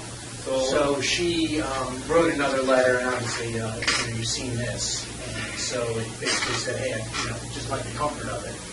And then there was a court order as well that basically, prohibited us from doing anything with capital crimes until Judge Roberts reconsidered that. And so we got that rescinded, but then after that, we wrote a bunch of other letters seeing whether or not that was still your intent. Because the U.S. Attorney was very concerned that you might want to change your mind, and she didn't want to welch on a deal that she had promised you. So it sounds like the short story is you put in your memo and you did not recommend the death penalty. I can't tell you what the U.S. Attorney recommended. I'm prohibited from doing that. I mean, I can just give you, you've probably seen these letters that she wrote. I saw a couple of them. Okay. So she wrote a couple letters, and then I wrote a letter to confirm, and the last letter basically said, the first paragraph, I don't know if Mr. Strickland wants to show this here. He's already seen all the letters. So the last letter was, Mr. Curtis did not say that Mr. Keyes has changed his mind. Mr. Keyes still wants U.S. Attorney Leffler to make her recommendation unbound from any promises contained in the March 30 letter. I have conveyed this information to U.S. Attorney Leffler. So that's where it stood. So that was the last piece of the puzzle there, and then she decided, okay, I'm going to send my recommendation after that. She sent her recommendation in. So they have it. This week they wrote back saying, giving opportunities for a conference. I think Karen mentioned this to you, Rich. You told me you were going to give me Yeah. potential dates. We have 4 dates for conference, and that's an opportunity for your lawyers to meet with capital crimes and present information about mitigation, about not seeking the death penalty. And those are August 6th, August 13th, September 4th, and September 17th. Those are the 4 possible dates that we have. And the procedure is, I understand it, is they invite your attorneys back there, and they get to argue that the death penalty shouldn't be imposed. That's what you want. I'm not privy to your discussion, so I don't know what Hypothetically, what happens if I don't have any attorneys? Do I get to be the meeting? Well, I think obviously whatever, that's between you and your attorneys, but your position, I think, is made known through your attorneys. That's my understanding of the process at this point. So your position has to be made known to the Capital Crimes Review Committee through your attorneys. And I don't know whether, what your discussions were, but I don't know, Rich, if you plan to try to present mitigation. It sounds like you still don't want mitigation in that case. In other words, you seem like you still are on course for the Well, I would just tell you, these are complex issues. We're still exploring all this. I don't know if we talk about this with Israel all the time. I don't know if he completely understands all the procedures involved in the gravity of this type of decision. So, we're in ongoing discussions, private discussions with Israel. Sure. He's Well, ready. but like I was saying before, there's a lot of aspects of the Cohen case that, if it were to go to sentencing, death penalty hearing, that I wouldn't want to be public. Same as with the Courier, like we were saying earlier. But I have no, it doesn't matter what I sign or what deal we work out. It sounds like there's no way you can give me any assurance as to whether or not those issues are going to come up in a hearing. That can be something, as I told him before we got here, we can discuss in the context of the global south. He's concerned about the details coming up at open court. All right? Now, to the extent that, we want to limit that, maybe we can do that in a global agreement in exchange for, information about these other homicides. And that's what I was suggesting to him. I'm sure you've seen the letter I sent to him saying, we can maybe go with this process and get some assurances from him that he wouldn't be prosecuted by state authorities. And he just brought up this point, well, I'm concerned that the details are going to get out no matter what. They've already been out. Did you see the video from Vermont? The whole 6-minute video about everything? Of what? Couriers and... I didn't think that they came out, there was one news station reporting it. Yeah, and everybody that I know of has seen it. But it's basic information. It's not the details that Israel is concerned about, I don't think. And none of the information that he's concerned about getting out has gotten out. And he's talking about the details of the crimes. His family saw it before I did, and that's the whole purpose. Well, that's a concern too, but that, as far as the Vermont, that's another concern I have, somewhat, is hypothetically, if I give you details on other crimes in other states, what's ultimately going to happen? At what point does that information become public knowledge as well? Or does it? Does it have to? What's the procedure for that? Is there some way we can work it out to where if I give you this information, it stays sealed or at least limited release or something? I don't know. I don't even know what the options are. But it just seems like in Vermont, as soon as they had the information, they, of course everybody wants to know, and it's going to be the same everywhere else too. So I think we can work with these other jurisdictions by getting those assurances. As I've said before, Vermont was something we weren't really sure about the scope of things. And now that we are, I think we can proceed better to kind of get assurances, at least in the local jurisdictions, that, A, they're not going to prosecute you, and B, any details you release, at least are not published. Right. Now, in terms of what comes out in court, that was your other concern, right? Right. Well, not just what comes out in court, but I'm also concerned about the Cohen case in that, it's a high-profile case up here, and what's going to happen is, as soon as it gets to the point where I plead to that, then all the media is going to want, it's going to be the same thing. They're all going to be clamoring for details, like what happened and all of that. So what efforts are going to be made to control that, if any, and I'm suggesting to you that we can come up with a global agreement which effectively limits what we put out in public in exchange for information about the other homicides. So if we don't put that out in a court of law in public, the media wouldn't learn of it. So that's my suggestion as to sort of a global thing to wrap Koenig into couriers and everything else. Obviously, Israel's expressed that he doesn't want to be dragged back to Vermont, which, we're trying to work with him on, and we're trying to work with Vermont on it. It's become a little bit difficult because things have slowed down a little bit. We'd like to wrap that in, keep him clear and keep him in one place, but we're going to need some sort of assurances for them that he's going to continue to operate, and that's what Vermont is wanting. So, in order to kind of... I don't care about what comes out about try and limit the information that comes out on all this other stuff, but if the details of the Conan case come out, it doesn't matter how many other details we suppress on the other side.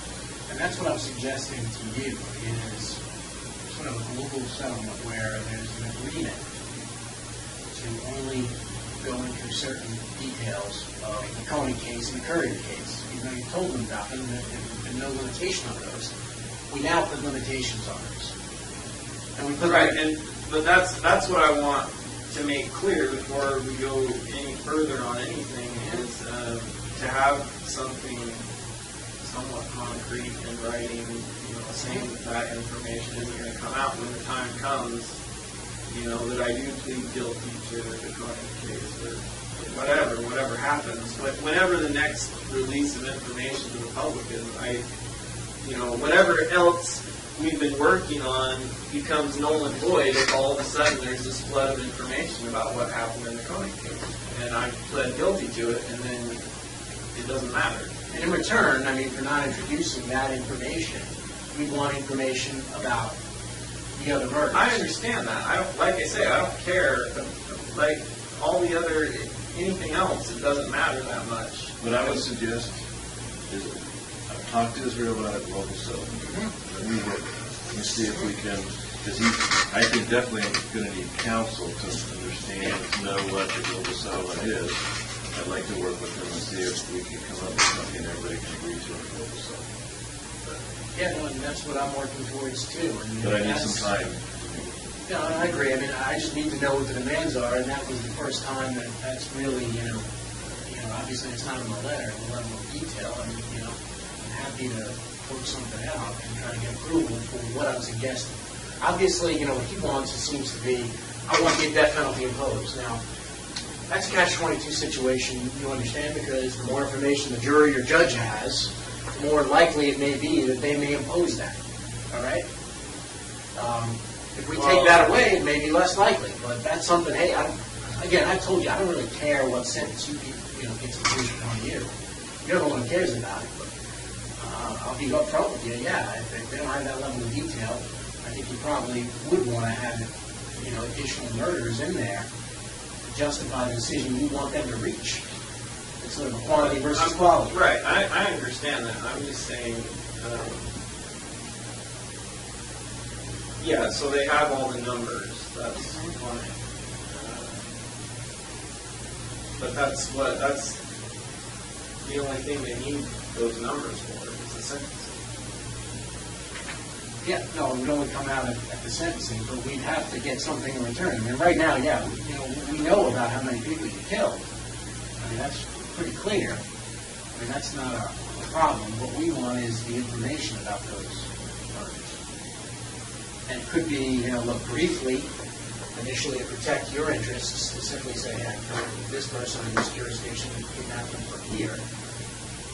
And, that would sort of satisfy our goals, and would also satisfy your goals, I think, too. But again, I think we both have to figure out what we want to get out of this. It's possible to limit that information that's presented, I think, in a sentencing hearing. Again, I have to vet this up the chain, but, we can limit Courier, we can limit Koenig in exchange for the information about the other stuff. See, this process with the death penalty on the table is a whole new thing for all of us. But we have handled many cooperation agreements where there's a sealed death to a plea agreement, where proceedings are closed, where information is not made public in order to protect, somebody who's cooperating, or in this case, protecting the family of somebody who's cooperating. That's a good point. And so that's something that I'd like to discuss with you. I don't see any. Yeah, that's something that, is sort of a plan A of things we can do, is hopefully put everything under seal and justify it by, one, safety to your family, and two, the fact that these guys are still going to be confirming the information they're providing, and they don't want anybody to interfere with that process. some of that, again, as Mr. Gregory said, it's taking into the death penalty, but it's in some ways the same as what we always do in other types of cases involving cooperation. And stuff goes under seal. And that's what I'd like to talk to you about. Yeah, that's why I keep saying all this kind of tied together for me, because if certain details of the Koenig case come out, then anything else. Yeah, it doesn't matter. Right. That's sort of like your. That's kind of.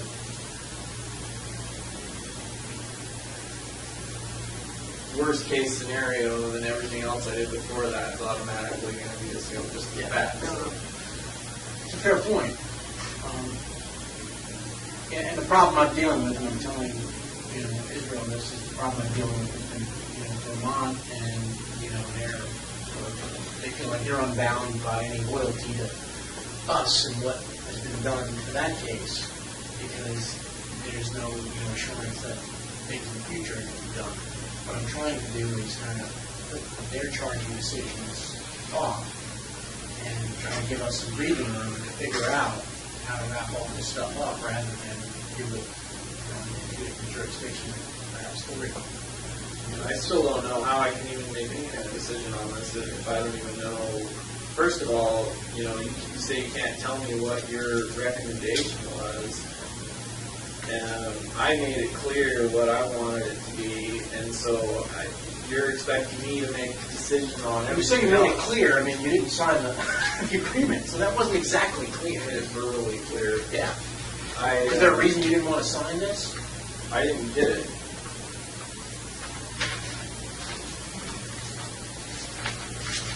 I just found out the other day that the recommendation was already made. I assume it doesn't matter if I sign it now.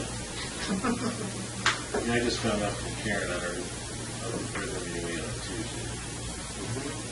We had a court meeting about her afterwards. That's what she told me. She had already sent in a recommendation.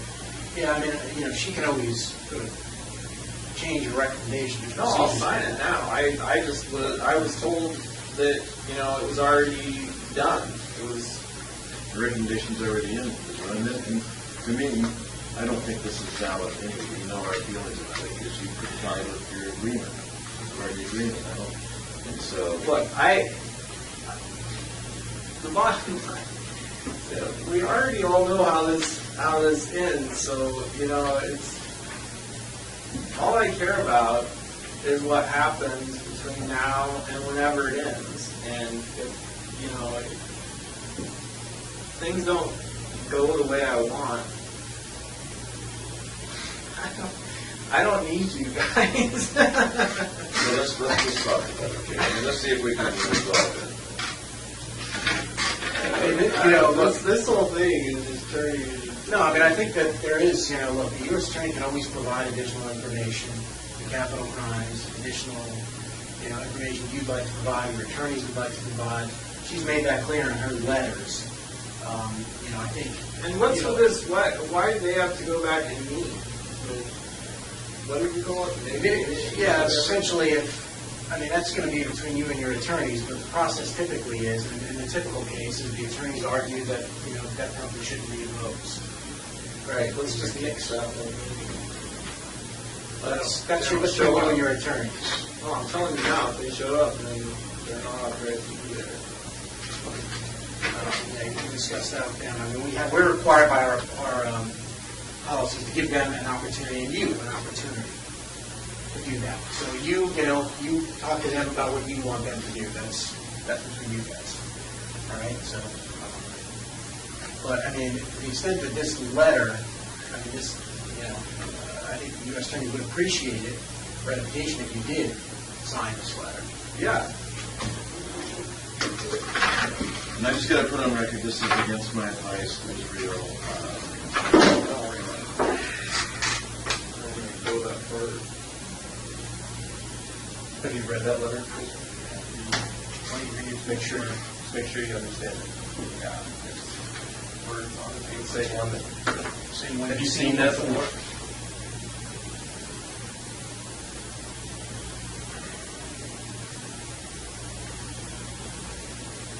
Yeah. So the date of this, just to sort of put the date on, is 7/26. But I mean, I'll forward this to the U.S. Attorney as well. But I think these dates are pretty quick, and they're, you know. What's the first one, August 5th? August 6th. 6th. That's, I mean, whatever your attorneys need to tell us, I'll tell them, I'll write them back, you know, today and say, right, here's the date that you can conference this. And what happens next? And Like, if then it goes to the Attorney General. if they don't show up. Then it goes to the Attorney General for his statement. All right. So are there any dates that, Rich, that... No, they don't need to be there. Well, he's left the council. Yeah, I mean,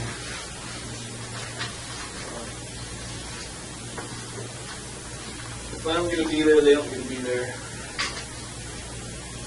I'll ask them about, yeah, I mean, I'll ask them about what the procedures are and whether, and then maybe, you have a right to kind of tell conference, and I don't know what they do in these types of situations. Yeah. So that's where Coney is.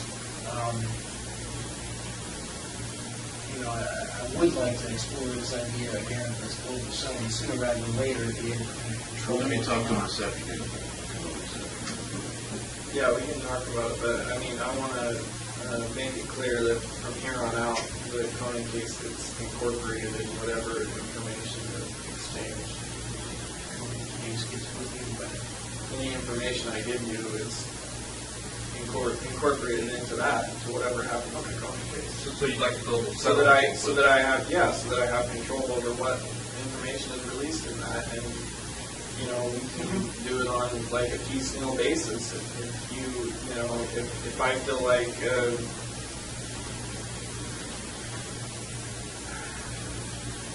I feel like things don't work out at any point, then you know, obviously I'm not going to be giving you more information. I just don't.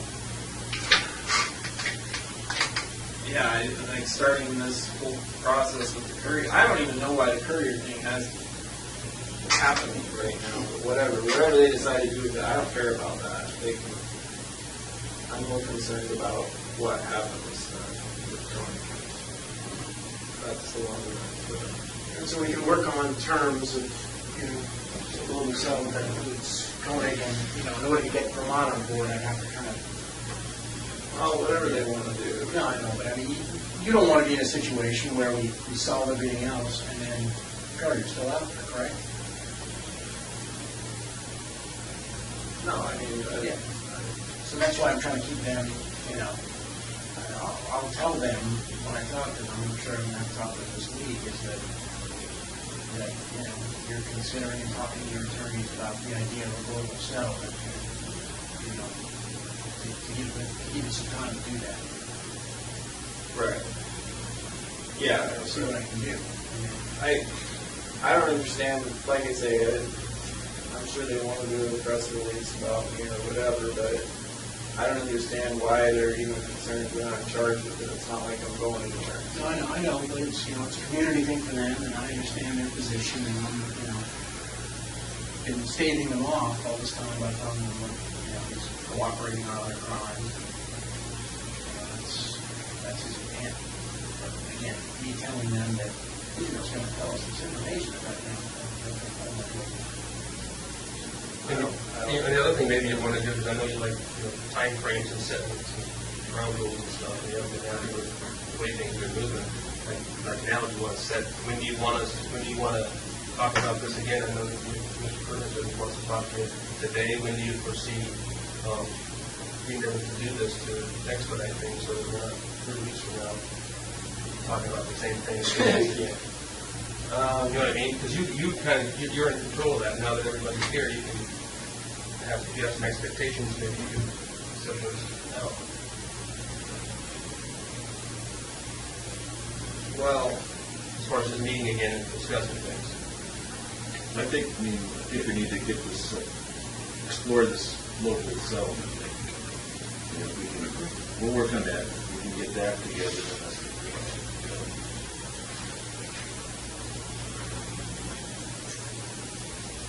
Because without that emphasis,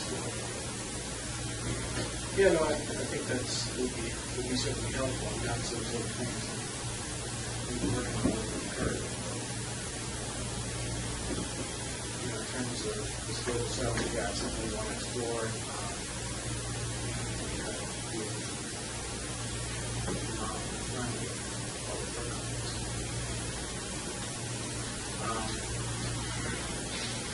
Well, I mean, that's What I can say, at least it sounds like, you know, I can advise Capital Times that August 6th is sort of a workable date if it's planning to change. well, I mean, for me, on my schedule, September 17th would be work. But yeah, I don't know exactly. It doesn't even have to happen. So why do we even need a date? Yeah, I mean, Why does there have to be mitigation? I don't understand. there's no. You just said it doesn't have to be, so It's just a date, an opportunity. We don't want to deprive you of that opportunity, but you don't want that I opportunity. don't get to go, so if I got to go, then yeah, let's do it. It's clear. It sounds like obviously you don't want any mitigation presented in the code. Correct? I'm not interested in any dates in the coding case, anything added to it that's going to complicate it. Whatever you have to do to personally get it moved along, do it. All right. Well, I'll talk to Capital Crimes and pass along your views on it, and as well as the view of you'd like to be heard on it. I don't know. Is that true? Yeah. No, if there's some sort of mitigation that's set up, I definitely want to be part of it because that means I didn't know about it. I don't know if there's a procedure for that. Maybe there is. I'm not sure, but I can ask them about that. In the meantime, I think we explore the global settlement. You're talking about the one initially when I wrote that letter, Rich, on July 16th, right? Well, personally, I would make it counterproductive. Yeah, I understand. And I incorporated a little more concrete deals in July 20, which you had what? The July 16th letter on the global settlement.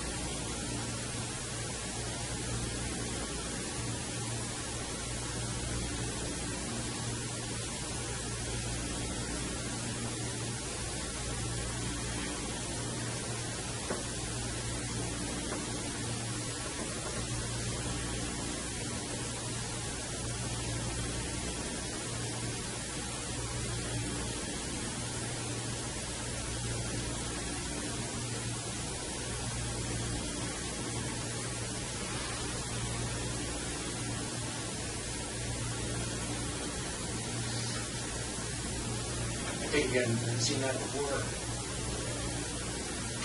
I think that was written before the stuff in Vermont.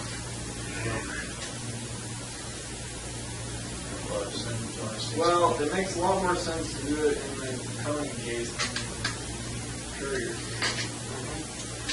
Yeah, that was written on, I think that was like a Thursday or Friday. And then Monday they told me that the FBI was going to stop it, and then that's when I wrote you the other thing about the flight. That way I know that you got to check the log.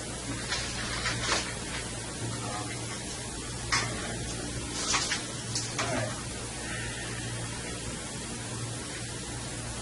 Any other questions as we roll along here? Any time frame you'd like to see that here for our next meeting?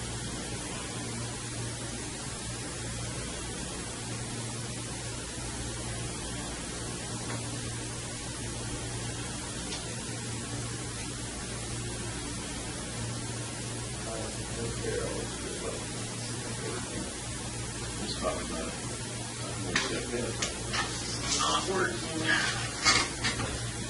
In terms of what, like we're doing, or I mean, I was kind of asking you.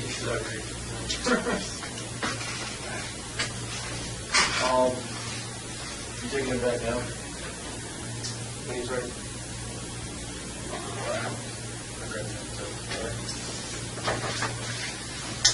You ready, Israel, to return?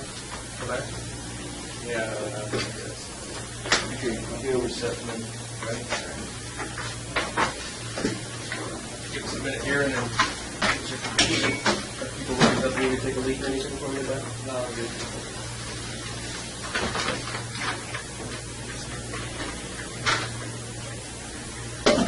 Sorry.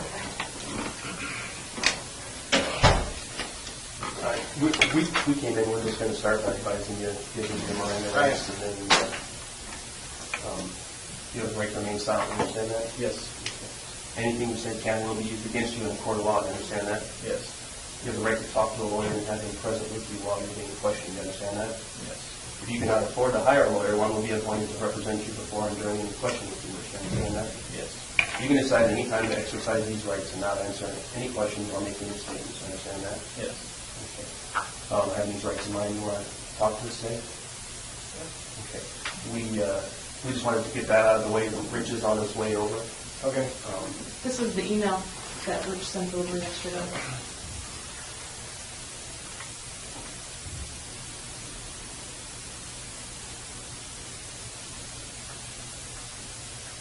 All right. So he is on his way. Anything you want to say while we're waiting? We shouldn't be. No, but we can something to candy bar. I'm done with the newspaper already. What did you swear off those candy bars? It's in the fridge. I don't know. I'm going to eat it. So, anyhow, we'll be back out over here when Rich gets here, all right? I won't go anywhere. All right. Promise?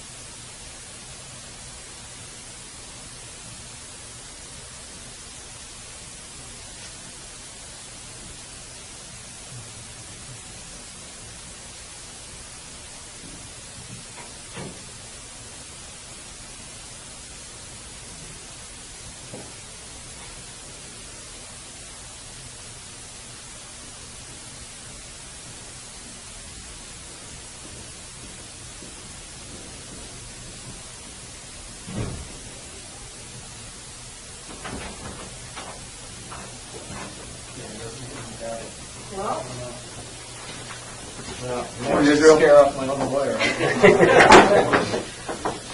How are you doing today, Andrew? All right. Hey, just before we start, I know these guys reviewed your rights earlier. Yes. Okay. And then you were just meeting privately with Rich Turner, your attorney. And Rich just came out and indicated that you did not want him to be present today. Correct. Okay. So again, I want to make sure we have those ground rules. Rich told me that you indicated that you did not want him present today. So we will take you at your word on that. And if at any time you would like us to call Rich back or any other attorney to stand by counsel, please let us know, okay? All right. We're only going to be talking about things unrelated to the Samantha Koenig case today. And Understood, yes. And obviously, without your attorney present in the Koenig case, we won't be able to talk about anything related to that case. And if you start to talk about it, we're going to have to stop. Right. You okay? Yes. All right. That's been sitting in the refrigerator for the... Thank you. Well, here's the thing. The FBI's been cleaning out the refrigerator. Keep for 100 years or something. Yeah. All right. So talking about other crimes, we wanted to kind of pick up where we left off on something, give you any information that you might be thinking about over the last few weeks. Right. Related to that. And I think we had some updates on the New York search. I think that's it. Why don't we start there? Okay, and also the live feed, I wanted to jump into that, because I know we came over on Tuesday. We had it set up, we had a couple guys up in Copper Lake. To go over the bank route. Yeah, bit of a ride. That was a 3-hour drive. Where they were at. Yeah, in all fairness, I never set up a specific day, but it actually would have worked because my attorney didn't show up till that afternoon. All right. Well, it didn't work that day, but we had hoped to have it set up today, since when we thought it was going to work for today. But Albany had some other stuff come out. But I have to say, it was pretty cool. We tested it, and the way that, just so you have an idea of what it looks like and what to expect, because we'll try to set something up for next week. But we did 2 laptops. One of them was essentially like a tracker, so you had an overhead GPS, Google Map kind of view. Right. And then the other one was the live feed actually from the camera. And then the plan, we had speakerphone, so then you can say, go right here, go left here. And our plan was just to use, because Tupper Lake's a little more remote than doing it in a city, we wanted to use Tupper Lake and just talk about the bank robbery, because that was... Make sure we have cell reception or wherever and how it's going to be. Because depending on where they're at, they have to use, sometimes they use satellite, sometimes they're going to use different types of things in order to bring them. Wow, fancy. It's kind of I assume some of these places we're going to go are going to be cell phone only. So. If Finally that, living up to people's expectations. Right? All those CSI shows. They still can't usually get the things solved in 20 minutes. Yeah. Really? It's an hour show, but... I'm picturing the Google Earth car driving Yeah. around. Right. Yeah, you guys should get one of those. so we'd like to still do that. Yeah. And I don't have a day yet. I don't know a There's specific snow day. there yet? Probably. Right?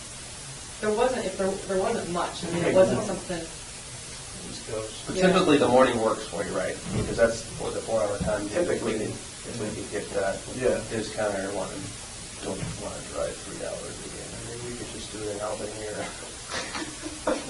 But we thought the memory lane trip at Copper Lake would be more interesting, maybe for both of us. Yeah.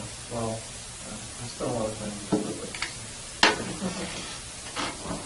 I'm sure we can find a way to like So you're thinking next week?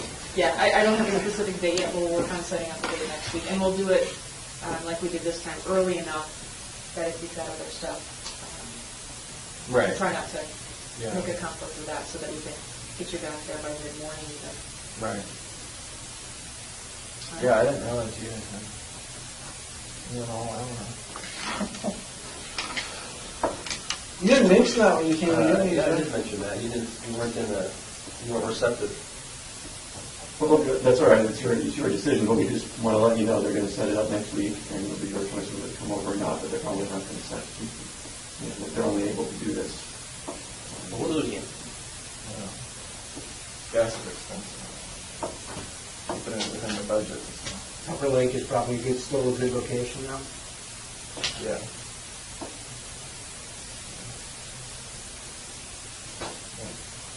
The new thing is New York stuff.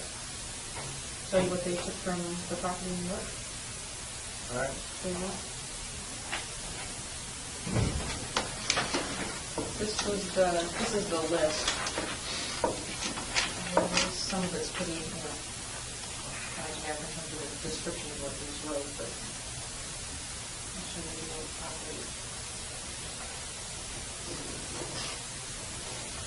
Wow. You're going way back, huh? What's that? All this stuff, anything from New York, you're going way back. When's the last time you were there? Oh, I was there just a year or so ago, but living there, I haven't been there since. You like stayed there and You went by there in Just the 2011, that's a pretty good time. Oh, yeah. Every time I'm back there, I go by, but I mean, all the stuff that's there it's like childhood memories. Did you live there for a period of time? Yeah. How long? A little less than a year. 7, 8 months. In 97, I think, right? Yeah. 97. the same. I'm surprised the rope is still there. There's a lot of,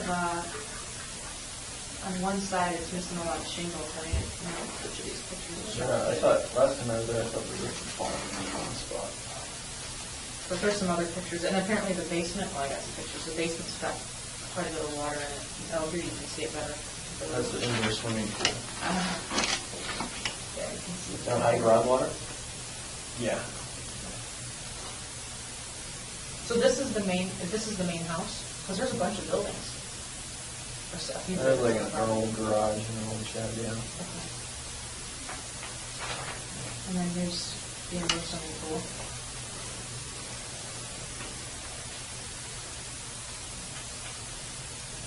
In one of these pictures, you can see, it's this one right here, it's just the angle. One of the support beams Yeah. is coming down, and so it's not super stable. How did they able to get down? Press through the window. Oh. Came down, put a ladder down through the window. Okay. Went down that way. Yeah, it was stairs down. Is that the kitchen of the main house? Yeah.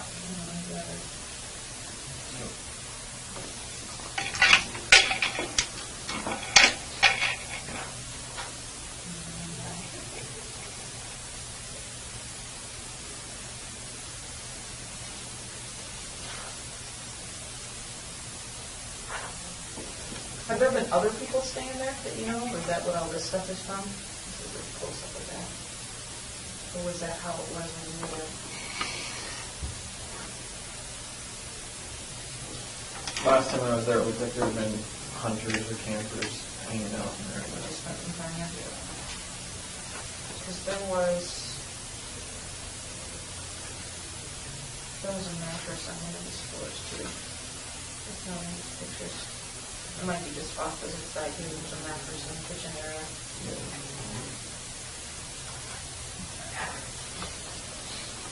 And then what building is that? That's the garage.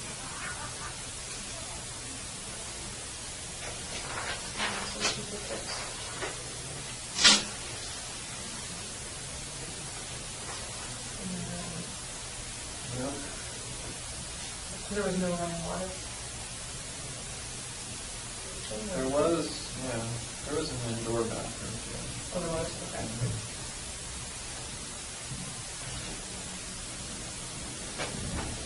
And then you got a third building?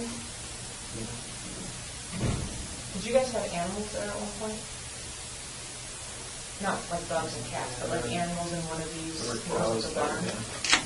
That's what they said it looked like, it is, because there's some hay or straw and stuff still around.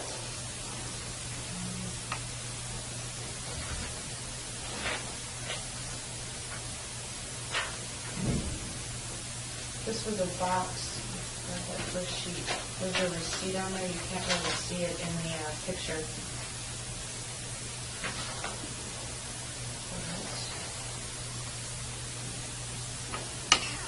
There was an invoice for some guns and ammo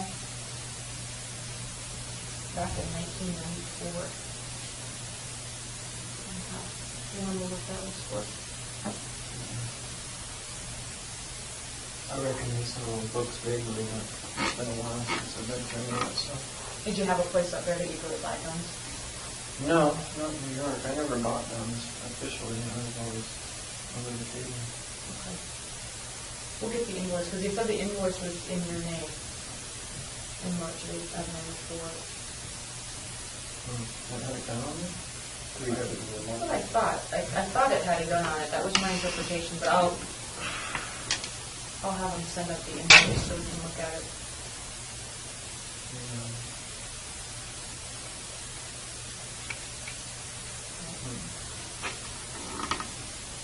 Bunch of maps. Those yours? Yeah.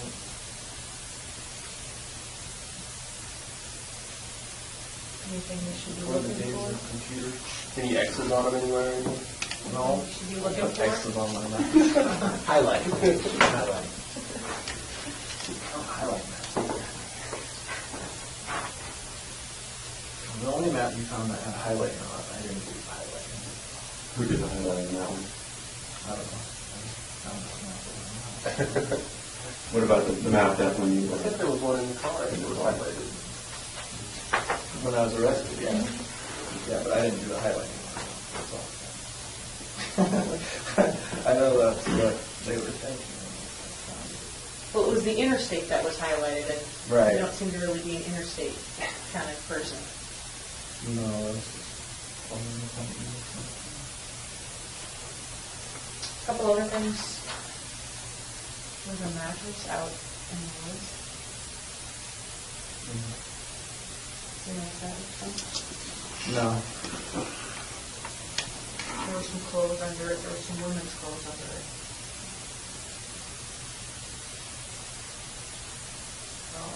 I mean, you're not going to find anything relevant on this property. They were up. They were underneath it.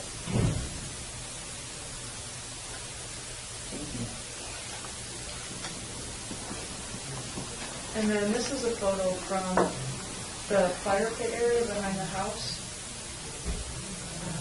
Oh, yeah. It's a ring. It's like a men's ring. And these are some beads from a necklace. Huh. Yeah, I haven't burned anything in that pit for a long time, so. Anything that you found in there is probably from hunters or somebody who came from there. So, I mean, there hasn't been any. I put a gate across the road. As soon as my folks moved out of that place, but it only stayed up for a year or two, and then hunters cut it down. Was it hunting? What's there? Whitetail. Was there ever a time that you burned anything of significance in that fire pit? No, not a pretty. Anything related to crimes? Possibly, but nothing. This is all Nothing ancient. like this. Yeah, no, this is all ancient. Before I mean, I haven't really spent much time there ever since I was in the Army. So this isn't going to be a ring to somebody that we need to be worried about. No. Alright. I think the rest of these were. These are all people who took photos. Do you have any questions about this stuff? We're going to get all of this up here, and so once we get it up here, we can pull it out. Like we'll grab this stuff to see what that is. What the invoice is. Okay. Some of this other stuff.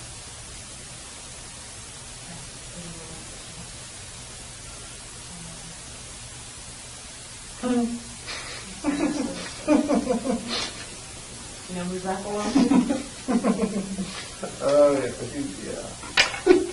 We'll bring it in when we get it. Sure.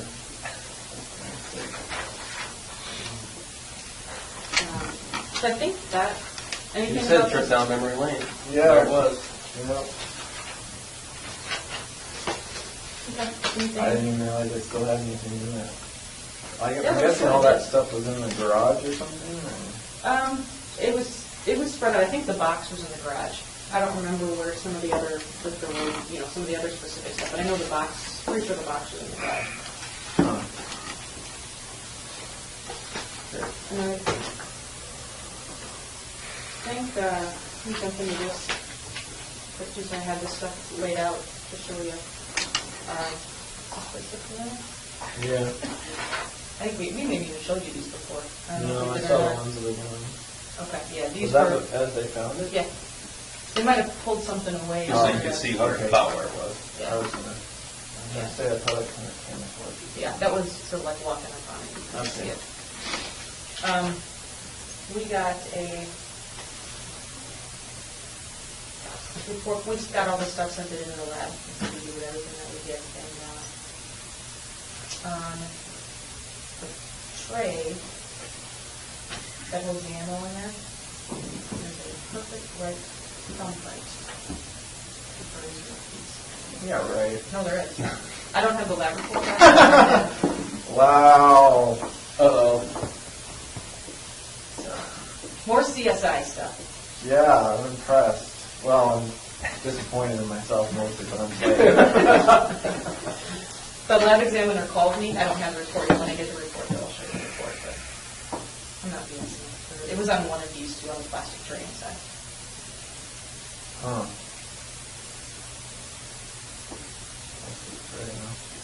Like this must be the plastic, like the bottom view of Yeah. the top view of it. Okay. Slides into that cardboard sleeve. Well, it was kind of in a hurry, I guess. I'm too lazy to even dig a hole for that one. Just piled rocks on top of it. Are you planning on going back for that? Yeah, this summer.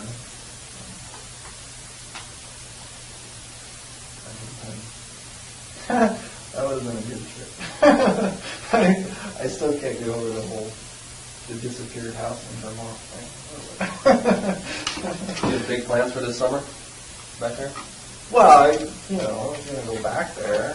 I just pictured driving up, looking everywhere for that farmhouse and not being able to find it. To burn it down?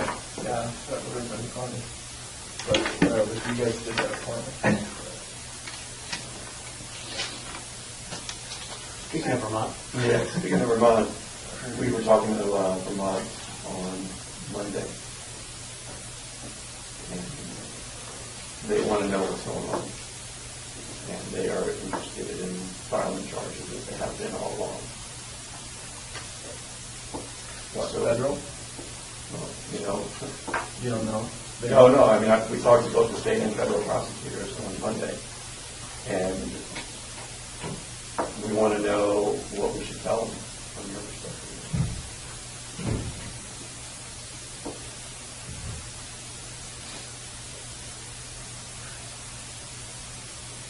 Well, it's a little hard to talk about my general overall perspective right now, for obvious reasons. So. Well, just tell us your, I understand that, and we're not going to do that, but we are interested in your perspective on the Courier murders, because that's what they're interested in, right? And they're also interested in your cooperation on other crimes and where that stands and whether you intend to follow through on some of that. Because that's the kind of thing that they're looking for from us. Well, like I've said all along, my cooperation on other crimes is dependent on what's going on with crimes that I'm already charged with. And I said that all along.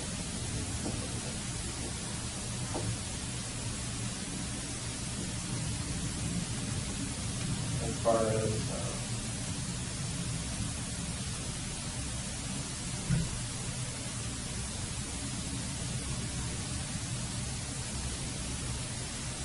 really an interesting legal process of issues, right? well, you know, and we've been, we've we've talked about this quite a bit, that Vermont is willing to be patient if they think that there's forward momentum on dropping other crimes. You know, I know that you don't care about that from the perspective of families or other victims, but Vermont does. And so there's a way to meet in the middle by giving something that they can then have. No, they don't need to know the details of it, but they need to know who's gotten something so that they can continue to hold on.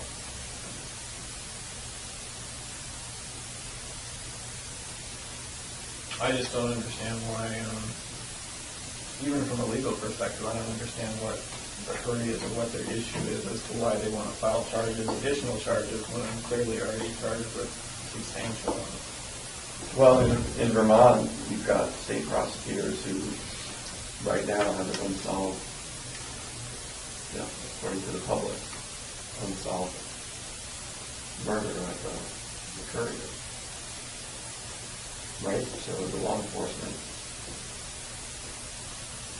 is under a lot of pressure. They get calls from the press that they're telling us every week, until different state prosecutors are elected, so I think they probably feel more of an obligation to inform the public than people are told to let prosecutors. Right.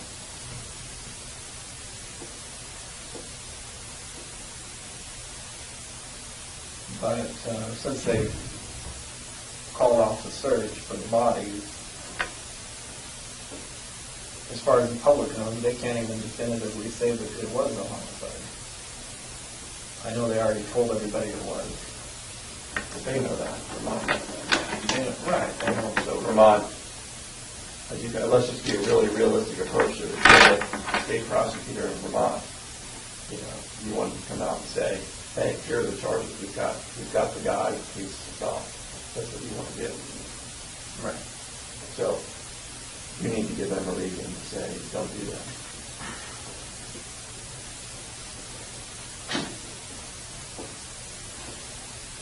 If you don't want her to do that, that's the... Well, like I say, my perspective at this point is they're asking for a reason, for me to give them a reason not to do that, and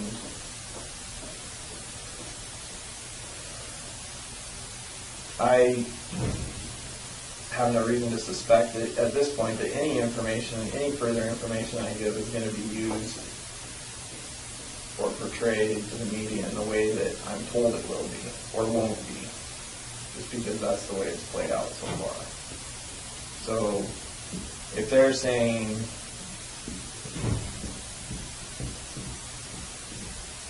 I guess what I'm saying is, from my perspective at this point, it's a one-way street, and initially I thought there were ways that I could manipulate this situation, this case, all the related cases, to my benefit and on my timeline by withholding information and giving information out. And obviously, over the last few months, I came to the realization that I can't do that, not realistically. So, Is that real? Yeah. I think we talked about for a while, an idea of this whole resolution on the courier case, being able to kind of structure that, his position around some of your demands. And we touched upon that, and I know that we can't talk about the other case, but Right. it seems to me that you give us a list of demands in connection with federal case on the couriers, that we can try to at least start meeting those demands. And at least say, the Vermont state that if there's an expression of an intent to continue cooperation in exchange for these types of things. Yeah, I understand what you're saying. The problem is I don't have any typical demands, or there's not anything you can offer me at this point. And I realize that now. I realize that there's more to these cases than the people who sit in this room, and we're not the ones who pull all the strings on this. I'm realistic about that. And because of things that have happened over the last couple months, I just feel like there's a lot of information that I've given out to date that 20/20 hindsight I wouldn't have given out, because I feel like now, no matter what I do, it's going to become public anyway. Whereas if I hadn't given it out, it wouldn't have, because you wouldn't have it, the information to give out in the first place. Well, I mean, from our perspective, we've done a lot to respect your wishes about keeping the publicity low on this case, and I think if you recall, you told us that yeah, you understand that we've done that. Now over time, as things have slowed down and we haven't learned about the crimes, then the FBI and authorities around the country have to take certain steps. Right? I think the search warrant is an example that they said, hey, look, give us a reason to tell their bosses why they didn't use your search warrant at Kimberly's house. Why they didn't use the report, but they didn't have any reason. So I think you can see that we can have a lot of control when we have some information from you and cooperation from you. If we don't, then we all lose control.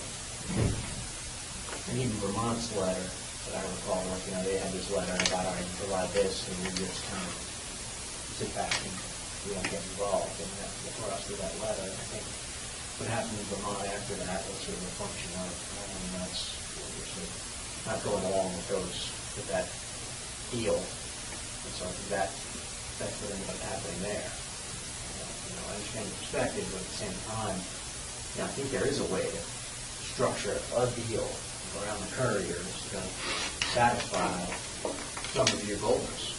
Not every one of them. But, we can't do that unless, we sort of have an exchange for future cooperation. Here's what I want to happen in the courier case. If we have that, I think that's one of the more concrete to that. The only reason the courier case has even become an issue is because of me wanting to keep control of that situation before it became a situation. That's why we talked about it in the first place. Or loose ends, whatever you want to call it. Mm-hmm. That was my concern. As far as long term, clearly the whole situation is going to turn into longer term than I anticipated, even from my perspective.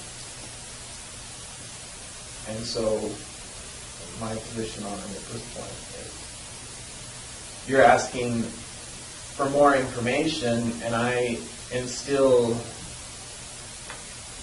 waiting to see what happens with the information I've already given. So essentially, what can happen is,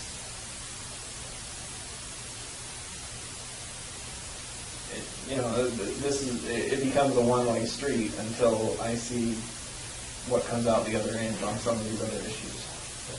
Well, we're also looking at from what you expressed earlier, the time frame. You all said it was going to be sitting here a year from now, and this was going back 4 months or 5 months. So we're getting a lot closer, I think, to the year from now. Because we've also talked about the way that Vermont initially came out. We were all kind of hadn't fully prepared for what could happen in Vermont, right? You said it, we've said it, and we learned things from how we dealt with Vermont that would not necessarily be repeated in other jurisdictions. So we have information about as if we were in other jurisdictions. We can approach them without even giving them any details. I hear what you're saying, but at the same time, I feel like there's been several, I don't want to say breach of trust, because I know we don't trust each other, but based on initial things that were said verbally, nothing in writing. I know we didn't have agreements hard and fast. I just feel like, especially with the last search warrants that were executed, it was done in a way that was clearly contrary to what my initial intentions were for the way this whole thing would play out. And I hear what you're saying as far as it has to be done, but what I'm doubtful about is the motivation for doing it. Your motivation, or the FBI, whoever sanctioned that, their motivation for doing it in the way that they did it. Well, hey, like you said, you're going to be suspicious of us, we're going to be suspicious of you, but frankly, when we sat down in this room, everyone's here to try to play straight with you. And I think if you understand the reality of the situation, and you're a pretty reality-based guy, you understand how the world works, is once you stop telling us significant information about other crimes, then these guys couldn't control what the rest of the FBI is going to do. And the playbook says, if you've got a serial killer, you're going to have to go through that house, right, with a fine-tooth comb. Even though they can say, hey, Israel's told us there's nothing there. Well, they're going to do it. And the only way to hold that off is to say, well, look, he's cooperating, he's giving us information. But when we stop, then there's going to be consequences. We're trying to be reality-based about this thing. We've always given you what we thought was actually going to happen in the real world. And it's the same thing from Vermont. If we had had more information in Vermont, maybe Vermont would have been a whole lot more quiet and cooperative. As it is, they've been really cooperative, right? They haven't filed any charges, but how long can we hold on to them without another piece of information? So, you're a reasonable person. Don't you think use somebody else for an example, this type of case, someone who's not cooperating and not talking with law enforcement, don't you think that if this would have been viral across the United States, every place you've ever been, don't you think that, if you hadn't been talking to us, we don't have any other choice but to try to do it on our own and use all the information that we've put together about you and your whereabouts and put it out to those communities for help. And we haven't done that because you've been talking with us. Even the stuff you've done, you guys did, I think, a pretty good job, even on the search warrants. There were statements in the press that we're looking for evidence of other crimes. No one stood in front of a camera and did that. The cameras, may have shown up, but no one said a word. And we hope to still moving forward on this. You only be so discreet about doing something on like a street that's 6 houses long. Well, especially if you block it off. Yeah, we were trying to prevent people who we didn't want there to getting into that, but you can't stop. I'm just saying, you've got to go by your playbook, but I refuse to accept that there weren't ways you couldn't have been more discreet or more. That's just my impression. I have nothing to go on other than what I see and my gut feeling on stuff at this point, because I feel like I get the trickle-down bullshit from all parties involved. So, that may or may not be the case, but that's just where I feel like I'm at right now. Right, we can't change your feeling, but we can, we've always come into this room trying to give you the straight scoop. And we've tried to deal with you that way because we know that you're a smart guy and you know how the world works. And what I'm sensing, what you're telling me now is you're trying to, look at us as if we've been, manipulating you somehow. No, I don't think anyone in this room has been manipulating. That's not my concern right now. My concern, you're asking for more information. You talked about it going viral. If I give you, if I give you any more information and it somehow gets out and it gets in the paper again, one more snippet of information could push the whole thing over the edge, and then for the time being, as many times as it's been in the paper and there's still all this speculation, it hasn't really taken off. And why do you think that is? Well, I know it's because you haven't been giving official statements that you could, which I do appreciate that aspect of it. What I'm saying is, until I know what's going to happen with certain current issues, my big concern is that another rumor gets out It doesn't have to come from you, just another rumor from somebody, I don't know. And then, I'm no longer in touch with all the different, I don't even know what's being said in the media or what has been said about the stories. I see little snippets here and there, but that's my concern, is that, if something else were to get out, and especially in a different area or something, then, and now there's the whole Nia Bay aspect of it now too, like my kids live in Nia Bay now, and gossip is the town pastime, so that's my concern right now, is it doesn't even have to be, I feel like at this point it wouldn't even have to be something that was confirmed, it could just be a rumor. And well, you're not going to get rumors coming out from us, and you haven't so far. The stuff that's come out is when the people outside of this room feel like that you're not being forthcoming. Right. And we can be advocates for how we want to pursue this case, but we need something we need material, we need currency, we need something to advocate with. And that's what that's exactly what we've told you for the last 6 months or more. yeah, I understand that. So, What about, just the idea of, and I'm just thinking along the lines of what people tell homologists to stand down, even just a clue that doesn't give up anything from your perspective, but at least gives everybody something to work with behind the scenes, nothing that we, have to kind of go and publicize to the world, but a clue about, one of the past murders, that it's really not going to reveal anything. So you're not playing any cards, but at least where then going back to these guys' bosses and to Vermont and saying, like, you've given us a clue in exchange for this sort of discretion for everybody to kind of stand down, so to speak. Well, first of all, I don't know.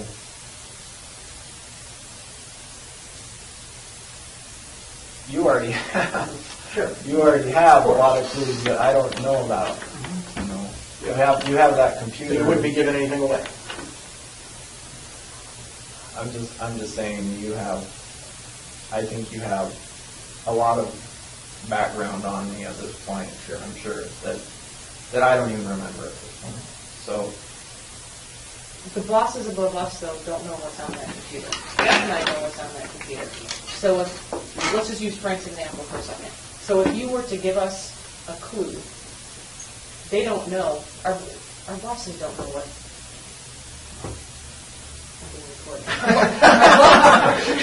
Our bosses don't know what is on that computer. So they're not going to know. So they're not going to know if we already knew that or not. Vermont doesn't know either. They haven't seen the evidence. So you could be giving us nothing, but at least it's something we report to them. Yeah, He exactly. reported that he committed a murder in X state. Okay, no big deal. It's not going to give us anything after, given the timeline that you set forward, 14 years, but at least it's some sort of sign of progress. We can go back and say, no, he's actually given us a clue and things are moving forward, and they can sort of feel good about themselves for not doing. When you say clue, are you talking about giving me names? No. Not just the name, but give us the name of a state or something. State and a time frame. Hey, You already know some of the states. sure. But give us something that we Doesn't matter. progress from where we were months ago. Is what we're looking for. Frank hadn't talked about this clue idea, but something that we don't. Obviously, you can tell us something we already have discussed in here. That's not progress. Because everybody knows what's been discussed in here, but, let's assume it's something from your perspective, you're not giving us anything, because we think, hey, we already have it, it's a clue, and it's just something that gives us credibility that we can report, even though, maybe this is just a fiction. You give us, New York, New Jersey, all right, well, maybe New Jersey, or, something other things that we can kind of report back that, allows us a little bit of credibility with the people that we have to deal with. Something. Did you find any knives in New York or in the boat? folding knife. They're about 6 inches long. I don't know. I think that might have been in the boat. You think- told I us think you it's fine. thought there was knives in the boat, right? There's 2 knives that were not in Kimberly's house, and I don't know where they were. I thought they were in that bucket. I thought that they were. I may have left one in New York. I thought there might have been one in the boat. Just knives that I had from a long time ago. But I haven't seen them in any of the pictures, so I don't. He asked Ted or. I can find out about that. But I don't think there was a knife on the boat. I don't remember a knife being in the bucket though. In the photos.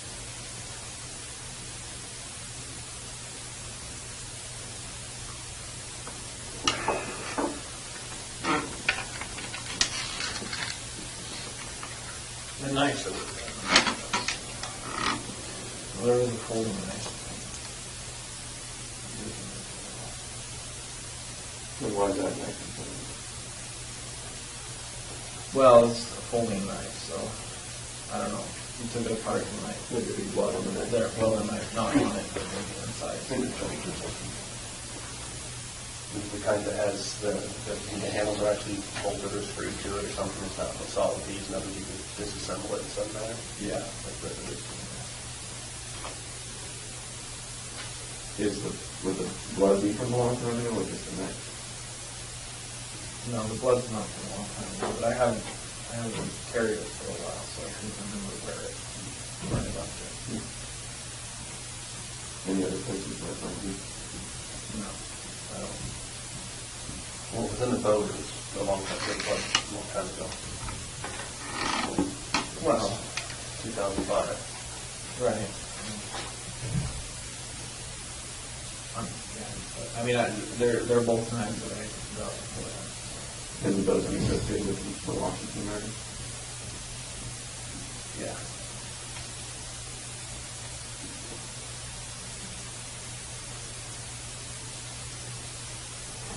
On those lines, I'm waiting for Ted to respond. Ted's the guy who was met with one of the times after he wanted to get a road search. From Ted, on those lines. We talked to someone out at the lab when we were talking about, when the time comes when you decide that you want to give additional information so that we're prepared on what we need to do to be able to respond quickly. We asked about, what are the chances of if there is someone that is, if there's a body at the bottom of the lake, what are the chances of that body still being intact 7 years later, or that kind of thing? What are we going to be looking for, and what do we need to have in place in order to be able to find that? And one of the things that they said, might be of interest to you, is depending on how the body was put down there, it's possible that the body is actually very intact. If the body was just tied to something and dropped it to the bottom of the lake, there's definitely still going to be long bones and that kind of stuff. You won't have finger bones and that kind of stuff. There'll be humors and long bones and that kind of thing. If the body was contained in something, even a bag of some sort, it's very possible that the body could still be intact, depending on the depth of the lake. All of that determines the kind of equipment that we would need in order to locate the body. And so, obviously not asking for details about where and who and all that kind of stuff. But in terms of the Washington bodies, were they contained in something, or were they just tied to the milk jugs? I mean, is it something where we might possibly actually still get it intact? No. No. And that's helpful for them to know, because that's a whole different type of search that it would have to be done in different types of equipment. Nothing you can call. I'm going to step out and try to call. Yep. This is not answering this question. And do you, I guess, because I'm kind of getting a different vibe now, do you still envision in the future us working together to the point where we can get this information? yeah, I don't see how we're gonna get anything else done. I just, I know you're waiting for, whatever you're waiting for to find out. yeah, I have concerns with current issues, but, I can definitely foresee down the road, there's gonna be a lot more that can be resolved. And that's good. By going about it in a different manner.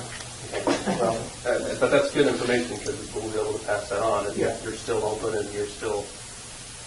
No, I haven't. My outlook on this, as far as the ultimate end result, hasn't really changed. It's just it has more to do with timelines, expectations. I guess. But and we're the balancing game that we're talking about doing is we're just trying to keep everybody happy the best we can till we get to that point, and that's kind of a difficult balancing act for us. Right. And it sounds like you're holding on to some of this stuff to trade in for something you might need later. True? Well, yeah, I don't have much else. Well, I mean, that's the thing is, this whole clue idea, might give us a little short-term solution to kind of keep this thing moving the way we want it to move. And maybe even get you something in the short term, if you're thinking about, like, I don't know, you come, you give a clue, and, you want lunch or something like that. I mean, that's something that can be worked out. You need a candy bar. I know, that's what I think, I don't know if it feels guilty about it, but. If you had a cigar, you'd probably pass out if you had a cigar right now. But I mean, the notion of this whole idea is, hey, you come over, we keep things going, at least on a smaller scale. You're not giving up anything in terms of trading value, but you're giving us credibility with other people we have to deal with. You're not giving us any useful information really, other than, all right, well, we got, a night in Washington. It's not like we're going to solve the clue game and have, like, professor come in the library and that kind of thing. But it gives us a little bit of, stuff to go back with people and buy time and buy what we need to buy. And, in the short term, you have short-term needs that you think, might be fun to have sushi. That's something that can be arranged. We're not talking about huge clues here.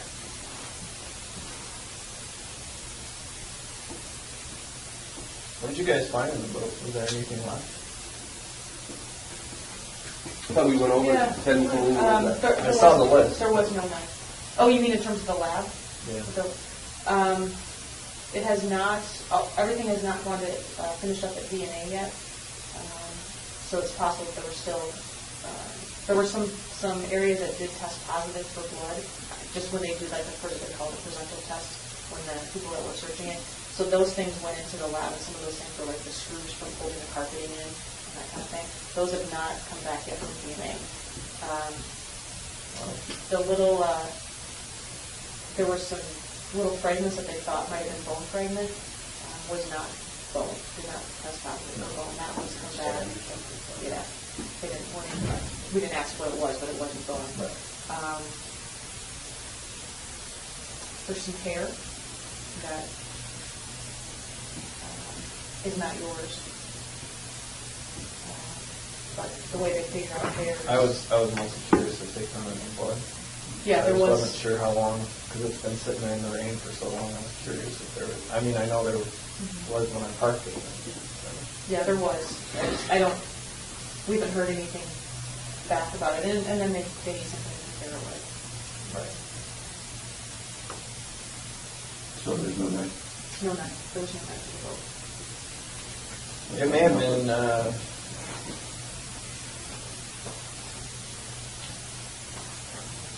I don't know what happened to that night. It was a Tonto, cold steel Tonto. How big? Like, was it It had a 4.5 inch folding blade. And I think I bought it at Walmart.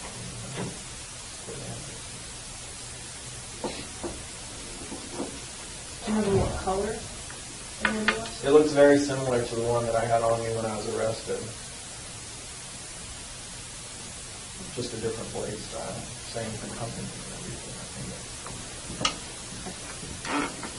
If I'm correct about that, that was the murder weapon for one of the Washington murders. Well, it was involved. It was involved. I think we talked about before when we were asking about federal jurisdiction about Yeah. were any of the girls victims shot? No. Strangled.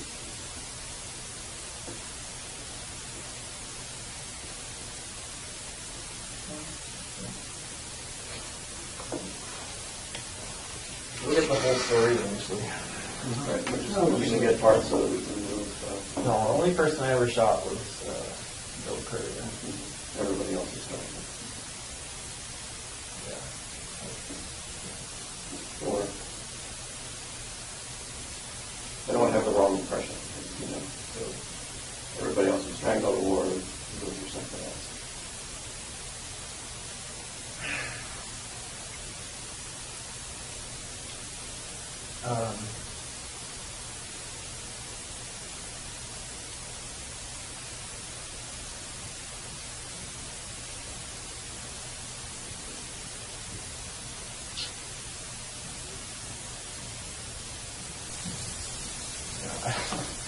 So one of the Washington things there was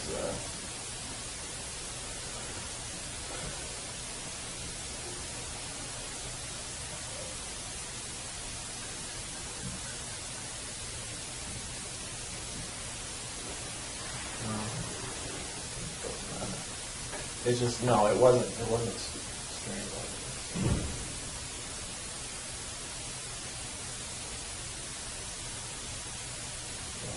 I hit somebody in the head. So. Did you mean to kill them or they died?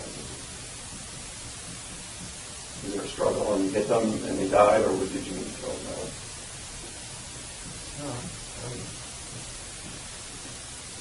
wasn't trying to kill him. I was just keeping out of action. We read that in one of the letters with the male and female couple. Yeah. Sort of. Rich mentioned that they gave you all that stuff. So, I should have asked them to give me a copy so I know which ones you have. We could go over that together and we could fill in the blank at some point in time. Well, we know. I didn't realize they were allowed to take stuff out of my soul that I wasn't nailing. That was pretty good. Well, we know for that there was a couple in Washington State, and now we know a couple. So we read that in the Are those the same couple from that you took to the boat and dumped in the lake? Or are there others? They weren't in that hole. No. Yeah. They were buried.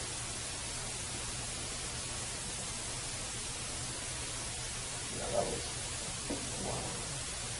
That was a long time ago. Right after the military, is that right after the military? You told me once right after the military. After you got out of the military. It was before I got the boat. And you were told us one time that, you know, it wasn't long when you got out of the military that you killed somebody, and it was that sort of feeling that you needed to do something that was hard to resist.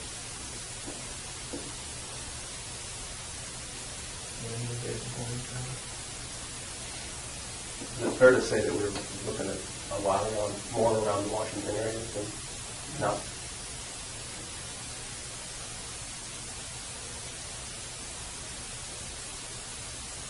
Just the two in Washington? No, there's a couple. There's a couple in Washington, and then the two. Is that right?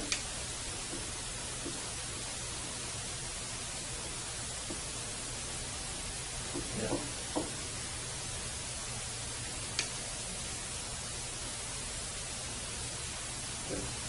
we can't find this knife, this one, unfortunately, that can give us much to go on.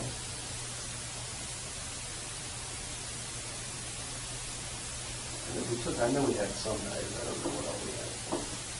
I think about something from Is it possible to get that from you? I don't think so. I haven't seen it for. Could be in the different options in cash. No. Or one on one you got there.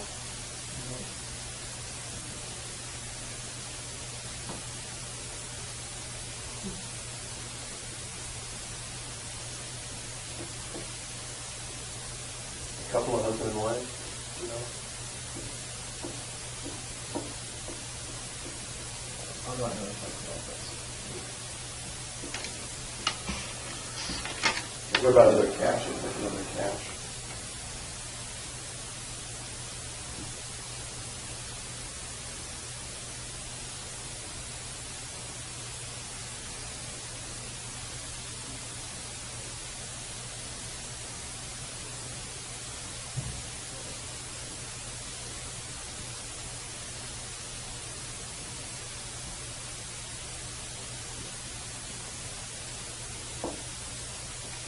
Well, the other caches aren't related to any, I mean, that one you directed, is the only one directly related to the murder as far as I know. The guns, some of the guns are stolen. So that would give us something to go on if there was a cache that did become retrieved.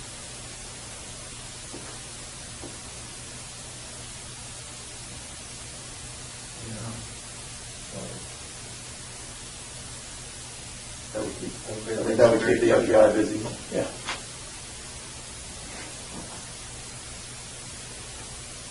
I'll have to think about which ones I'm going to part with.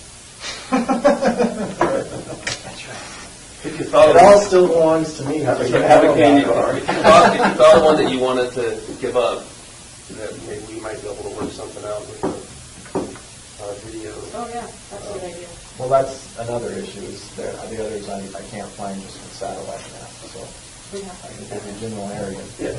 Well, if you gave them a general area, they could probably get some. We just have to have enough information to get a hold of, you know, the tech person.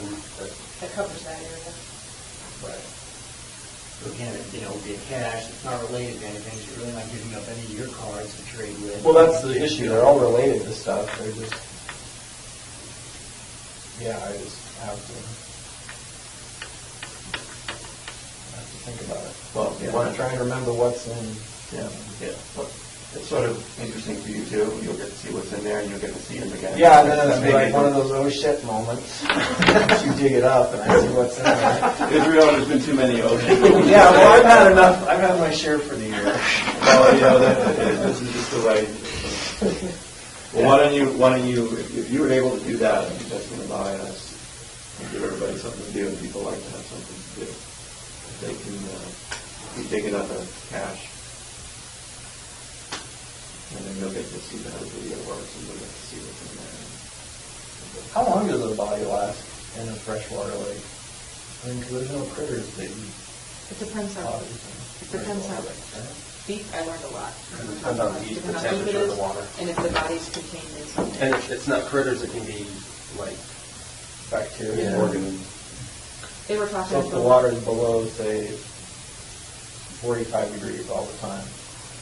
I would think that would be good. I think you said up to 80 feet at one point in time. So No, there's one that's a lot deeper.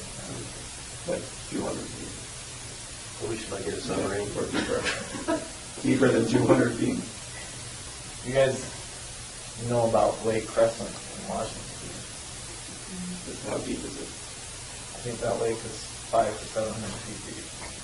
They've never been to the bottom of it. There's people who've gone off that lake, and they still haven't found their cars or anything. Well, that's the lake. That's one of the lakes. So this is really deep. So this thing is never going to be able to recover. Well, it's over Submarine. 200 feet. I said 500 feet. That's the the lake. deepest part, but I'm Oh. saying, I don't know how deep it was. I know the general area, and I had a fish finder, but it didn't register how deep it was. I just know it was over 100 Maxed out at feet. 100 feet. Oh, is that your fish finder goes to I 100? think, I don't remember, I just know, if you've been to the lake, you would see what I'm talking about. Like, you know, drops down like a V, so. But you didn't go to the 500-foot place, right? No, I wasn't, I was near the edge, but, 30 feet out from the bank on that lake, it drops down to 50, 60 feet already, anyway, so. The lab was talking about a case recently, actually, where they recovered a car that had been submerged in water. I don't know how deep it was even in, but it was a relatively cold lake, and because it had been submerged and water still got in, but critters and others weren't able to get in the car. And that was in the 40s, in the 1940s, and part of the body was still intact because the person was protected by the car. So there's a lot of factors that go into it. But there will definitely, even if there isn't skin or things like that, long bones can be recovered. They just be missing small bones.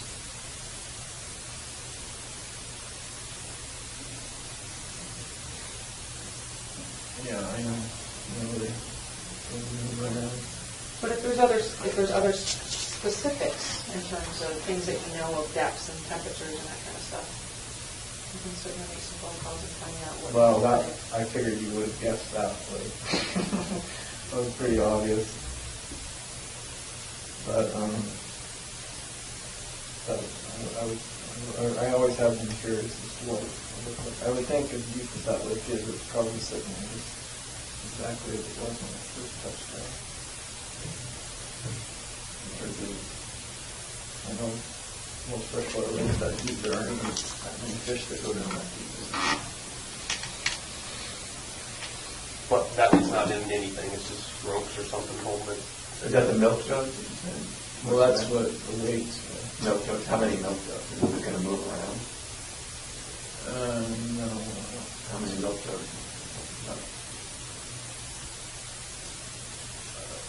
At least 4 or 5. Just for one bottle?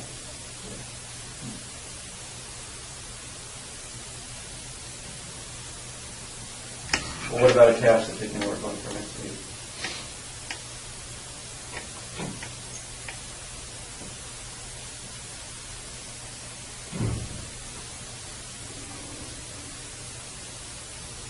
Well, the easiest would be Washington. But, I know my way around there a little better. But I have to.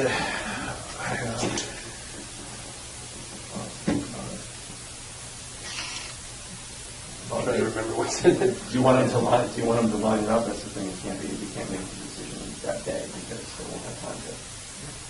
Yeah, they won't have time to line it up. You think I about don't it know over my the life feed. yeah. But if you think about it over the weekend or something. Yeah.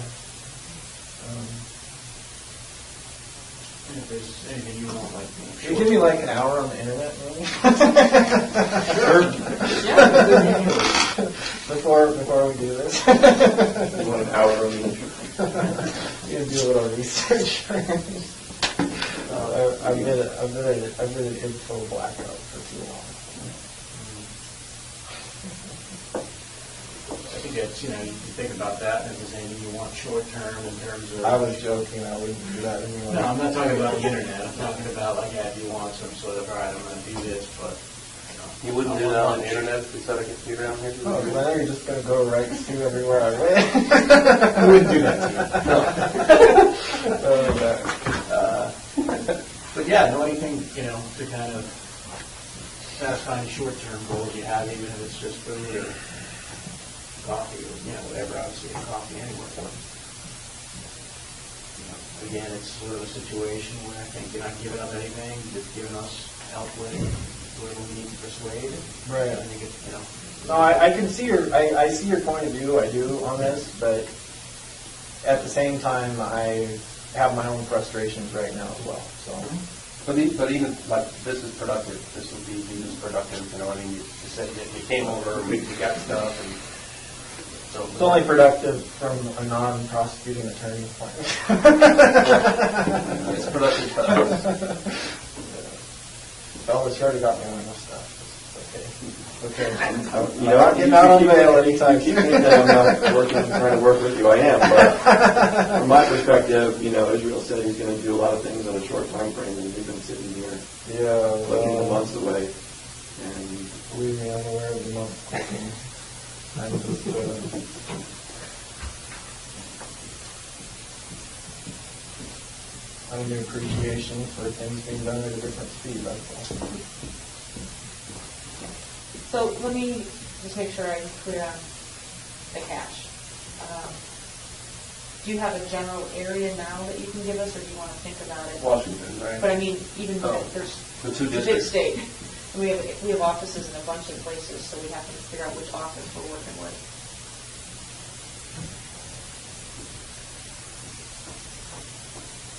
Within 50 or 100 miles of. Is there anything close to Nia Bay or Well, that yeah, area? yeah, not near Nia Bay, but in that. That area? Okay. Outside of Seattle, between Seattle and Seattle. Right. You already met those agents already, so that's not Yes. bringing them to the table. Did I see that top picture?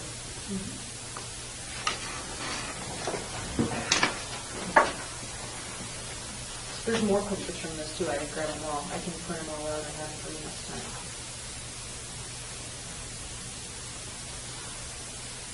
I know there were a couple, a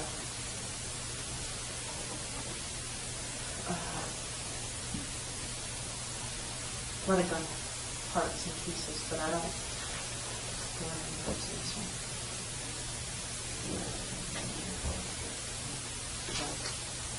Okay, I can grab most of the pictures of tonight. Okay, so do you want me to try to set that up for next week? I don't know, I'm obviously not going to know a day until From Port Angeles there. somewhere.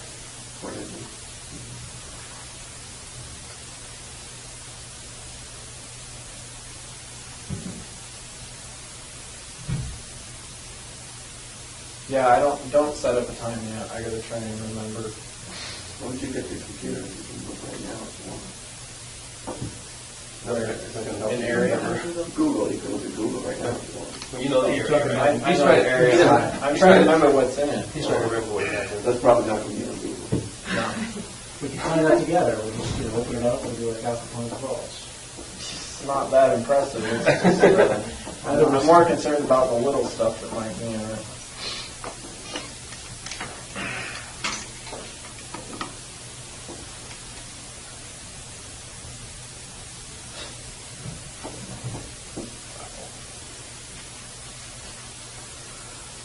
Well. Things you never thought you'd be talking about.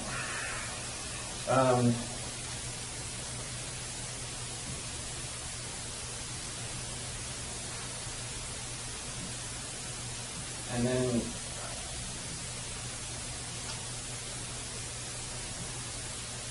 on the Tupper Lake thing, you had agents up there with the cameras, but you just wanted to talk about the bank robbery, or were you? Well, what we had set up was we just had them at the bank robbery parking lot to show you the live feed that we could do.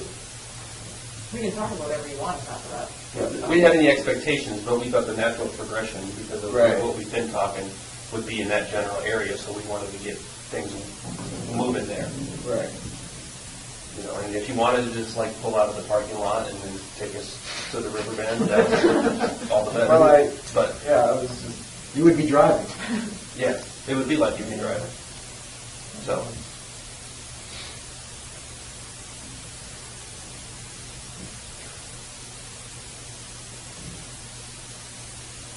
Because we thought maybe that's how it's going to have to be eventually. Maybe is that you might have to be in the driver's seat, so to speak, to see, landmarks or whatever you need to see. Yeah.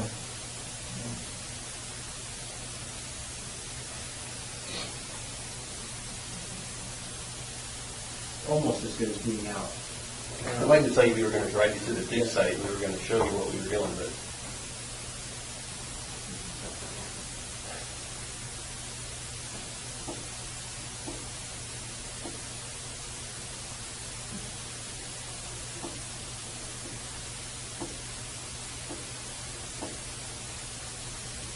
I'm having a harder time remembering roads than Port Angeles, so I wasn't. I'm sure I can figure it out. Well, you need that computer for an hour or two. No, I just haven't been this road.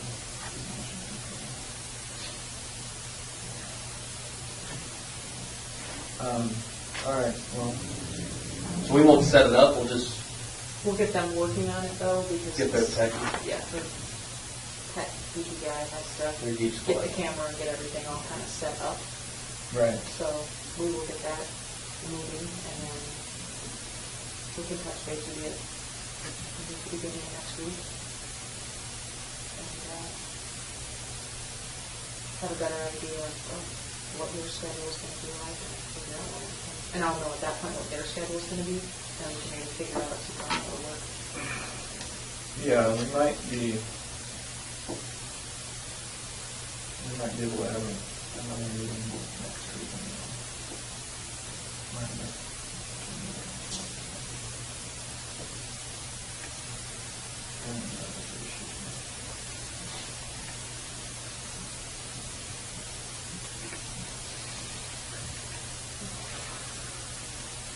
All right, what we may do then, Jeff and I may come by the jail and just figure out that piece that we were just talking about the timing, and then we can go from there.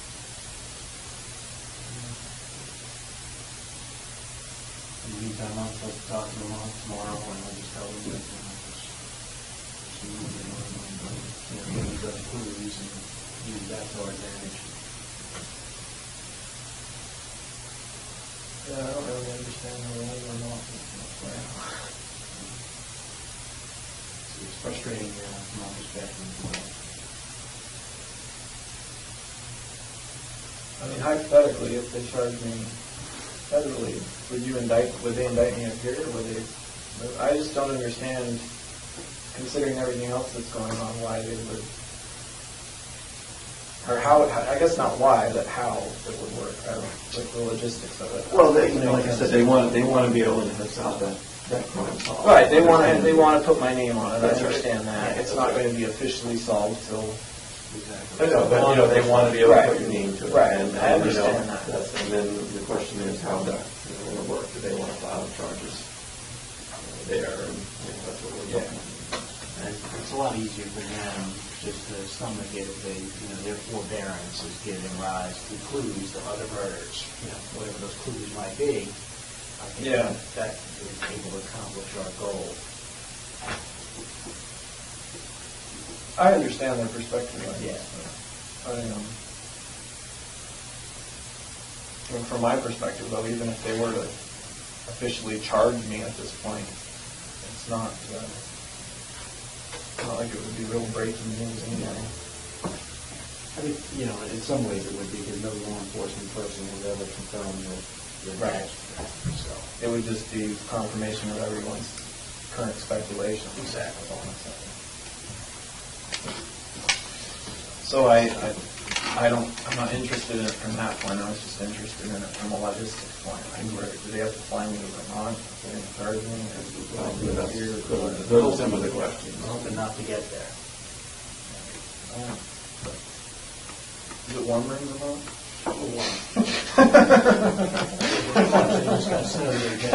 We talked to them Monday, and it just snowed, they told us. They got more snow than us then. Yeah.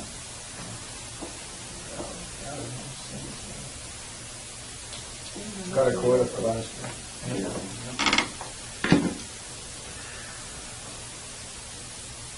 questions?